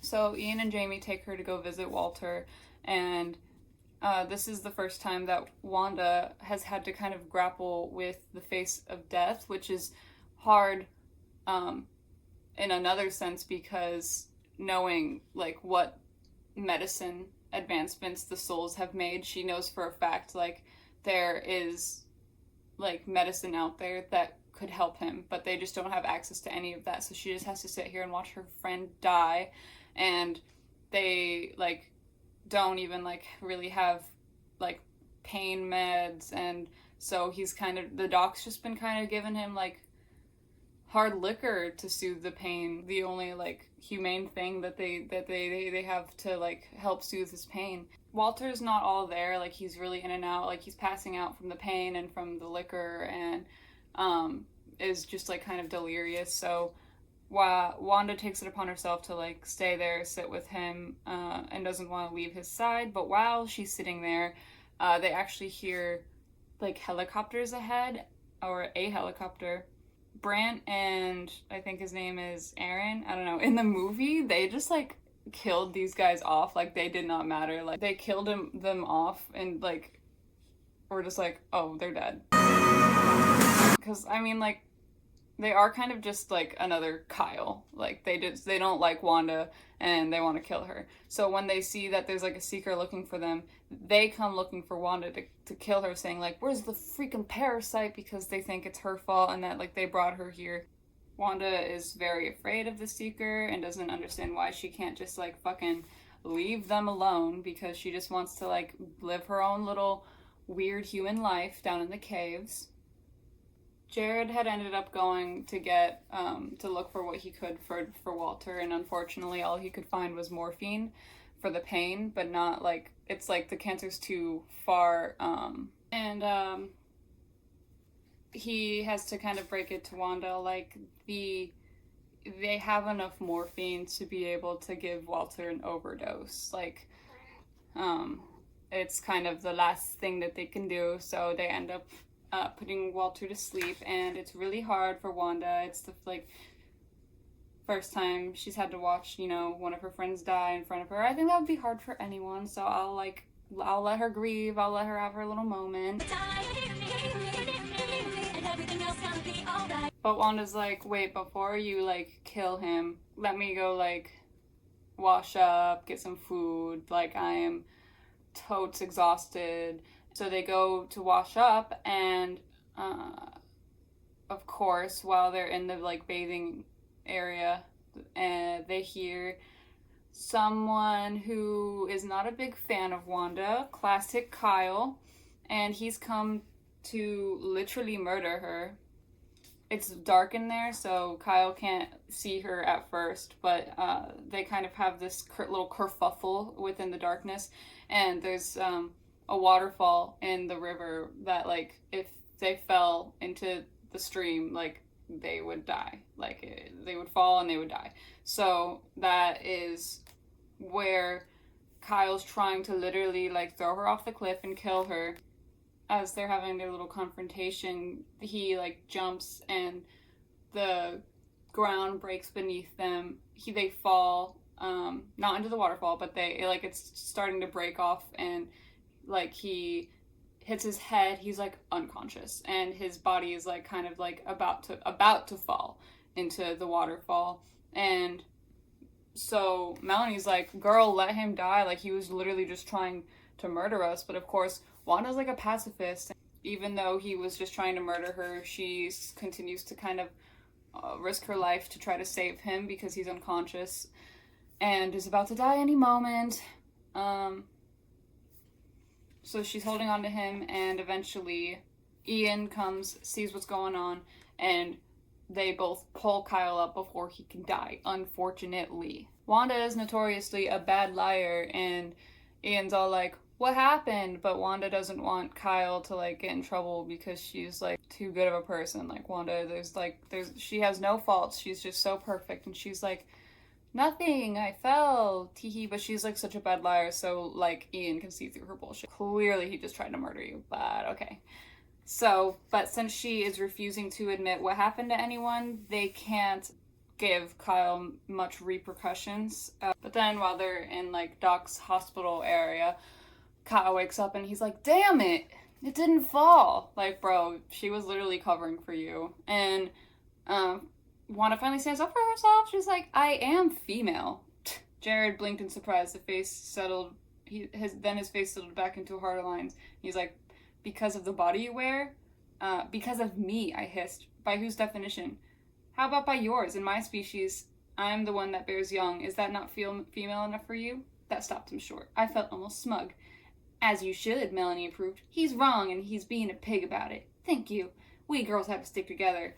Girl bosses, girly pop moment. They're like, we girls have to stick together. Like, Melanie's being a girl's girl right now, and we have to appreciate that. After Walter does die, they have a trial where everyone can vote, like, what should happen to Kyle. And Wanda still holds up that she's like, no, I just fell. Like, I don't know what you're talking about. So, based on that, unfortunately, Kyle gets to stay, but Jeb's like, you're on thin fucking ice. Plus, your name's Kyle. And that's real dumb. At the end, to cheer everyone up, Jeb's like, whoop, let's play ball. And so now they're playing, like, kickball or some shit.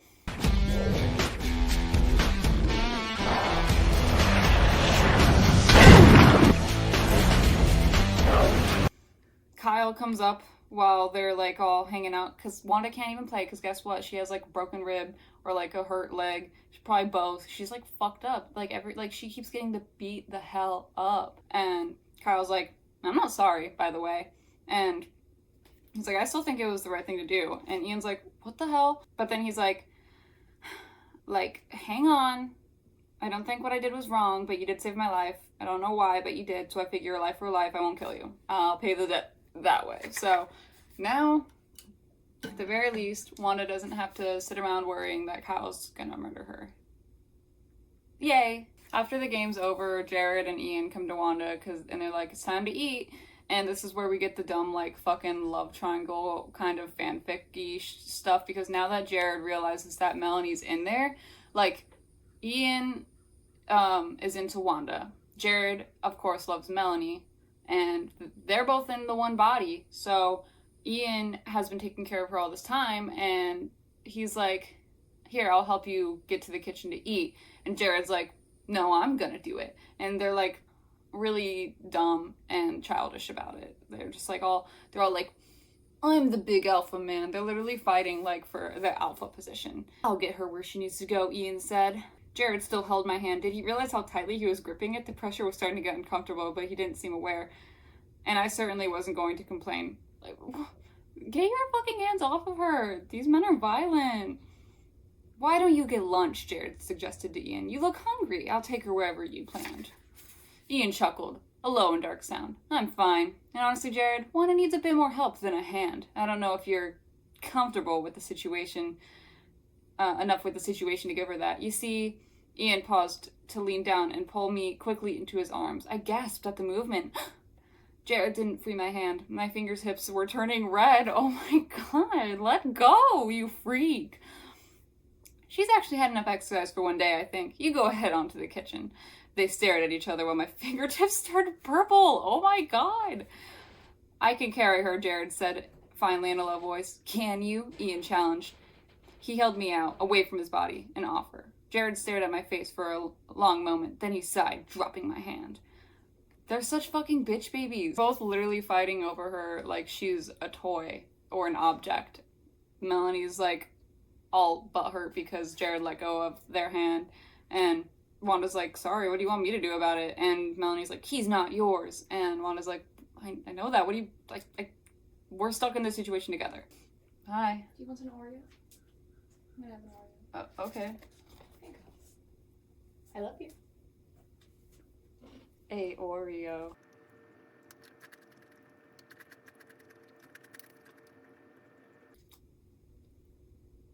Turns out that the place that Ian had in mind for Wanda to stay is his own fucking bedroom.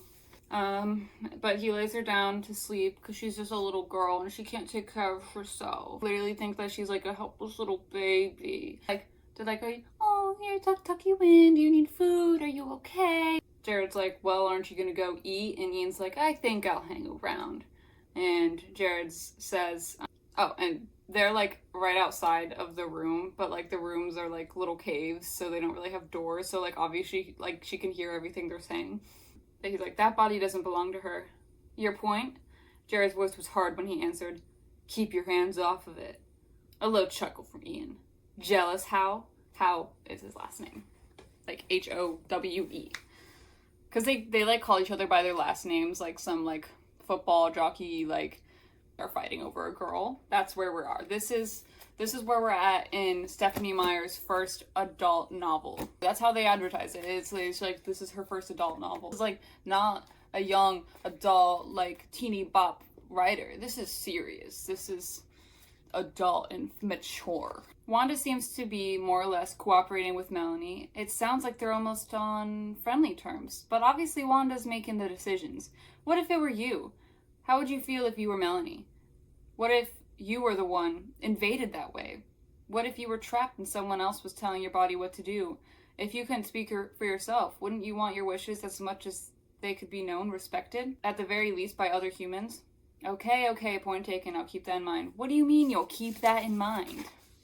I mean, I'll think about it. There's nothing to think about, Jared retorted. I knew how he would look from the sound of his voice. Teeth clenched, jaw strained.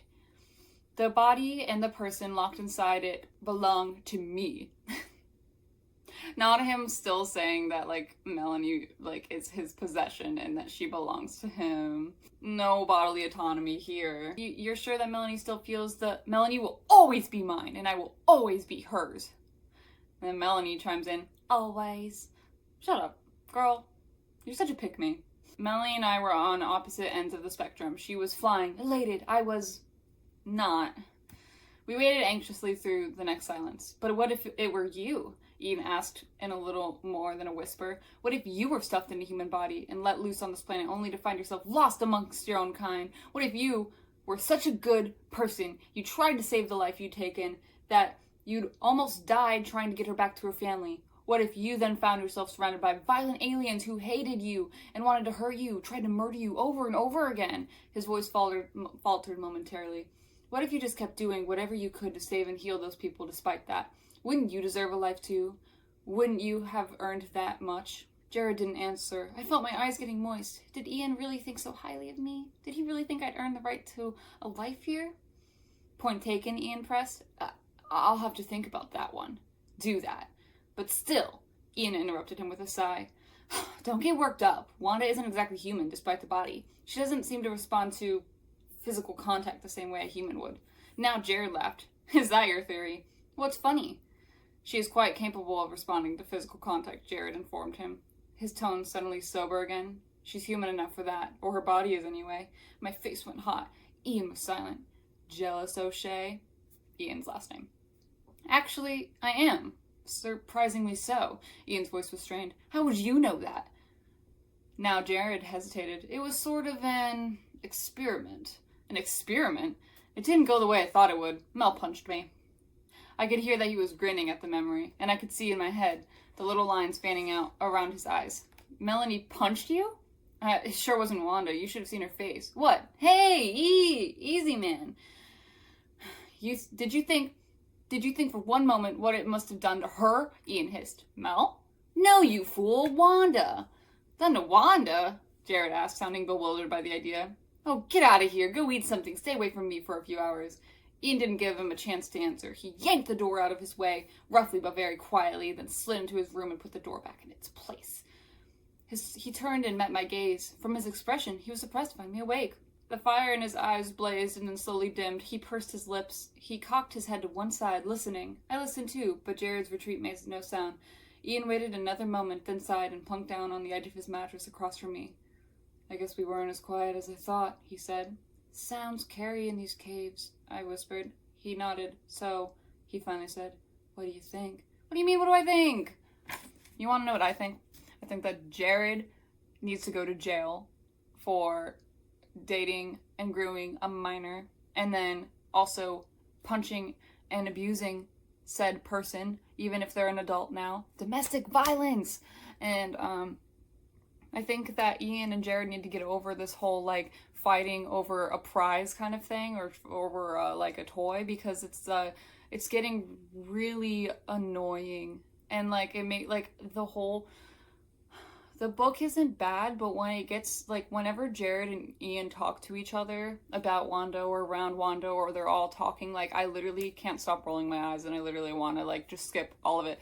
And it just really dumbs down the novel. It really feels way more fanficky and, like, unrealistic when I mean, obviously the whole thing is unrealistic, but it just, like, it's so unnecessarily, like, dramatic and cliche.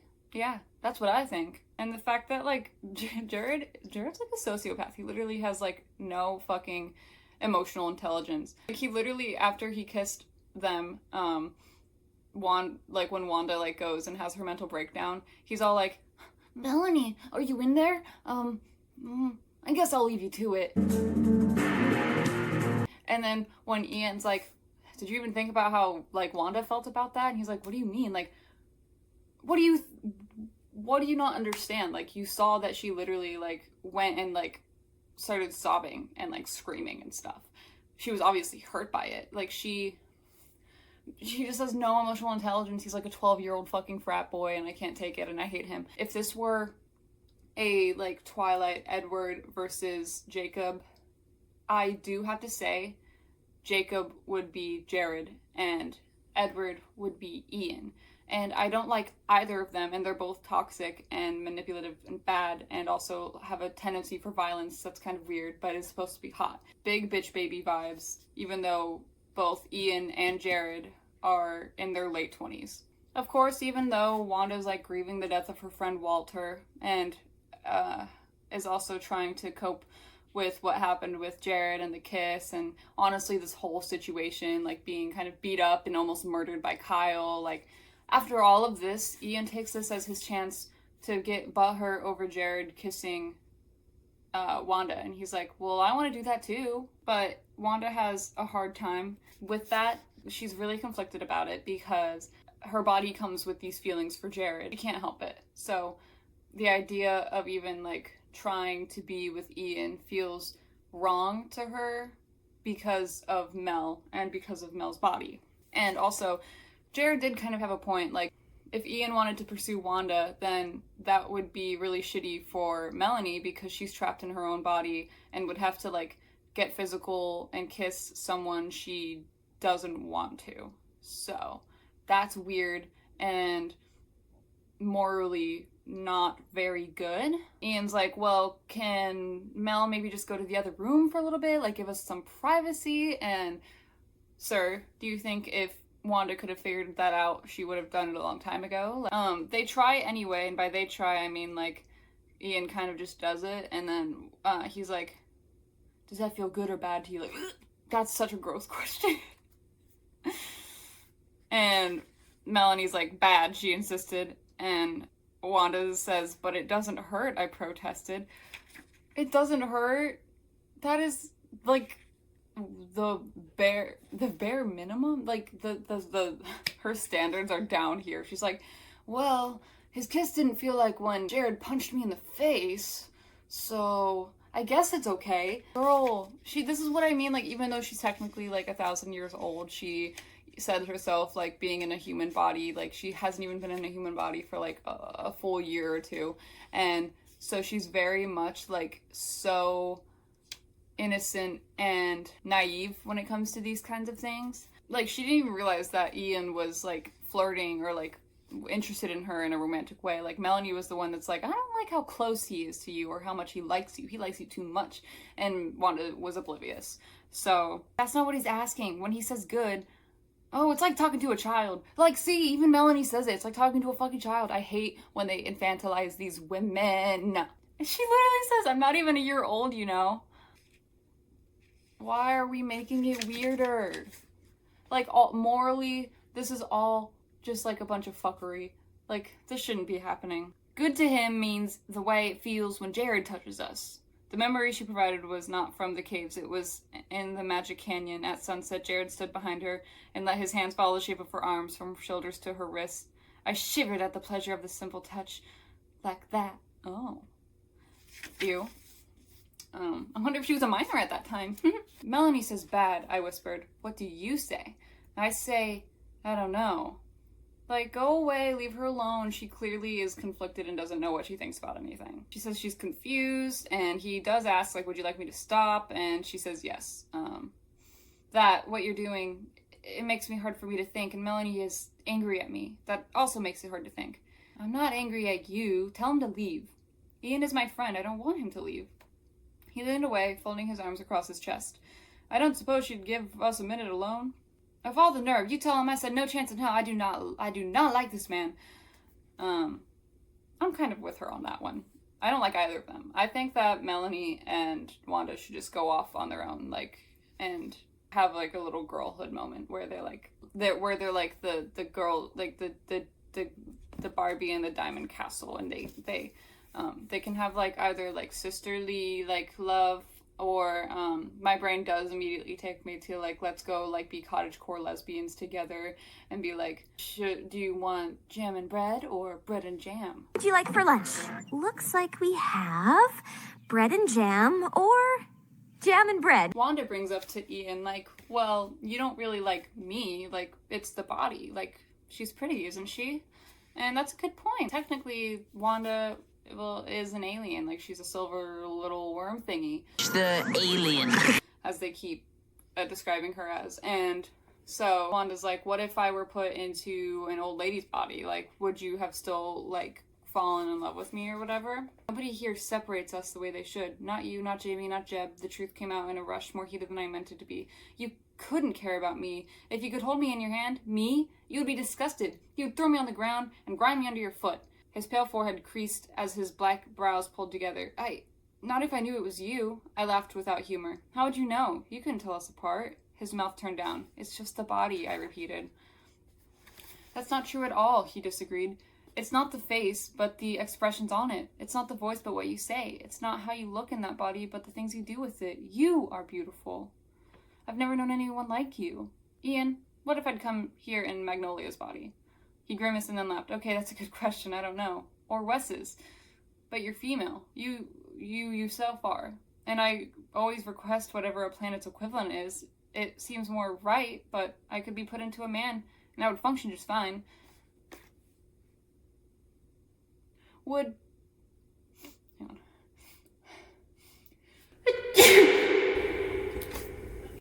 Thank you. Would souls experience dysphoria? Like, is that what she's saying? Like, can we talk about talk about trans issues, in this universe? Like, if a soul was put into, like, their incorrect gender? Like, I'm curious now. She's saying that, like, it feels more right when she's in a female body. I need to preface that I wasn't laughing because at the idea of souls experiencing body dysmorphia or being trans. I was laughing at the idea of Stephenie Myer doing that because that is something she would literally never do or add into a book. But you're not in a man's body. See, that's my point. Body and soul, two different things in my case. I wouldn't want it without you. You wouldn't want me without it. He touched my cheek and left his hand there, his thumb under my jaw. But this body is a part of you too. It's part of who you are, and unless you change your mind and turn us all in, it's who you will always be. Ah, the finality of it. Yes, I would die in this body, the final death. And I will never live in it again, Melanie whispered. It's not how either of us planned our future, is it? No, neither of us planned to have no future. Another internal conversation, Ian guessed. We're thinking about our mortality. You could live forever if you left us. Yes, I could, I sighed. You know, humans have the shortest lifespan of any species I've ever been, except the spiders. You have so little time. Don't you think, then, Ian paused and leaned closer to me, that maybe you should make the most out of what time you have? That you should live while you're alive? I didn't see it coming the way I had with Jared. Ian was not familiar to me. Melanie realized what he was going to do before I did, just a second before his lips touched mine. No! It wasn't like kissing Jared. With Jared, there was no thought, only desire, no control, a spark to gasoline, inevitable. With Ian, I didn't even know what I felt. Everything was muddled and confused. His lips were soft and warm. He pressed them. Who cares? Kissing. Good or bad, he whispered against my lips. Melanie says, bad, bad, bad. And Wanda says, I can't think. That sounds good. His mouth pressed down with more force now. He caught my lower lip between his and pulled on it gently. Melanie wanted to hit him so much more than she'd wanted to punch Jared. She wanted to shove him away and then kick his face. The image was horrible. It conflicted jarringly with the sensation of Ian's kiss. Please, I whispered. Yes? Please stop. I can't think. Please. He sat back at once, clasping his hands in front of him. Okay, he said, his tone cautious. I pressed my hands against my face, wishing I could push out Melanie's anger. Well, at least nobody punched me, Ian grinned. She wanted to do more than that. Ugh, I don't like it when she's mad. It hurts my head. Anger is so ugly. Why didn't she? Because I didn't lose control. She only breaks free when I'm overwhelmed. Does it count as assault for Melanie? Like, because she is literally trapped in there, like, not wanting to be kissed by this man. Also, like, I thought Wanda already told him, like, that she didn't feel like doing this, like, right now, because it was confusing to her. But I guess we have to, men can't take no for an answer once, so we have to repeat ourselves a few times. So we get a little bit of a time skip, just like them living life while Jared and Jamie and a couple others are on another raid. I don't know why Jamie went, because like, he's young, but he did. And so Melanie and Wanda, like, this whole time have kind of just been waiting for them to come back and feeling sad and stressed out about it. When they do finally come back, Jamie runs in. Melanie and her take notice, like, that Jamie has an injury. And they're like, what the fuck? And it turns out that Jamie had fallen and accidentally stabbed himself. So this is why you shouldn't give children knives or let them go on raids during an apocalypse. And she's like, well, why aren't you going to the doctor? He's like, that's where I'm coming from. That's where we went first. What did Doc say? It's fine. He cleaned it and bandaged it and said to go lie down. And have you walk all this way? Why didn't you stay in the hospital? Jamie made a face and glanced up at Trudy like he was looking for an answer. Jamie will be more comfortable on his bed, she suggested. Yeah, he agreed quickly. Who wants to lie around on one of those awful cots? I looked at them, and then behind me, the crowd was gone. I could hear their voices echoing back down the southern corridor. What was that about? Mel wondered warily. It occurred to me that Trudy wasn't a much better liar than I was. There was a false note to her voice. I thought I remembered her eyes flickering to the right, back toward the tunnel. So once again, like, the trend is happening where when they go on a raid, they come back and everyone kind of disappears for a while, and then, like, they get all weird. So Wanda and Mel are like, what the freak is going on? I'm sure you could guess. She kind of like tells like Jamie, like, let's go lay down and blah blah blah, like, are you hungry? I'll go get you some food, like as a way to distract them so that she can go sniff out what the hell is going on. She makes it to the hospital and everyone's there. Doc kneeling on the floor, his head buried in his hands, his shoulder heaving, and everyone's upset, like it went wrong. She comes closer and she sees that the cots are not empty and there's something hidden under the blankets. Doc's homemade table was arranged at the head of these cots. In the brightest spot of the sunlight, the table glittered with silver, shiny scalpels, and an assortment of antiquated medical tools that I couldn't put a name to. Brighter than these were other silver things, shimmering segments of silver stretched and twisted, tortured pieces across the table, tiny silver strands plucked and naked and scattered, splatters of silver liquid smeared on the table, the blankets, the walls. The quiet in the room was shattered by my scream. The whole room was shattered. It spun and shook to the sound, whirled around me so that I couldn't find the way out. The walls, the silver-stained walls, rose up to block my escape no matter which way I turned. Someone shouted my name, but I couldn't hear whose voice it was. The screaming was too loud. It hurt my head. Doc, help! What's wrong with her? Is it having a fit? Sorry. What did she see? Nothing. The bodies were covered. That was a lie! The bodies were hideously uncovered, strewn in obscene contortions across the glittering table, mutilated, dismembered, tortured bodies gripped into grotesque shreds. A child, just a child, a baby thrown haphazardly in maimed pieces across the table, smeared with its own blood. My stomach rolled like the walls were rolling, and acid clawed its way up to my throat. Wanda, can you hear me? Is she unconscious? I think she's gonna throw up. The last voice was right. Hard hands held my head while the acid in my stomach violently overflowed. What do we do, Doc? Hold on to her. Don't let her hurt herself. I coughed and squirmed, trying to escape. My throat cleared. Let me go, I was finally able to choke out. The words were garbled. Get away from me. Get away. You're monsters. Torturers. I shrieked wordlessly again. Monster! Monster! Twisting against the restraining arms. Calm down, Wanda. Shh, it's okay. That was Jared's voice. For once it didn't matter that it was Jared. Monster! I screamed at him. She's hysterical, Doc told him. Hold on. A sharp stinging blow whipped across my face. There was a gasp, far away from the immediate chaos. What are you doing? Ian roared. It's having a seizure or something, Ian. Doc's trying to bring it around. My ears were ringing, but not from the slap. It was the smell of silver blood dripping down the walls, the smell of the blood of souls. Unconsciousness didn't claim me for long. It must have been only seconds later when my head cleared. It was all too lucid. I wished I could stay oblivious longer. The feeling of being carried, being cradled was familiar. That first week after Kyle had injured me, I'd traveled many places in Ian's arms. Thought she'd have guessed what we were up to. Looks like I was wrong, Jared was murmuring. You think that's what happened? Ian's voice cut hard in the quiet tunnel. That she was scared because Doc was trying to take the other souls out? That she was afraid for herself? Jared didn't answer for a minute. You don't? Ian made a sound in the back of his throat. No, I don't. As disgusted as I am that you would bring back more victims for Doc, that's not what upset her. How can you be so blind? Can't you imagine what that must have looked like to her in there? I know we had the bodies covered before. The wrong bodies, Jared. Oh, I'm sure Wanda would be upset by a human corpse. She's so gentle. Violence and death aren't a part of her normal world. Think what the things on that table must have meant to her. It took him another moment. Oh. See? Once again, Jared strikes again, having no fucking emotional intelligence. Yes, if you or I had walked in on a human vivisection with torn body parts, with blood splattered on everything, it wouldn't have been so bad for us as it was for her. We've all seen it all before. Even before the invasion, in horror movies at least. I bet she's never been exposed to anything like that in all her lives. I was getting sick again. His words were bringing it back, the sight, the smell.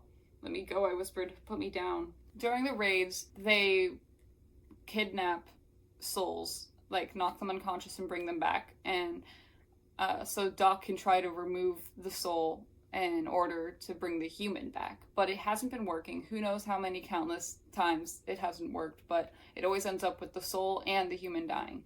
And when Wanda sees this, obviously, it's horribly gruesome for her to see, like, her species being mangled and, like, destroyed this way, but also the fact that it's killing humans. Like, the whole thing is just, like, no-no zone. She's very upset by it. Find it a little funny that in the movie it was so much less dramatic. Like, I read all of that so you can see like how visceral Wanda's reaction but in the movie, like, Wanda's literally just like, monsters, and then she like runs away. Monster! Wait, Wanda? And like goes to solemnly like sit Because after this reaction, she does end up, like, finding a place to be by herself, and she ends up just, like, mourning and, like, trying to, like, mentally escape what just happened after being traumatized. So she, like, sits in silence. Now I just sit in silence. And doesn't eat for, like, 3 days straight. As she thinks about what happened and, like, reflects. It's just a little funnier in the movie. As she, like, goes to, like, run off to go be by herself, Wanda is trying to, like, get through to her and talk to her, like, hey, like, it's fine, like, it wasn't what we thought, Doc wasn't hurting anyone on purpose, they were just trying to save, but Wanda, in like, her big emotions, like, screams, like, get out of my head, and zoop, Melanie goes silent. Eventually, like, no one can get through to her, but eventually Jeb shows up, and he's like, alright, let me have a crack at her. He explains that, like, we have to fight back. Like, you can't expect us just to, like, let our species die out and to go extinct without fighting back. Like, this is a war and we're losing it.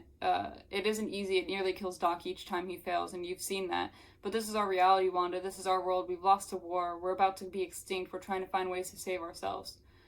For the first time, Jeb spoke to me as though I were a soul and not a human. I had a sense that the distinction had always been clear to him, though. He was just a courteous monster.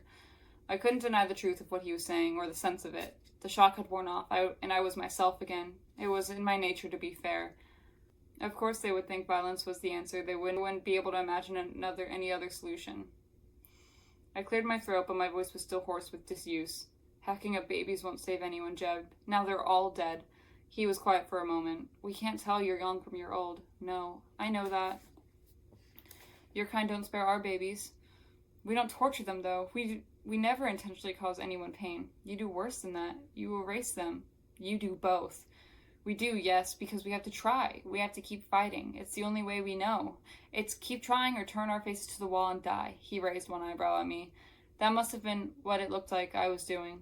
I sighed and took the bottle of water Ian had left close to my foot. I drained it all in one long pull and then cleared my throat again. It will never work, Jeb. You can keep cutting us out in pieces, but you'll just murder more and more sentient creatures of both species. We do not willingly kill, but our bodies are not weak either. Our attachments may look like soft silver hair, but they're stronger than your organs. That's what's happening, isn't it?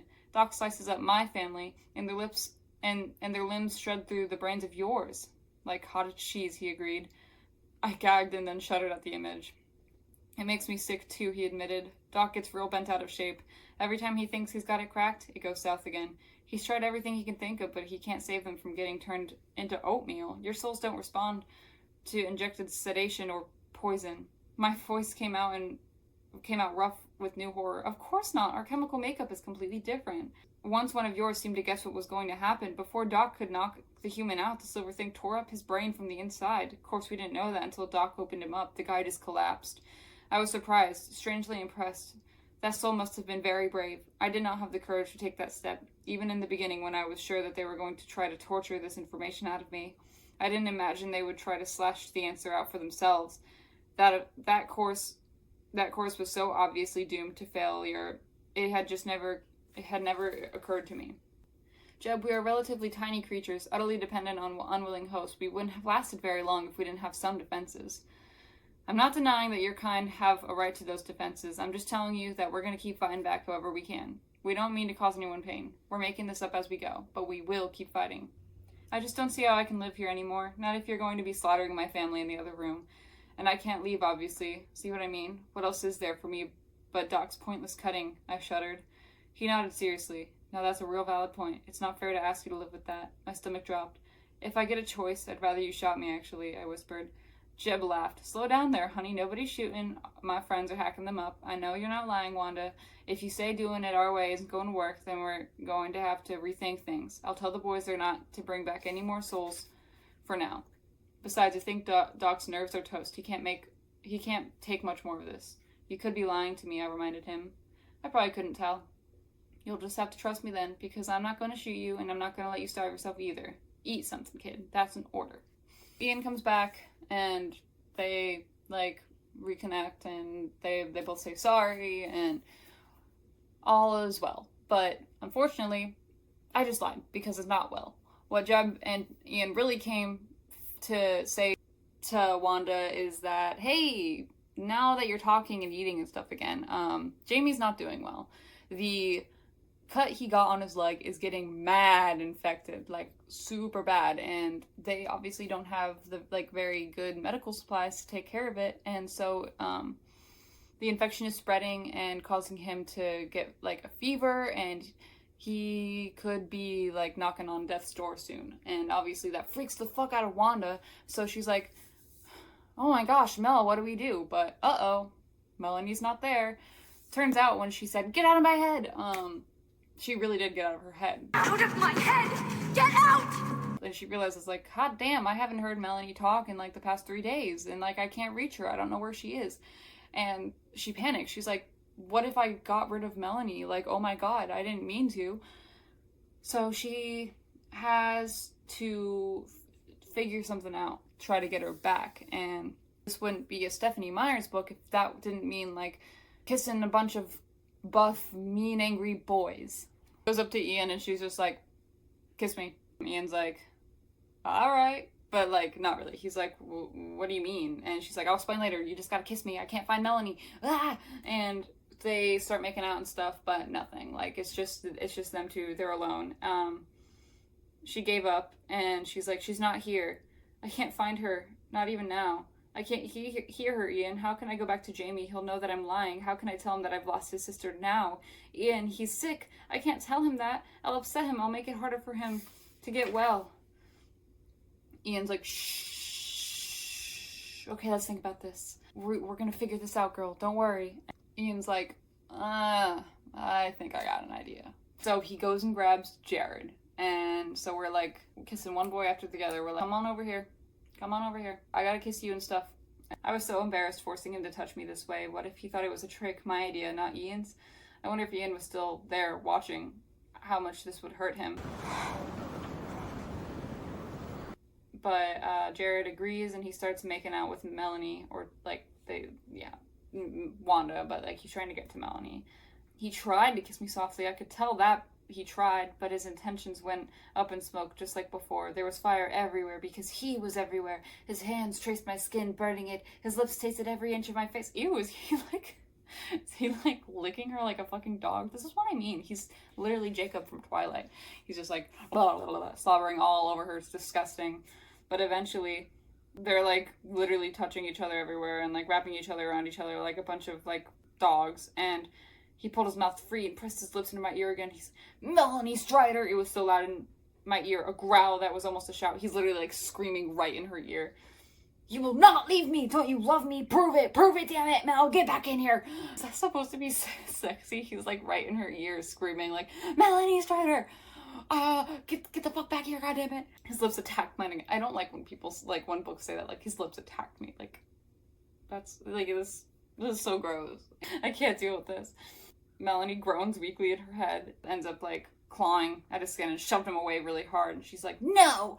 Jared caught her hands, then caught me against the wall before I could fall. I sagged, my body confused by the conflicting directions it was receiving. Mel, what are you doing? He groaned in relief. I knew you could do it. Oh, Mel. He kissed her again, kissed the lips that she now controlled, and we could both taste the tears that ran down his face. She bit him, jumped back from us, and I slid to the floor, landing in a wilted heap. He started laughing. That's my girl. You still got her, Wanda? Yes, I gasped. What the hell, Wanda? She screeched at me. Where have you been? Do you have any idea what I've been going through trying to find you? Yeah, I can see that you were really suffering. Oh, I'll suffer. I promised her. I could already feel it coming on, just like before. She was flipping through my thoughts as fast as she could. Jamie? Yay, Melanie's back. And that was a really cringe, gross kissing scene that we both had to experience together. But now, Melanie's back in the loop, and she's like, Jamie's like dying? What the fuck? Where was I? And they're like, I don't know, that was weird. Like, she literally doesn't remember, like, being gone. She was just not there.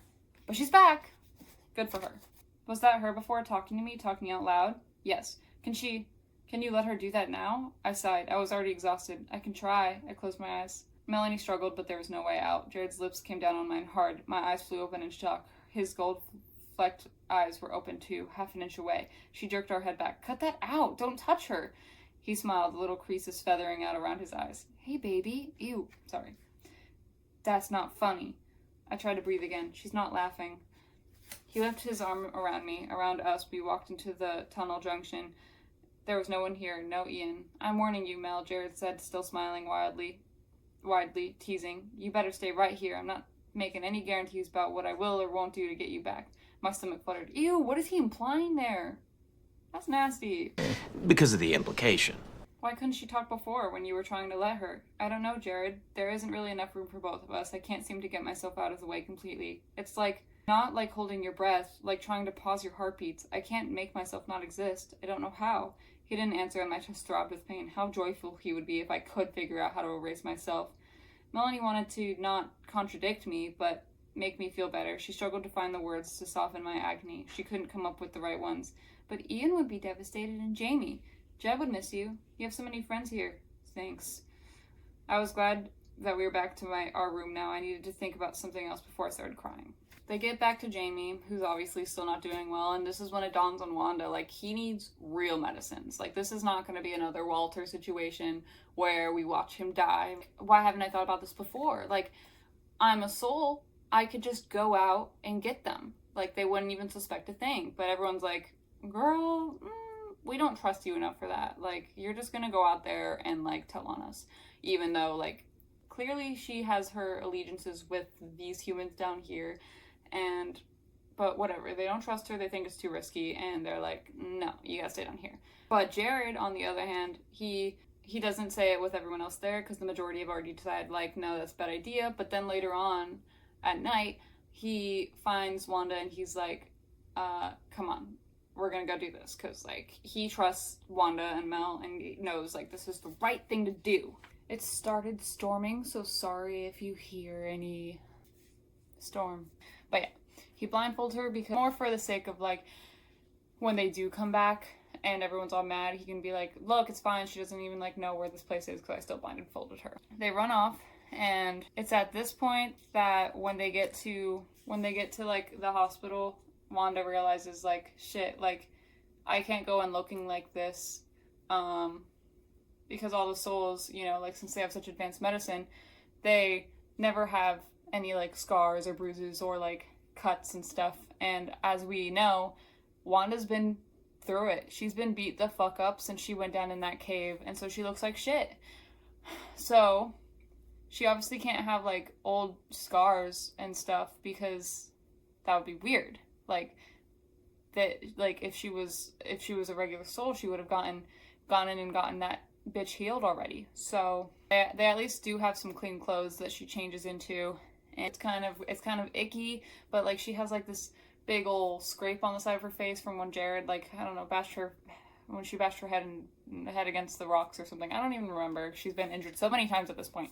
But she ends up, like, having to re-scrape it and, like, make it look fresh, and it's... And then actually she asks Jared to do it. She's like, you're gonna have to hit me. And Jared's all like, I can't do that. Like, what do you mean? You had no problem hitting her before. Like, for the one on her face, she's like, I do it myself, but I wouldn't be able to get the angle right. And make sure you do it hard enough, get it all the first time. You just have to get the first few layers of skin off to hide the scar. It's icky. It made a squishing sound and a thud. Ugh. And then, Wanda, Mel, I'm sorry. He hugged her like, sorry. Like, as if you weren't the cause of that. Then she's, for some reason, like, that's not enough. Or more logically, I think she wants to have a stab wound in order to get the, like the same kind of wound that Jamie would have, so that she can get, like, see the doctor treat her properly for what she wants to get to help Jamie. So the souls are all really funny because they label and call things very plainly. So, like, it's not actually complicated at all when she goes in and gets healed. She lies, which is hard for her, but she says, like, oh, it was a hiking accident. Since souls never lie, they kind of just take what she says at face value, so even though she's a bad liar, it's not a big deal. In the movie, I don't even remember what lie she said, but it was really dumb. It was like, she literally just said, oh, I fell. Like, something really vague like that. What happened? Tell her you tripped. Tell her you tripped. I tripped. Anyway, so the doctor, like, is literally, like, the stuff is plainly called, like, heal, seal, cool, like, simple names like that. Like, the product says what it's gonna do. Like they just, like, spray it, and then it, like, kind of magically does its thing. The doctor goes to get her some water, and she takes that as her chance to put all of the medication she can fit into her purse, and they leave, and it actually really wasn't that bad. So it was pretty easy, she realizes. They go, and they bring back the stuff, and at first everyone is like confused, obviously. A few of the humans who still haven't really, like, gone on Wanda's side are, like, not okay with using the soul's medicine on humans, because they're like, we don't know what that's going to do to him. But the doc agrees to do it anyway, because, like, what other choice do they have? And what do you know? It works, and Jamie heals up, like, instantly. So now that crisis is averted, Jared's all, like, horny to Mel and Wanda now because of how she did while she was on the raid, and, like, oh, she did amazing. And they actually realize, like, hey, hold on a second, do you want to go on more raids? Like, that, the possibilities are endless. But of course, we can't just have, like Wanda come to that decision, like, on her own, because, like, Ian and Jared have to butt in with their opinions, and because Jared is kind of immediately just like, oh yeah, she's gonna go on more raids, like, we need her, like, this is awesome, without really asking Wanda what she wants. And then Ian's like, hold on, like, what does Wanda want? So, like, thanks, Ian, for, like, kind of wanting to know what she wants, but at the same time, he is really annoying about it. And I don't know, I think I'm just annoyed at both of them, like, even when they're not necessarily doing anything wrong. But I think it's annoying because he's, like, trying to, at first he was, like, trying to get, like Wanda's opinion on it, because he thinks that she's too self-sacrificing and never puts her needs ahead of anyone else's, which is kind of true. Like, she's our Mary Sue, she will always, like, do things for the common good. But instead of being like, let's, like, let her decide, he's like, we can't leave it up to her, because she's too nice to make that decision. She'll always just choose, like, what's better for everyone else rather than herself. Well, Jeb says, like, it's up to Wanda, and he says, you can't leave it up to her, Jeb. Why not? Seems like she's got her own mind. It's your job. Is it your job to make decisions for her? I'll tell you why not. Ian grumbled. Wanda? Yes, Ian? Do you want to go on raids? If I can help, of course I should go. That's not what I asked, Wanda. I was quiet for a moment, trying to remember his question to see how I'd gotten it wrong. See, Jeb, she never takes into account her own wants, her own happiness, her own health even. She'd do anything we'd ask her to, even if it got her killed. It's not fair to ask her things the way we'd ask each other. We stop to think about ourselves. She doesn't. It was quiet. No one answered Ian. The silence dragged on until I felt compelled to speak for myself. That's not true, I said. I think about myself all the time, and I want to help. Doesn't that count? It makes me so happy to help. It made me so happy to help Jamie tonight. Can't I find happiness the way I want to? Ian sighed. See what I mean? LOL, when women can't make decisions for themselves moment. We love not letting women make their own decisions. Well, I can't tell her she can't go if she wants to, Jeb said. She's not a prisoner anymore. But we don't have to ask. Jared was very quiet through all this. Jamie was quiet too, but I was pretty sure he was asleep. I knew Jared wasn't. His hand was tracing random patterns on the side of my face. Glowing, burning patterns. You don't need to ask, I said. I volunteer. It really wasn't frightening. Not at all. The other souls are very kind. I'm not afraid of them. It was almost too easy. Easy? Cutting your... I interrupted Ian quickly. That was an emergency. I don't have to do that again. I paused for a second. Right? I checked. Ian groaned. If she goes, I'm going too, he said in a bleak tone. Someone has to protect her from herself. All I can do is roll my eyes. And I'll be there to protect the rest of us from her, Kyle said with a chuckle, then grunted and said, ow. I was too tired to lift my head to see who had hit Kyle now. And I'll be there too to bring you all back alive, Jared remembered. Oh, I just remembered this part. This was the part where me and my girlfriend were at the vet waiting for our animals to be done. And this happened to be the one part where she was reading over it with me, just because we were bored and had nothing else to do. And so, like, after Jamie was healed, everyone ends up all, like, eating and then kind of, like, getting really full and lethargic and then, like falling into piles all around each other. Yeah, those remaining slouched down where we were as the room became available. Gradually we melted in place until we were all horizontal. My head ended up pillowed on Jared's stomach. His hand stroked my hair now and then. Jamie's face was against my chest. His arms were around my neck. One of my arms wrapped around his shoulders. Ian's head was cushioned on my stomach and held my other hand to his face. I could feel Doc's long legs stretched beside me, his shoe by my hip. Doc was asleep. I could hear him snoring. I may have even been touching Kyle somewhere. Jeb was sprawled on the bed.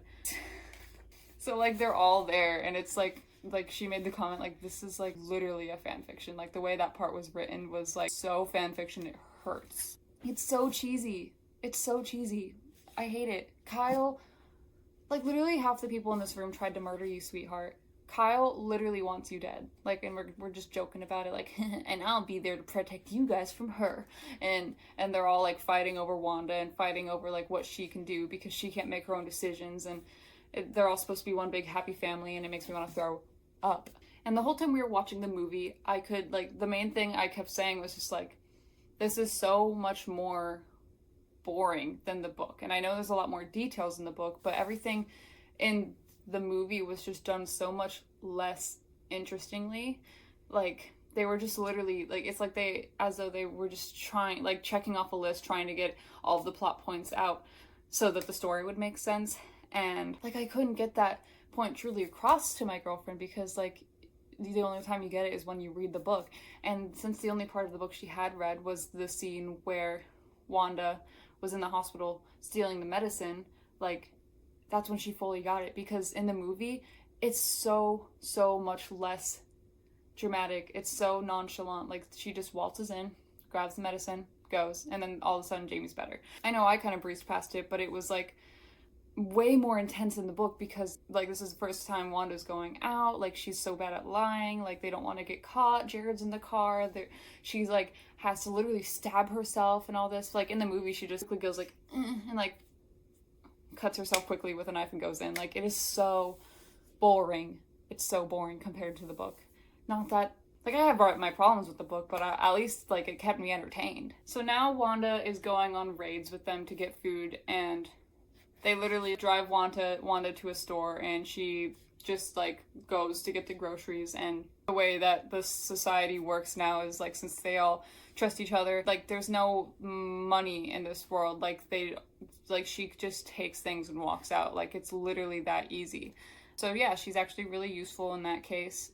But this is where more fanfic / cliche scenarios pop up, because sometimes, like, if it's getting too late, they'll go to a hotel together, and the whole, like, who's gonna share the bed with Wanda thing comes up. So that they don't fight over her, they just, like, decide make it easier for Wanda, I guess, by, like, having Jared and Ian share a bed and having Wanda, like, have her own bed. The way they talk to each other. But I knew why no one asked me to share. The first night, the men had unhappily realized the necessity of a hotel shower for me. I'd heard Ian and Jared talking about me over the whir of the bathroom fan. Not fair to ask her to choose, Ian was saying. He kept his voice low, but the fan was not loud enough to drown it out. The hotel room was very small. Why not? It's fairer to tell her where she's gonna sleep? Don't you think it's more polite? For someone else, but Wanda will agonize over this. She'll be trying so hard to please us both. She'll make herself miserable. Jealous again? Not this time. I just know how she thinks. There was a silence. Ian was right. He did know how I thought. Girl, give yourself more credit. You can make your own decisions. This is silly. He'd probably already foreseen that given the slightest hint that Jared would prefer, I would choose to sleep beside Jared and then keep myself awake worrying that I'd made Jared unhappy by being there and that I'd hurt Ian feelings in the bargain. Fine, Jared snapped. But if you try cuddling up to me tonight, so help me, O'Shea. Ian chuckled. Not to sound overly arrogant, but to be perfectly honest, Jared, were I so inclined, I think I could do better. That is exactly what I mean. That is the perfect line to show you, like, to get across what I mean by, like, the only thing I can do is roll my eyes when I read stupid crap like that. Like, it really just takes me right out of the story and it makes me want to bash my skull into a wall. But things aren't as good as they seem, because while they're driving home, they're getting a little too careless, and the fucking reason this happens is because they were driving, like, a little, like, above the speed limit, and souls are so good and perfect that they, like, respect and abide by all laws, including speed limits. They never go above the speed limit, even a little. So that's when the Seekers pulled them over, because they're like, hey, you're speeding. That's not okay. But, oh, also I should say that, like, Jared gave Wanda, like, a cyanide pill or something like that in case anything like this ever happened, so that they would never have to, like, be brought in by the Seekers and, like, be implanted or anything. Like, they'd rather just kill themselves. So they're already ready. Like, they see the lights, and they're all like, well, get your pills ready. Like, I guess we gotta die. But then Wanda, since she's such a silly klutz, she ends up dropping hers to the floor. And then the Seeker comes up, and Wanda, like, at this point has moved to the driver's seat so that she can be the one that talks to the Seeker. And Jared is in the passenger seat, and he is, like, he just pretends to be asleep so that hopefully, like, the Seeker doesn't, catch them. Like, they were literally already gonna give up. Wanda, we can't take the chance. We can't outrun them. Like, they've already, like Jared, everyone was ready to die. But then Wanda was like, give me one try. Like, let me just try to lie past this. And she does. Good for her. Girl boss. She ends up kind of just saying, like, oh, I'm just so tired. Like, she was just, like, kind of falling asleep at the wheel. Like, she'll, like, stop and go get a hotel because she didn't realize even that she was speeding. And the Soul takes it at face value, but does mention that they shouldn't stay here because there was a disappearance recently. I don't understand. A disappearance? It could have been an accident, but there might be, he hesitated, unwilling to say the word, humans may be in this area. Humans, I squeaked too loud. He heard the fear in my voice and interpreted it the only way he could. There's no proof of that, no sightings or anything. Don't be anxious, but you should proceed on to Phoenix without unnecessary delay. Of course, or maybe Tuscan, that would be closer. There's no danger. You can continue with your plans. If you're sure, Seeker, I'm quite sure. Just don't go wandering off into the desert. He wasn't anxious about me, but for me. He wasn't listening for lies. He probably wouldn't recognize them if he was. Just another soul. I wasn't planning on it. I smiled back at him. I'll be more careful. I know I couldn't fall asleep now. And then while the Seeker is still talking to them, they see headlights, and Wanda tries to remain calm and says, like if it is Kyle or, like, whoever's behind the wheel, like, they're hoping that they just keep driving and don't stop. The big moving truck slowed and then idled on the road behind us. The Seeker glanced absently at the truck, then waved it forward. I looked back at the truck, too, a forced smile on my face. I couldn't see who was driving. My eyes reflected the headlights, shot out faint beams of their own. The truck hesitated. The Seeker waved again, more broadly this time. Go ahead, he muttered to himself. Beside me, Jared's hand was clenched in a fist. Slowly, the big truck shuddered into first gear and then inched forward through the space between the Seeker's vehicle and ours. The Seeker's spotlight outlined two silhouettes, two black profiles, both facing straight forward. Mel and I both exhaled in relief. Yay, no one died. Unfortunately, Kyle was still alive. Once they drive away, they are like, okay, good, let's go home. But Jared thinks about it, and he's like, what do you think they meant by the disappearance? Like, what do you think happened? Jared asked, interrupting my thoughts. What do you mean? The recent disappearance the Seeker mentioned. I stared ahead blankly. Wouldn't that be me? I don't think you would count as recent, Wanda. Besides, they weren't watching the freeway before we left. That's new. They're looking for us. Here. His eyes narrowed while mine widened. What have they been doing? Jared suddenly exploded, slapping his hand loudly against the dashboard. I jumped. You think Jeb and the others did something? He didn't answer me, just stared across the star-bright desert with furious eyes. I didn't understand. Why would the Seekers be looking for humans just because someone had disappeared in the desert? Accidents did happen. Why would they jump to that particular conclusion? And why was Jared angry? Our families in the caves wouldn't do anything to draw attention to themselves. They knew better than that. They wouldn't go outside unless there was an emergency of some kind, or something they felt was urgent. Had Doc and Jeb been taking advantage of my absence? Jeb had only agreed to stop slaughtering people and souls while I was under the same roof. Was this their compromise? You okay? Jared asked. My throat was too thick to answer. I shook my head. Tears streamed down my cheeks and fell from my chin to my lap. So she is boohoo crying because thinks like maybe they're still like trying to remove souls while I'm not under the same roof. Sorry, I didn't know they were planning this. I had no idea. They shouldn't have. But he only thought that because they'd somehow gotten caught. The moving truck rumbled to a stop behind us. Two doors slammed, and then feet were running towards us. What happened? Kyle demanded there first. Ian was right behind him. He took one look at my expression, at the tears still running down my cheeks, at Jared's hand on my shoulder, then rushed forward and threw his arms around me. He pulled me into his chest. I didn't know why this made me cry harder. I clung to him while my tears leaked onto his shirt. It's okay, you did great, it's over. Seeker's not the problem, Ian, Jared said, voice strained, his hands still touching me, though he had to lean forward to preserve that point of contact. They were watching the road for a reason. Sounds like Doc's been working in our absence. I shuddered, and for a moment it seemed like I could taste silver blood in the back of my throat. Why those? Ian's fury robbed him of speech. He couldn't finish his sentence. Nice, Kyle said in a disgusted tone. Idiots. We're gone for a few weeks, and they've got the Seekers on patrol. They could have just asked us to. Shut up, Kyle, Jared said harshly. That's either here nor there at the moment. We've got to get this all unloaded first. Who knows how many are watching us. But as they go back into the cave, Jamie's the first one to see them, and he's very upset. Jamie ran straight for me and threw his arms around my waist. Oh, Wanda, oh, Jared, he sobbed. Wes is dead. He's dead. The Seeker killed him. Dun, dun, dun. Why do I get so hot when I film videos?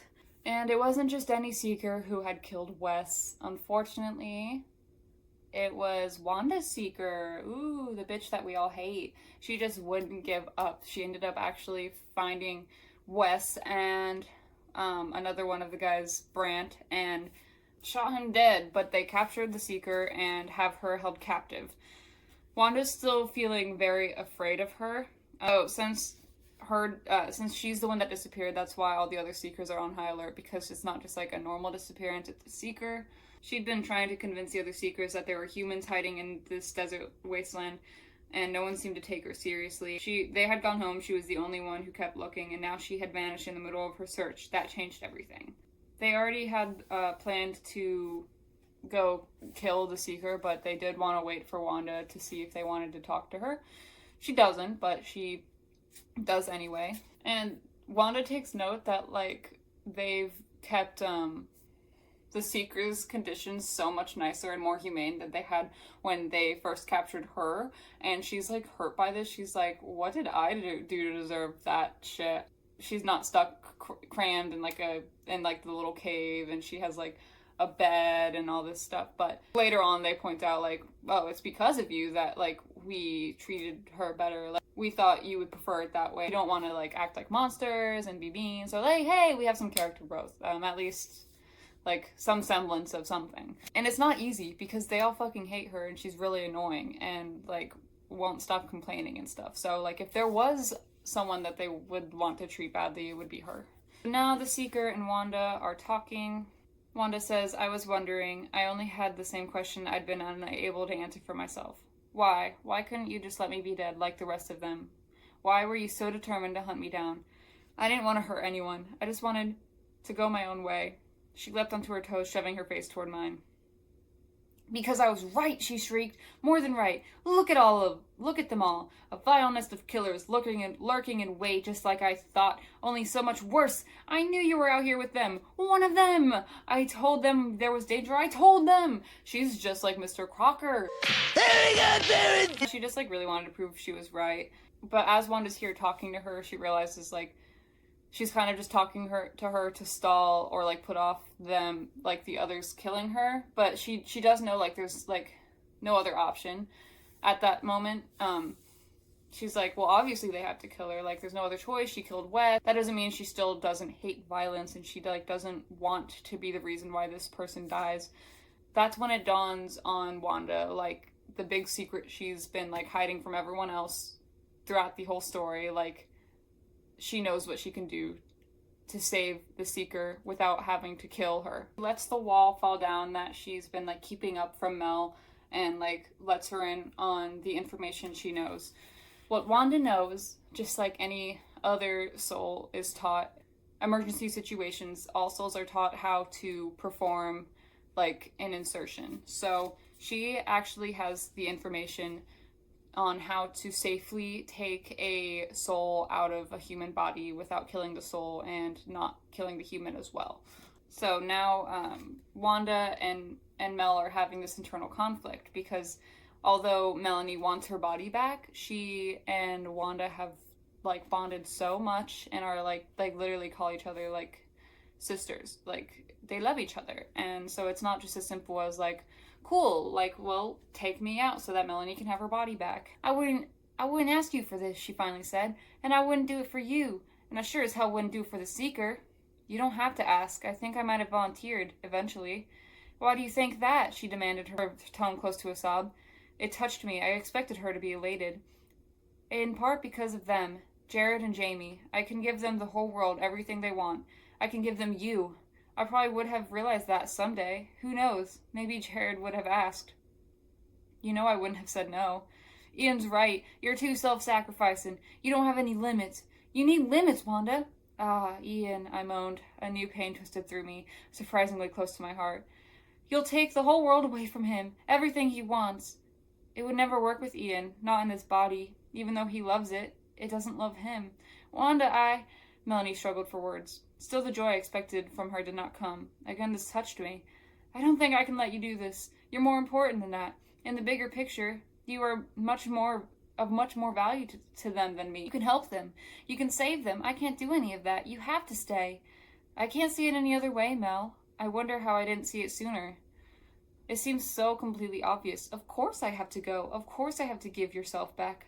I already knew we souls were wrong to come here, so I don't have any choice now but to do the right thing and leave. You all survived without me before. You'll do it again.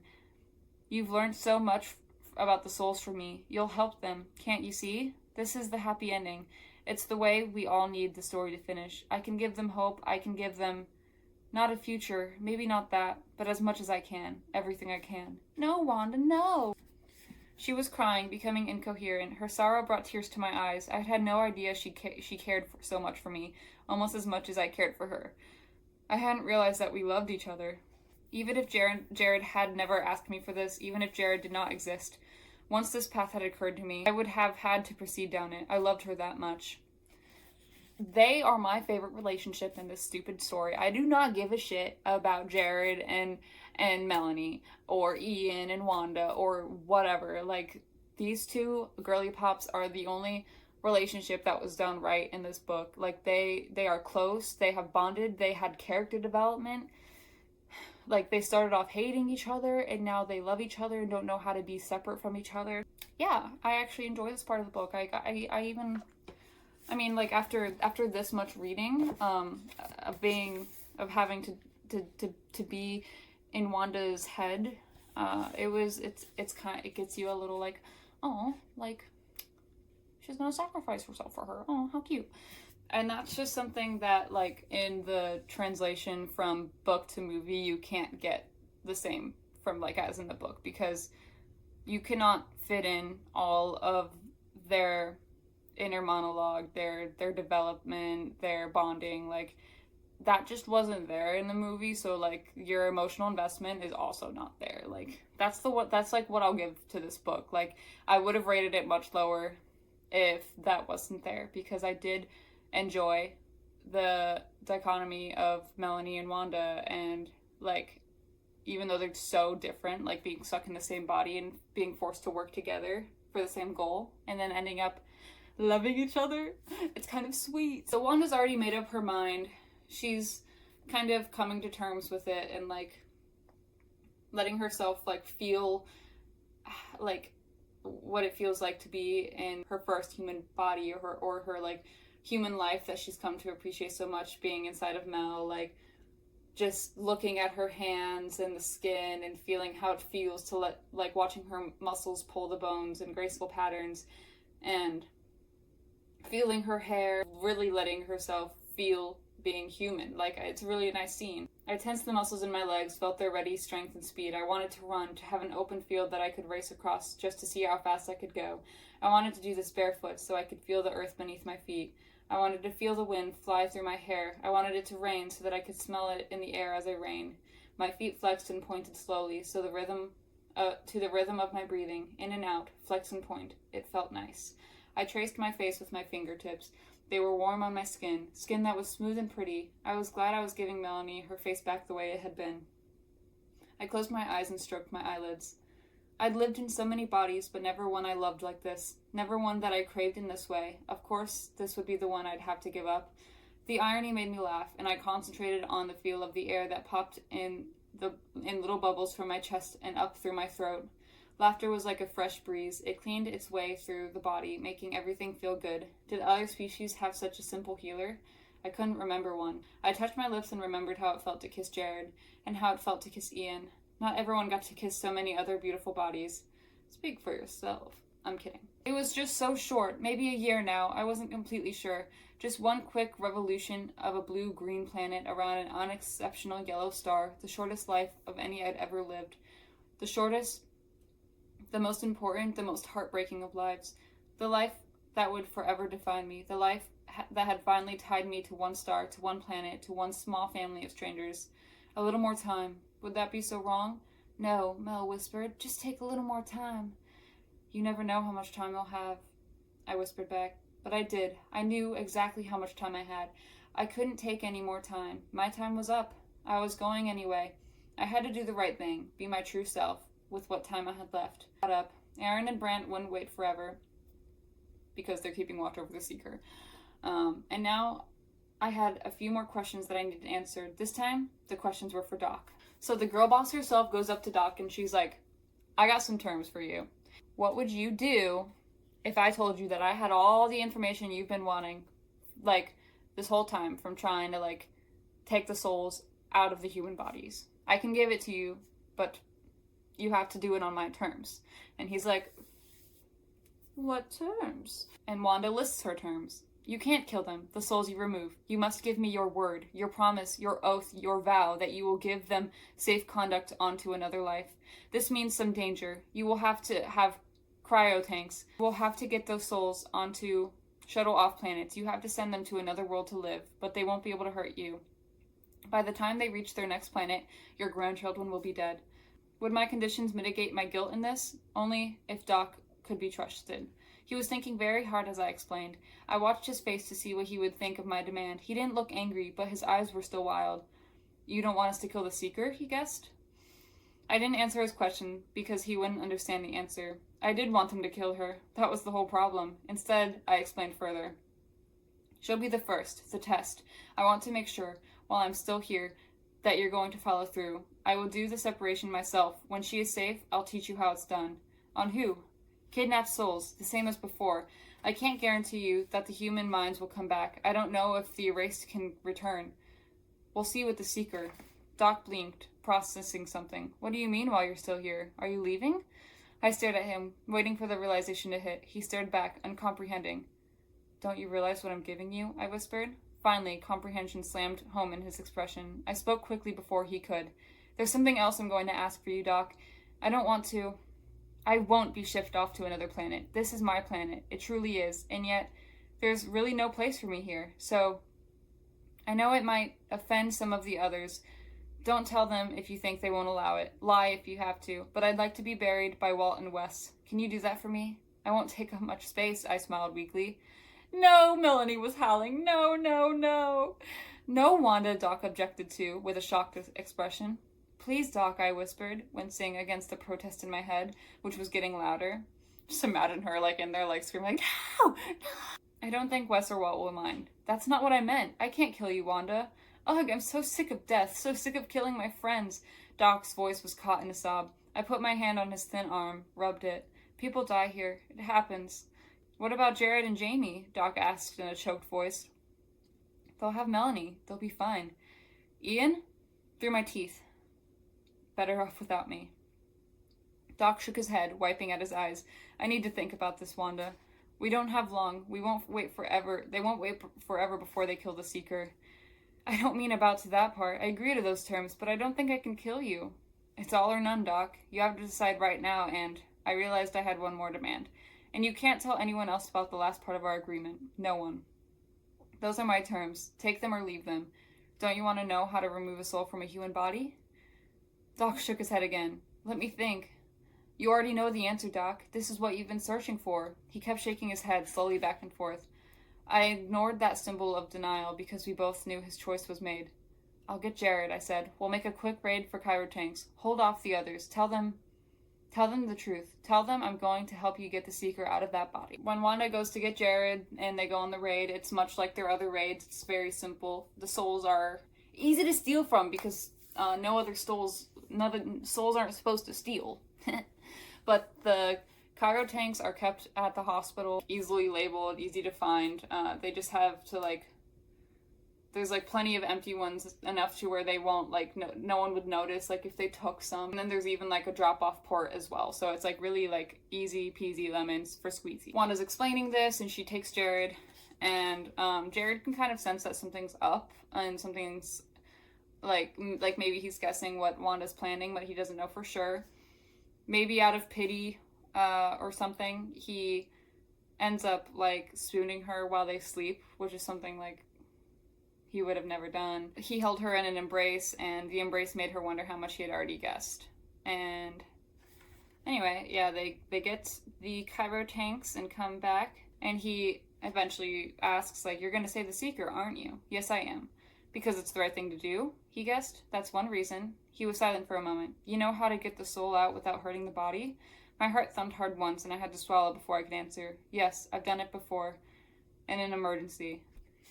We have another sweet moment with Mel and Wanda, where Wanda talks to Mel and doesn't hear an answer from her, and she's like, are you mad at me? Like, talk to me. Where are you? Don't disappear on me again. And Wanda's like, you think that if you can make yourself disappear, that will stop me? And Melanie says, like, well, what else can I do to stop you? If you've got a better idea, please share. I don't get it, Melanie. Don't you want them back? Don't you want to be with Jared? With Jamie? She writhed, fighting against the obviousness of the answer. Yes, but I can't. She took a moment to steady herself. I find myself unable to be the death of you, Wanda. I can't stand it. I saw the depth of her pain, and tears formed in my eyes. I love you too, Mel, but there's not enough room for both of us here. In this body, in this cave, in their lives. I disagree. Look, just stop trying to annihilate yourself, okay? Because if I think you can do it, I'll make Doc pull me out today. Or I'll tell Jared. Just imagine what he would do. I imagined it for her, smiling through my tears. Remember? He said no guarantees about what he would or wouldn't do to keep you here. Don't remind me of that. I thought of those burning kisses in the halls. Don't remind me of that either. Thought of other kisses and other nights in her memory. Stop it, please. My face warmed as I blushed. You fight dirty. You bet I do. I'm not giving up. Well, you've been warned. No more silent treatment.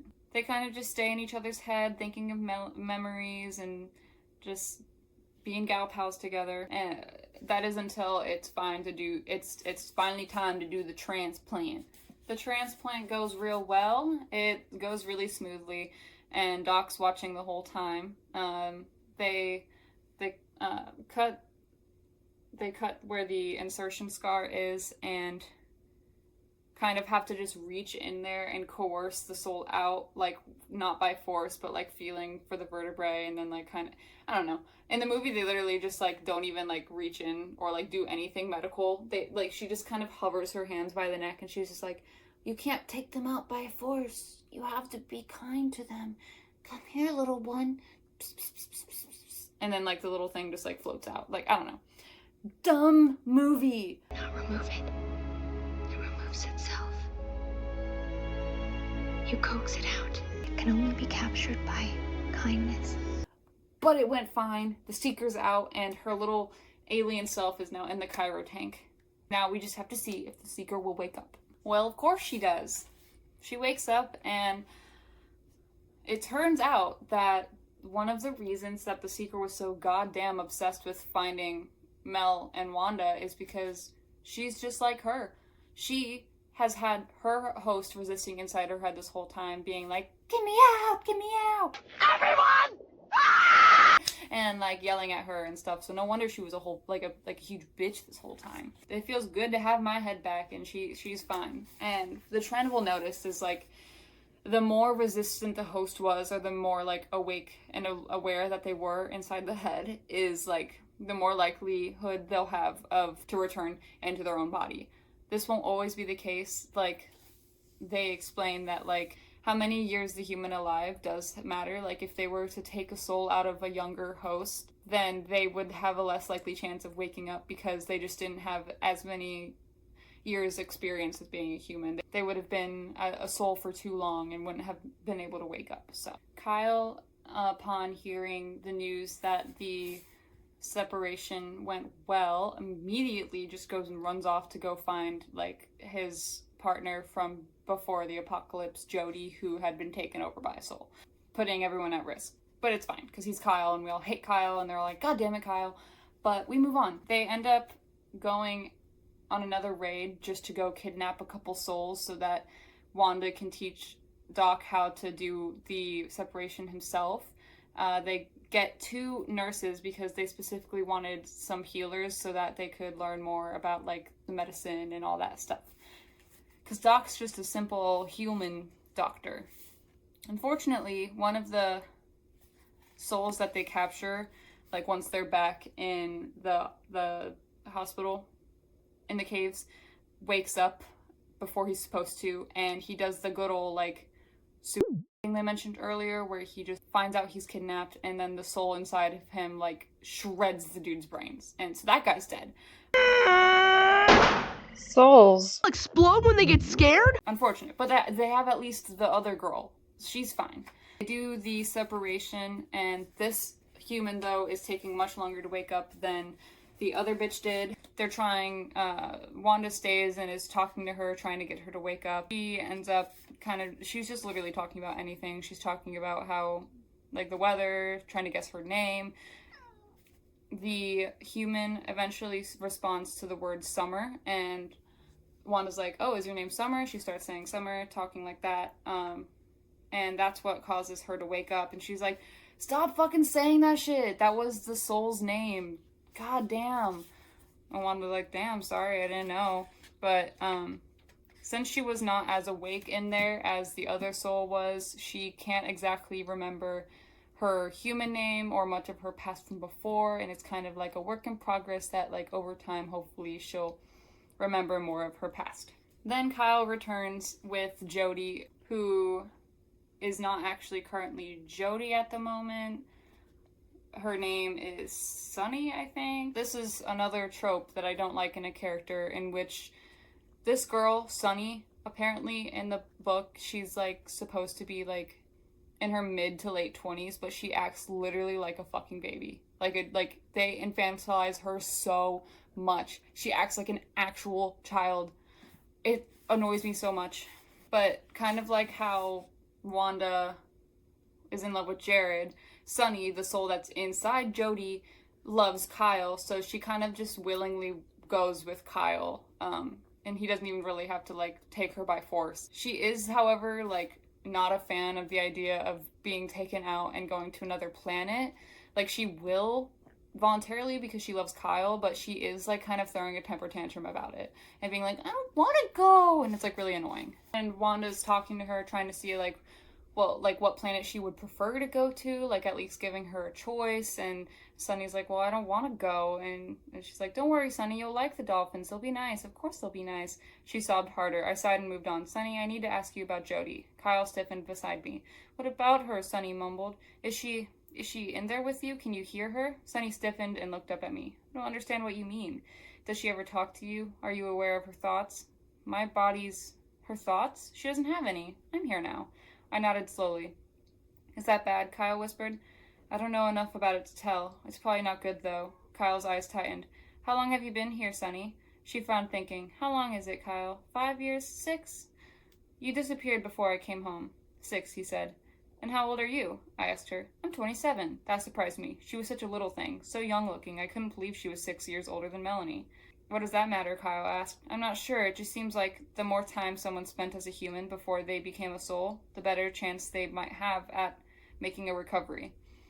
The greater percentage of their life they spent human, the more memories they have, the more connections, the more years being called by the right name. I don't know.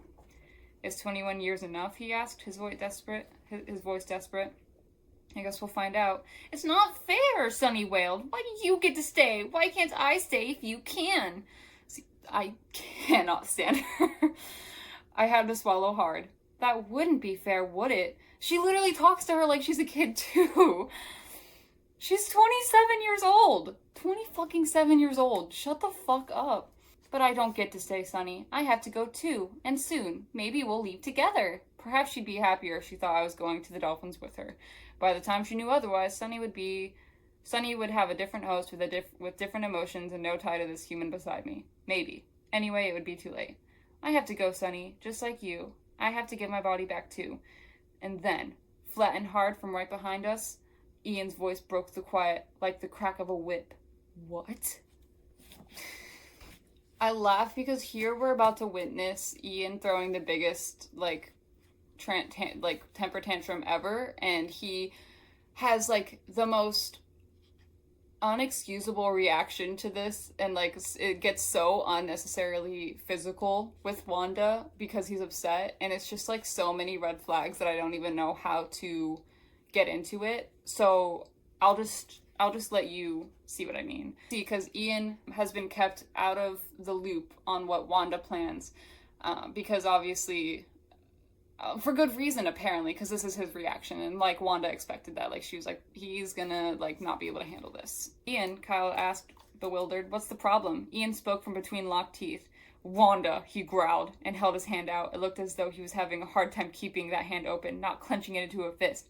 Uh-oh, Mel thought. Like, why is he already scary? Like, why is he having to fight the urge to, like, start beating the shit out of people? Misery swept through me. I didn't want to say goodbye to Ian, and now I would have to.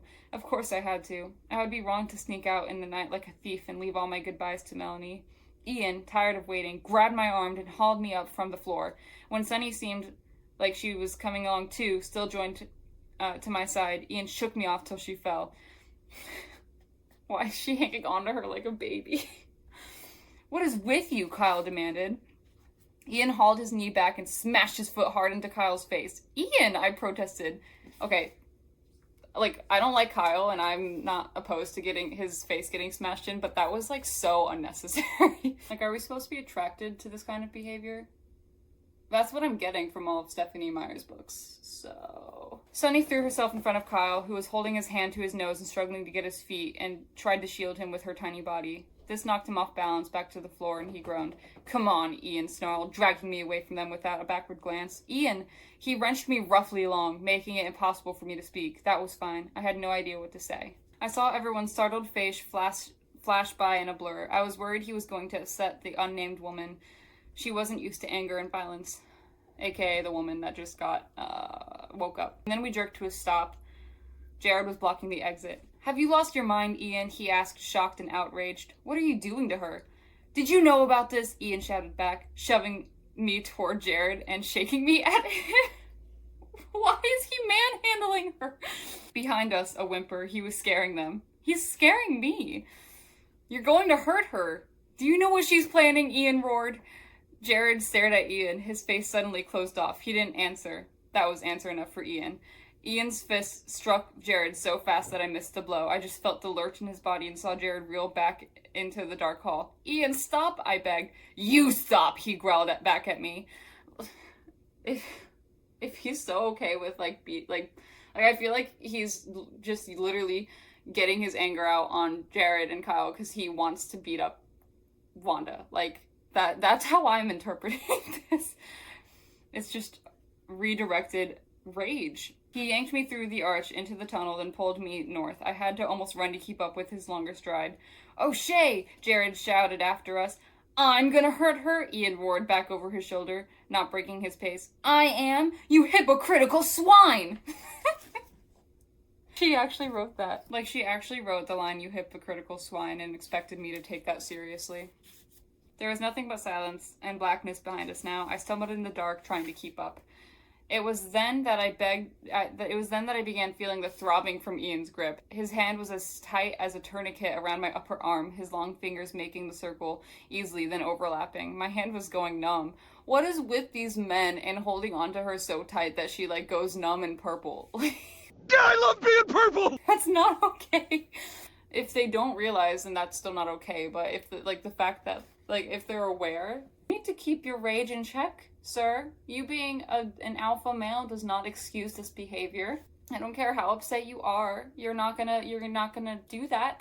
That you're hurting her. He jerked me along faster and my breath caught in a mode, almost a cry of pain. Yeah, I would be crying in pain too, sweetheart. You need to, you know what, maybe, I'm not saying you should kill yourself like you're planning, but maybe getting out of this situation. I'm seeing a lot of red flags. The sound made Ian stumble to a stop. His breathing was hoarse in the darkness. Ian, I choked, unable to finish. I didn't know what to say, picturing his furious face. His arms caught me abruptly, yanking my feet out from under me, and then catching my shoulders before I could fall. He started running forward again, carrying me now. His hands were not rough and angry like before. He curled me against his chest. He ran right through the big plaza, ignoring the surprised and even suspicious faces. He didn't pause until we reached the doors leaning against his and Kyle's room. He kicked the red one out of the way. Ian stood above me, his chest heaving with exertion and fury. For a second, he turned away and put the door back in place with one swift wrench, and then he was glowering again. That imagery is literally terrifying. Like a huge man just like standing over you, like huffing with rage and fury. The bear. And choose the bear. I took a deep breath and rolled up onto my knees, holding my hands out, palms up, wishing that some magic would appear in them, something I could give him, something I could say, but my hands were empty.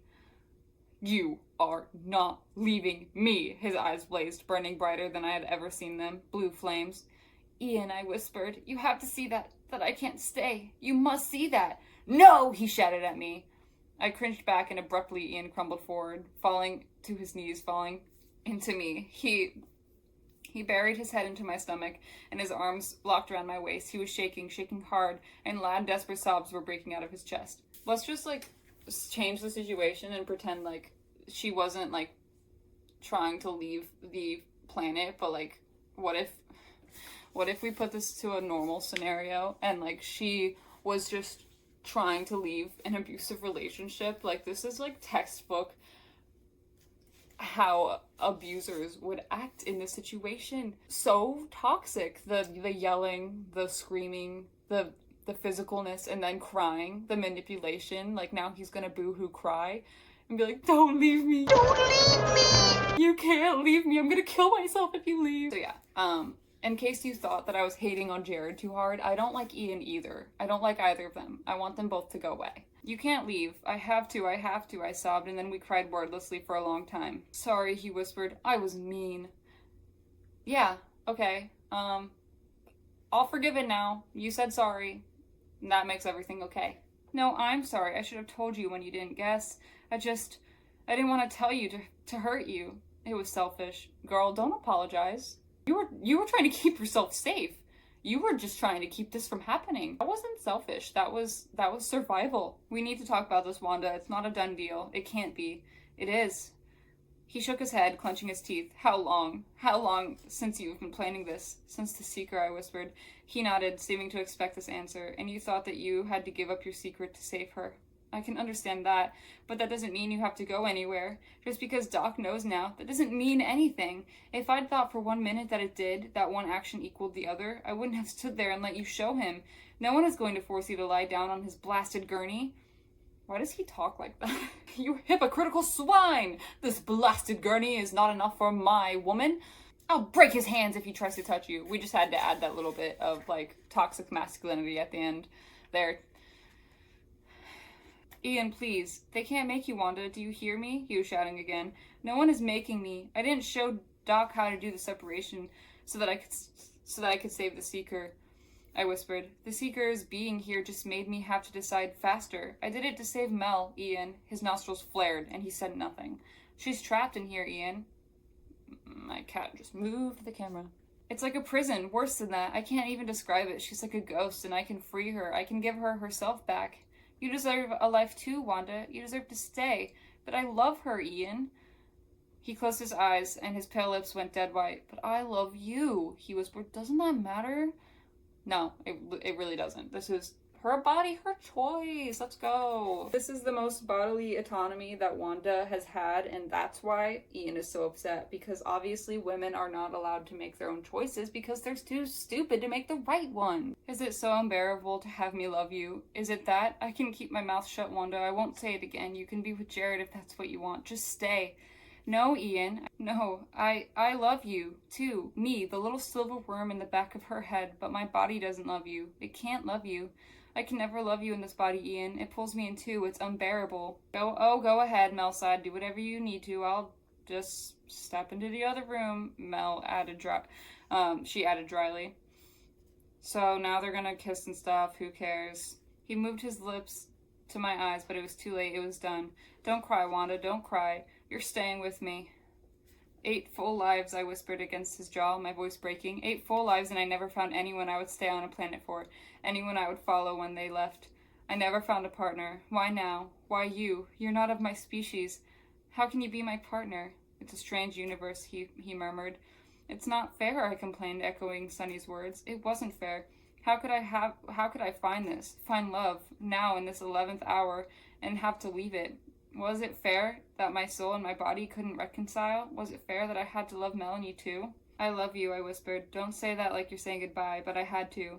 I, the soul-called wanderer, love you, human Ian, and that will never change, no matter what I might become. I worded it carefully so that there would be no lie in my voice. If I were a dolphin, or a bear, or a flower, it wouldn't matter. I would always love you, always remember you. You will be my only partner. His arms stiffened, and then constricted tighter around me. Not him constricting her again. They kiss some more, and it's gross, and I hate straight people, so I'm moving on. Okay, disclaimer, I don't hate straight people. Please don't cancel me. I was just kidding. It's just a joke. I love straight people. But Ian isn't gonna go down without a fight, so he calls a tribunal, so that they can vote for what Wanda decides, because once again, women are not allowed to make the decisions for their own body. It's not her body. Ian and Jared own her, so it's actually up to them. They all bring up their points, and Ian's like, well, we need her for the raids and stuff, and Jared's like, but Melanie, and like, obviously it's biased on all sides, and Wanda's like, this is literally just wasting time. She understands that it's not going to go anywhere, so she kind of tries to just pull a distraction on them to get their minds off of this, and she's like, why don't we go eat, sleep, think on it for the night, and then wake up with fresh minds and try again. I'll deploy so that she can just go do what she planned to do to begin with, because she's not about to let them get in the way. It's not their choice. So she goes to bed with Ian, waits till he falls asleep, gives him a smooch, and then sneaks away. And she's on her way to Doc's when Jared stops her and scares the shit out of her. And she's like, God damn, why are you sneaking up on me? And he's like, where are you going? Because he suspects that, like, what's going on. But she says, like, let me go, Jared. I want to be alone. I should come with you. You'll have Melanie back soon enough, I snapped. I'm only asking for a few minutes, Jared. Give me that much. Another pause. His hand didn't loosen. Wanda, I would come to be with you. The tears spilled over. I was grateful for the darkness. It wouldn't feel that way, I whispered, so there's no point. Of course Jared could not be allowed to be there. Only Doc could be trusted. Only he had promised me, and I wasn't leaving this planet. I wasn't going to live as a dolphin or a flower, always grieving for the loves I'd left behind, all dead by the time I'd opened my eyes again. This was my planet, and they wouldn't make me leave. I would stay in the dirt, in the dark grotto with my friends, a human grave for the human I had become. But Wanda, there's so much I need to say to you. I don't want your gratitude, Jared. Trust me on that. What do you want? He whispered, his voice strained and choked. I would give you anything. Take care of my family. Don't let the others kill them. Of course I'll take care of them, he dismissed my request briskly. I meant you. What can I give you? I can't take anything with me, Jared. Not even a memory, Wanda? What do you want? I brushed the tears away with my free hand, but others took their place too quickly for it to matter. No, I couldn't even take a memory. What can I give you, Wanda? He insisted. I took a deep breath and tried to keep my voice steady. Give me a lie, Jared. Tell me you want me to stay. Because after all this, her body still does love Jared, and she, like, wants to at least hear, even if it's a lie, that Jared wants her, like Wanda, and not just Melanie. Melanie was holding her breath in my head. She was trying to bury herself again, trying to give me my freedom for these last minutes. Maybe she was afraid to listen to those lies. She wouldn't want this memory when I was gone. Stay here, Wanda, with us, with me. I don't want you to go. Please, I can't imagine having you gone. I can't see that. I don't know how to. His voice broke. He was a very good liar, and he must have been very, very sure of me to say those things. I rested against him for a moment, but I could feel time pulling me away. Time was up. Thank you, I whispered, and tried to extricate myself. His arms tightened. I'm not done. Our faces were only inches apart. He closed the distance, and even here, on the edge of my last breath on this planet, I couldn't help responding. Gasoline in an open flame, we exploded again. It wasn't the same, though. I could feel that. This was for me. It was my name that he gasped when he held my body, and he thought of it as my body, thought of it as me. I could feel the difference. For one moment, it was just us, just Wanderer and Jared, both of us burning. Stop kissing this freak! Ugh. Blah, blah, blah. They're kissing, and she's like, I gotta go. Peace out, dog. She lays on the table, and she greets Doc, and she says, tell me something, Doc. What's your real name? I wanted to answer all the little puzzles before the end. Doc sniffed and wiped the back of his hand under his eyes. Eustace. It's a family name, and my parents were cruel people. I laughed once, then I sighed. Jared's waiting, back by the big cave. I promised him you'd tell him when it's over. Just wait until I stop moving, okay? It will be too late for him to do anything about my decision then. I don't want to do this, Wanda. I know. Thanks for that, Doc. But I'm holding you to your promise. Please? No. You gave me your word. I did my part, didn't I? You did. Then do yours. Let me stay with Walt and Wes. His thin face worked as he tried to keep back a sob. Will you be in pain? No, Doc. I lied. I won't feel anything. I waited for the euphoria to come, for the no pain to set everything glowing the way it had the last time. I still didn't feel any difference. It must have not been the no pain after all. It had just been being loved. I sighed again. Put me under, Doc. The bottle opened. I heard him shake it onto the cloth in his hand. You are the noblest, purest creature I've ever met. The universe will be a darker place without you, he whispered. These were his words over my grave, my epitaph, and I was glad that I got to hear them. Thank you, Wanda. My sister, I will never forget you. Be happy, Mel. Enjoy it all. Appreciate it for me. I will, she promised. Bye, we thought together. Doc's hand pressed the cloth gently over my face. I breathed in deeply, ignoring the thick, uncomfortable scent. I drifted into the black, and it got brighter and brighter. It wasn't black at all. It was blue. Warm, vibrant, brilliant blue. I floated into it with no fear at all. But we can't end this by having Wanda die the way she wanted to. No, we're gonna make it a happy ending for everyone, kind of. I mean, they try to make it work. They do something. Let me show you. Instead of dying, she begins to wake up. She is disoriented and confused, having memories that aren't hers. She could feel she was laying down. My hands were warmer than the rest of me, and that was because they were being held in big hands that swallowed them right up. It smelled odd, stuffy, and a little moldy. I remembered the smell, but surely I'd never smelled it before in my life. I saw nothing but dull red, the insides of my eyelids. I wanted to open them, so I went searching for the right muscles to do that. Wanderer, we're all still waiting for you, honey. Open your eyes. This voice, this warm breath against my ear, was even more familiar. A strange feeling trickled through my veins at the sound, a feeling I'd never, ever felt before. The sound made my breath catch and my fingers tremble.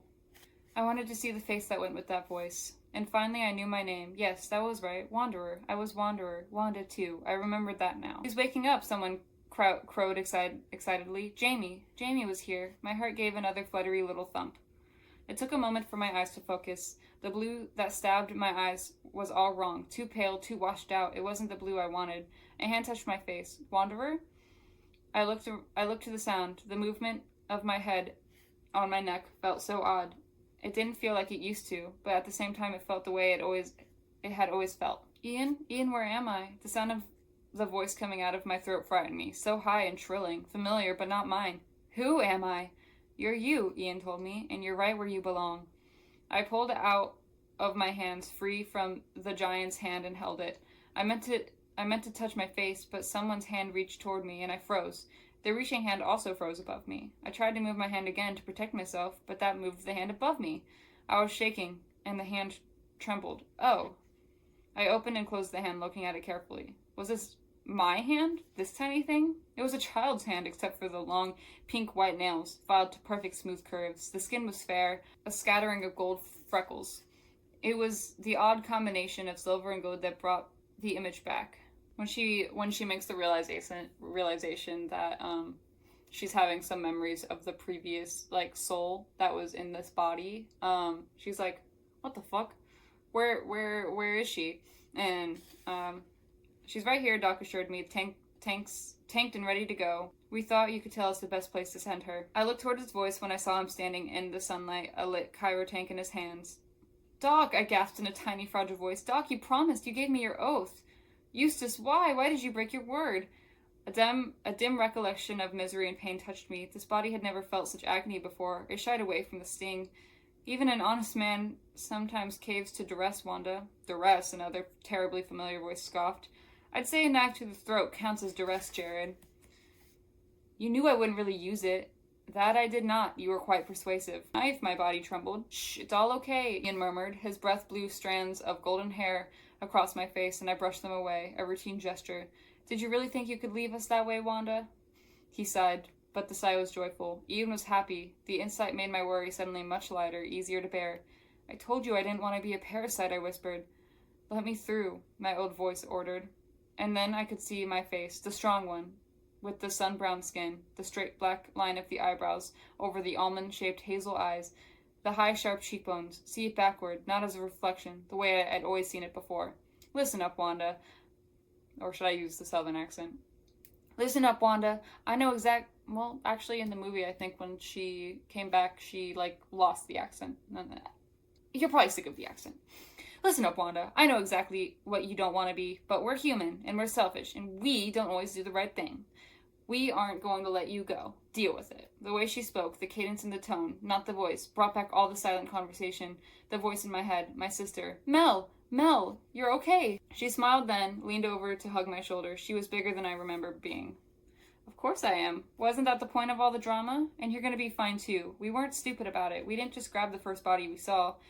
Let me tell her, let me, Jamie shoved in beside Mel. It was getting very crowded around the cot. Hey Wanda, this is cool, isn't it? You're smaller than me now, he grinned, triumphant. But still older, I'm almost... And then I stopped, changing my sentence abruptly. My birthday is in 2 weeks. I might have been disoriented and confused, but I wasn't stupid. Melanie's experiences had not gone to waste. I had learned from them. Ian was every bit as honorable as Jared, and I was not going to go through the frustration Melanie had. So I'd lied, giving myself an extra year. I'll be 18. From the corner of my eye, I saw Melanie and Ian stiffen in surprise. This body looked much younger than her true age, hovering on the edge of 17. It was this little deception, this primitive claiming of my partner that made me realize I was staying here.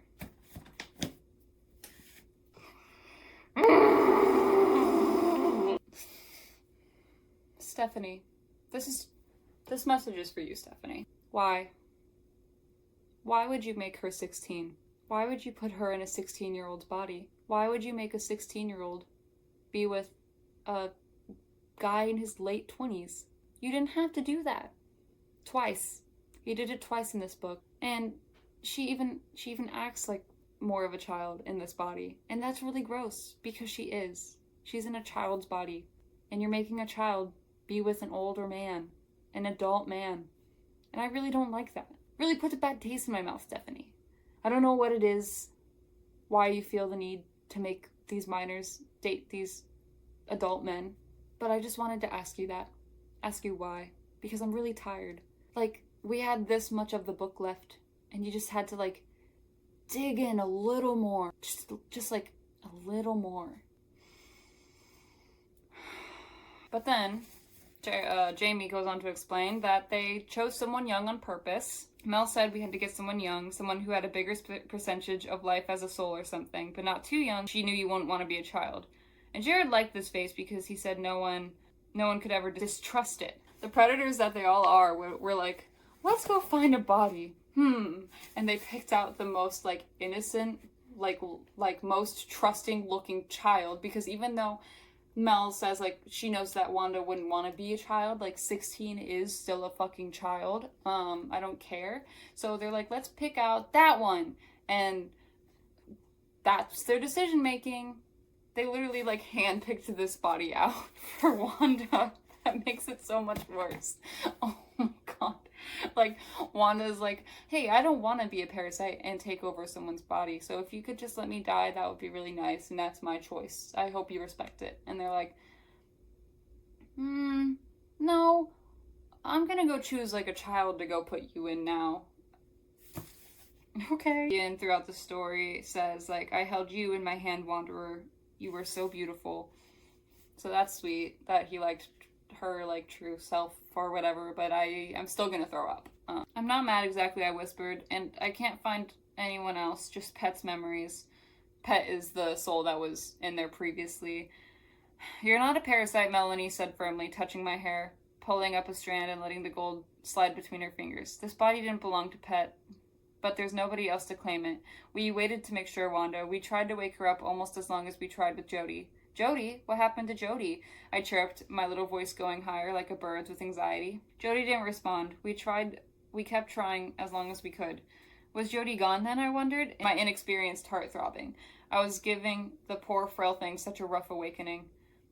We were able to keep her hydrated, but we had no way to feed her. We were worried about the atrophy, her muscles, her brain. While my new heart ached harder than it ever had ached for a woman I'd never know, my eyes continued around the circle and then froze. Jody, clinging to Kyle's side, staring back at me. She smiled tentatively, and suddenly I recognized her. Sonny, I got to stay, she said, not quite smug, but almost just like you. She glanced at Kyle's face, which was more stoic than I was used to seeing it.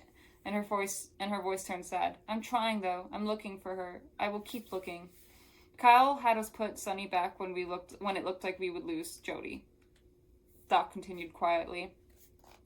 I looked at Sonny and Kyle for a moment, stunned, and then finished the circle. Ian was watching me with a strange combination of joy and nervousness. His face was higher than it should have been, bigger than it used to be. His eyes were as blue as I remembered. See, they keep mentioning how, like, everyone's bigger than her and bigger than she's, like, remembers, and how her hands are so tiny and childlike. It makes me want to throw up. Like, I don't like it. She's not only, like, 16, but they're, like, she's really hammering home, like, this is a child. This is literally a child. You okay in there, he asked. I don't know, I admitted. This feels very weird. Every bit as weird as switching species. But she decides that she wants to stay with her family and happily ever after, yay. He kissed me right in front of everyone, but I forgot the audience quickly. This was easy and right, no division, no confusion, no objection, just Ian and me, the molten rock moving through this new body, melting it into the pact. I will stay, I agreed, and then my 10th life began. He kissed a child! I'm not letting it go. Now we're just kind of going over their new life. Sunny's still acting like an infant child herself, even though she's 27, sleeping curled up in a ball against Kyle's chest like a kitten who was friends with a big dog. Sunny was always with Kyle. I couldn't remember ever seeing them unattached. Kyle seemed constantly bemused, too distracted by this impossible relationship he couldn't quite wrap his head around. He wasn't giving up Jody, but as Sunny clung to him, he held her to his side with gentle hands. This is, okay, just another relationship that's being described as like a big man with a small woman who acts who is infantilized and acts really childish. Just a really weird trend I can't help but noticing and pointing out. And Wanda being in this new body is also dealing with a lot of different feelings. Like, she doesn't feel as confident or like as sure as of herself as she did when she was in Melanie's body. So, like, yeah, the body comes with the feelings, and she's much more shy and reserved and unsure of herself and naive and childlike because she's a child. She feels shy around Ian, like, she isn't totally convinced that, like, he loves her and is worried that maybe he still likes Melanie, like Melanie's body at least, but then they kiss and make up, and we have to add the line, like, that she was thrilled to remember that she'd been smart enough to lie about her age. I'm not thrilled about that.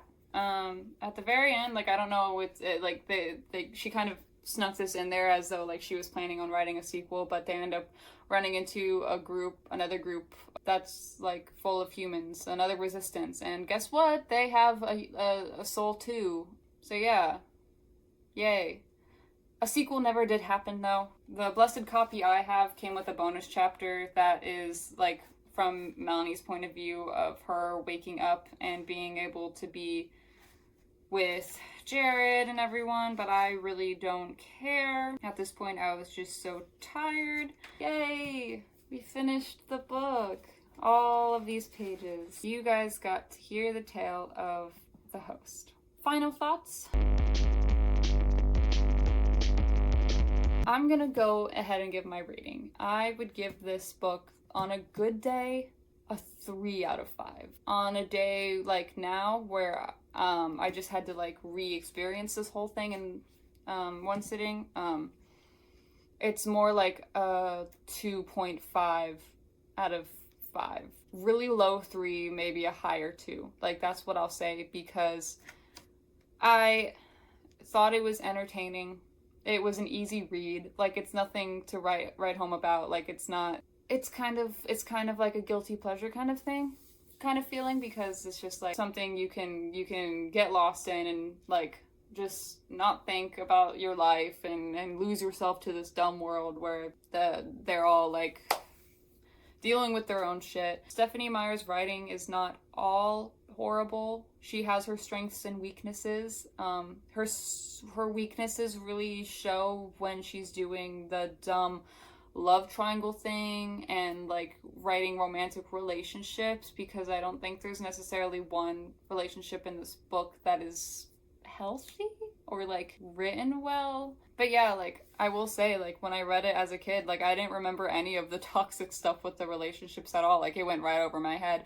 And that's why it's, even though this was technically marketed as her first adult novel, like I read it as a young adult, like as a preteen teenager, and that's why I don't like when relationships are written like this in these kind of books that young people read, because they genuinely don't see it as bad. They don't think anything of it. They're like, oh, I guess that's normal. But now, as an adult, when I read it, yeah, I wasn't a fan. It put a bad taste in my mouth.